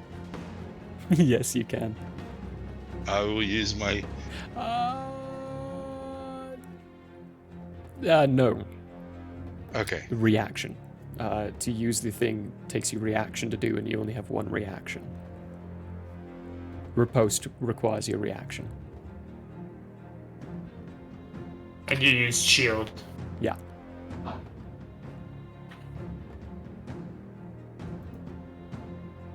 The time for using the tattoo is a reaction. You didn't mention that. It's right there in the time to cast, and time to thing it's 1R.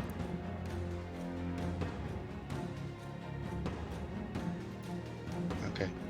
I'm fine. Go. Okay. I'll accept that. Yeah, for outside of your turn, nothing's not going to cost anything. Even if it's gifted to you or by gods, it's still going to cost a reaction to use. I can't be making you all way too powerful. Oh, come on. You kidding? You all can take on an ancient dragon right now. Are we? No. Even me? No. No, as a group, you all can take on an ancient dragon easily. I don't know. I'd watch Riley take on a dragon by herself. Can I seduce the dragon? You sure can. I can't tell you it's going to be comfortable for you. Bring the Habrad, gold it's to your life. turn. All right, this is excellent. I am going to cast Wither and Bloom at level 4 right here. So these three guys all have to make a Constitution saving throw, DC 16. Okay. First one up here. That is a 20. Dirty 20, so that passes. Passes, I mean, pales. This one fails. This one's an 11, so they fail. Fails. And that one's an 18. They succeed. Pass. Passing still takes half. Half? 4d6 of necrotic. Oh my god. So that's 8 necrotic, all of them, and then the guy at the top, since he has hex on him, he gets another d6. 4d6 and you rolled 8? Yeah, I rolled 3 ones. That's disgusting. And then the top guy takes an additional necrotic damage. Top guy's dead. Okay, cool. He comes back as a zombie. Okay, so that does use your reaction. Is there a limitation to how many zombies you can have? I have one more I can make. Okay, so you do know the limitation. Good, perfect. Yes. Brilliant. This zombie right here is going to slam this guy right here. Okay, and that takes your bonus action to do. No, it has its turn, and the only thing it can do is attack after your turn and move after my turn. Yes. But hang on. Okay, so most of these are you have to use your reaction, otherwise they only use the dodge action. This one is not. So this Here, I'll read it off for you. Please do. A beast or humanoid that is small or medium dies within 10 feet of you. You can use your reaction to animate it as a zombie under your control with 1 hit point. In combat, the zombie's turn is immediately after yours. It obeys your mental commands, and the only action it can take is the attack action, making 1 melee attack. So Brilliant. It's just going to attack that guy. Okay, yeah, cool. At advantage, he's flanked. He's very flanked. A 18 to hit. That hits. Perfect. 1d6 plus 1. 5 points of bludgeoning damage. He is still up, but he's looking rough. And then I'm going to heal myself 3 hit dice. Because of that spell. Oh, Wither and Bloom. Right, yep. And that does mark it off from your hit dice, which you can mark down. Yes. 1, 2, 3. Nice, I'm full health now. Perfect. Damn, nice. I deal so much damage to you all, and yet still most of you are perfectly fine. Did I tell you who's not perfectly fine? The one that's Yolondriel was from us, below half separate health party. before he cast that spell on himself. He was doing pretty rough too. The two fighting the bosses are not doing that great. That's a damn fine turn. Yep. And I'm actually, since I killed that guy, I'm actually going to step right here. Step right there? Perfect. Yeah. No attacks of And that'll be my opportunity, turn. yeah. Right next to Yolondriel, that's your turn. Do you need 10 hit points? I do not. I still have the 14. Perfect. You were not touched. Good to know. Hagduin.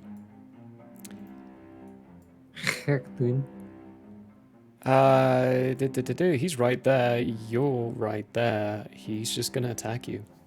Not even gonna try and break that grapple? I like it. He's not even gonna try to break the grapple. You know what? Actually, bonus action. He is gonna break the grapple. Because he would much rather fight you. Bonus action, he is going to Misty Step. Right next to you. Just vanish out of your arms, Yolondriel, or Jartis, and appear behind you, Yolondriel. First attack is a 19 to hit. Yep. Second attack is a dirty 20 to hit. Yep.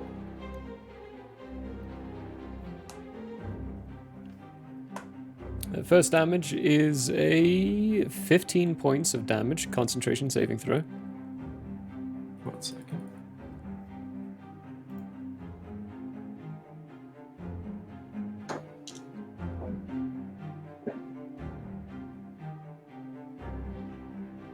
A dirty 20. That one succeeds. So 15 points of piercing damage. Second attack is maxed out, so 16 points of piercing damage. Okay. And he is going to action surge and take another round of attacks against you.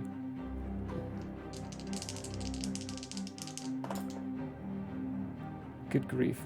That's a 25 to hit. Yep. And another 25 to hit. Yep.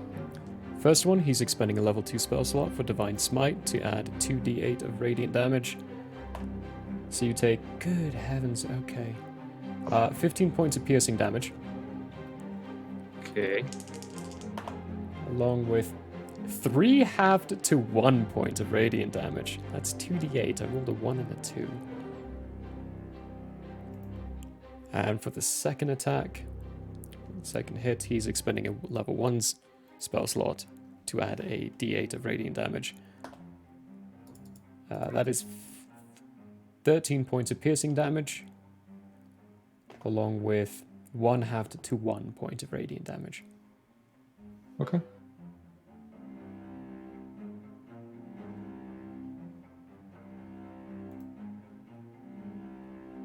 As he stabs in for that last time, literally every single one of you are seeing this rapier just fly in record speeds, dashing forward, and these blood streams just pulled out with the tip, almost as if the line itself was a string between the tip of the rapier and the end of Yolondriel's body. Each time, not enough time even for the blood to fall apart. The last one, he stabs it in, gets close. I have given everything to make sure I find my revenge. You're really fucking boring, dude. And I'm just gonna look him straight in the eye. His eyes are bloodshot red at this point.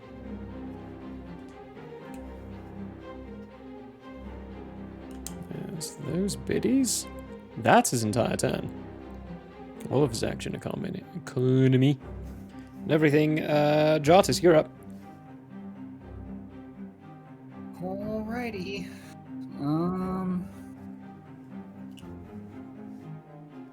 I guess I'm gonna scuttle on down. Let's see how far. You're still flying. You can just fly right over him. You sure are. It's disgusting. But there's nothing flying that scorpion? You are a flying scorpion. There's nothing that says Shoot, no, actually it wouldn't be, because the cape wings of would be... flying Yeah, that's a cape. transform with It's not a spell. It would transform with you. clothing. So you are not still flying. So I'm gonna scuttle on down right over here. Can I squeeze in right here? Or does it have You to sure be- can, yeah. Alright, so I'm gonna squeeze in right over here so that way I can attack right here. So You can move your token Here? there. there we go. Oh, yeah. That's Pretty under good. the mast. Right? That is. Okay. It's under the mast, and you are advantaged because he's flanked right now. Nice. So we're gonna try just stinging him in the face then. Try it. Do it. Big I ol' dare you. That's a 23. It hits. Nice. He needs to make a con saving throw, right? Yes. And so that's the constitution of the scorpion, right? Not the... Or the DC of the scorpion, not That the... is the DC of the scorpion. Okay.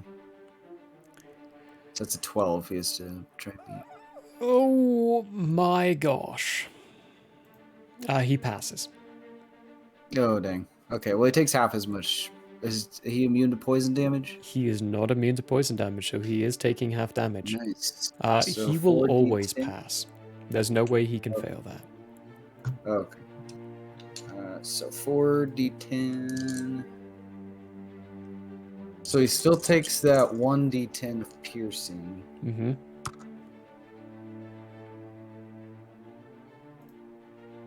Do the d10s go at advantage, or is that just a hit?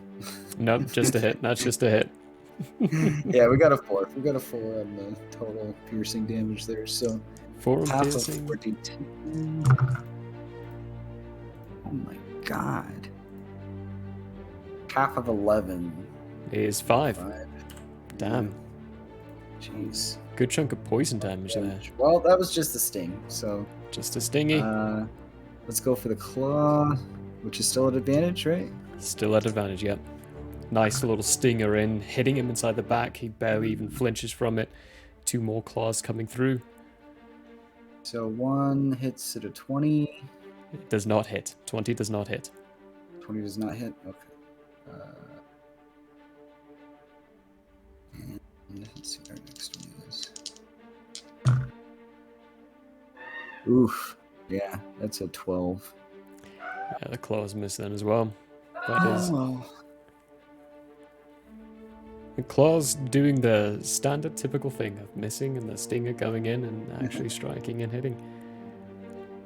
We did strike Check at a him. little poison. Did hit him. He is out of your grapple effect now. That your turn?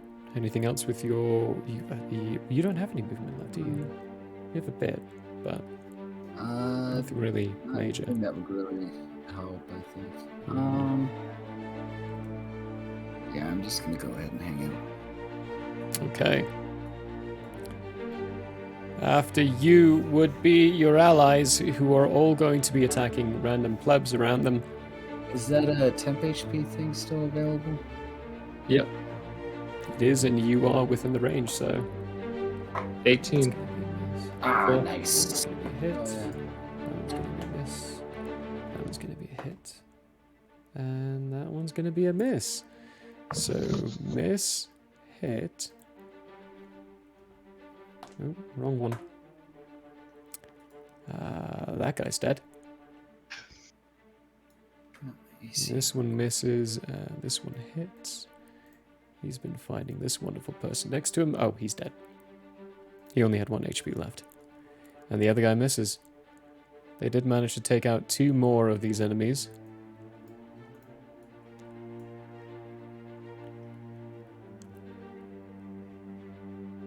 That being on their turn, though.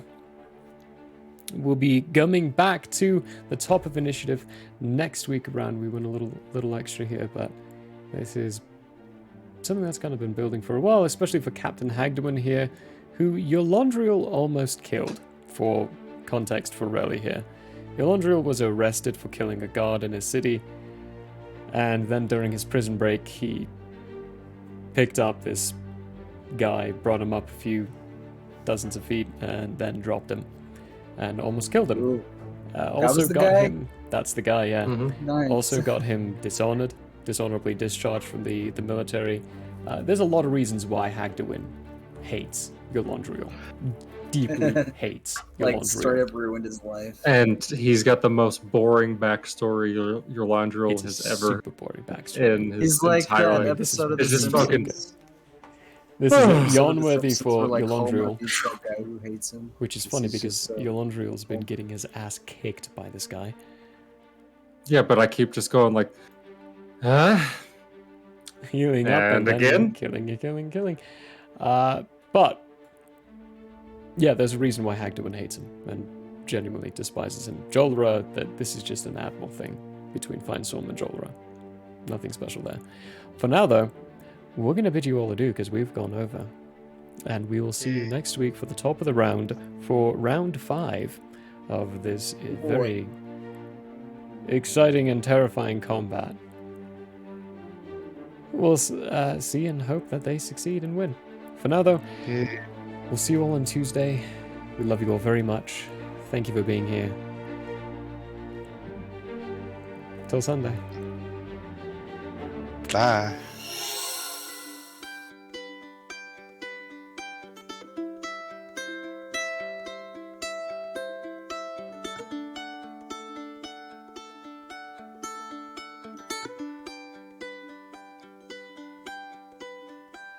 The end may have closed for now. We hope you met a friend this go around. Tired and blurry you may be. We hope your minds are full from this revelry. May peace follow you out. May you return for more giggles and shouts.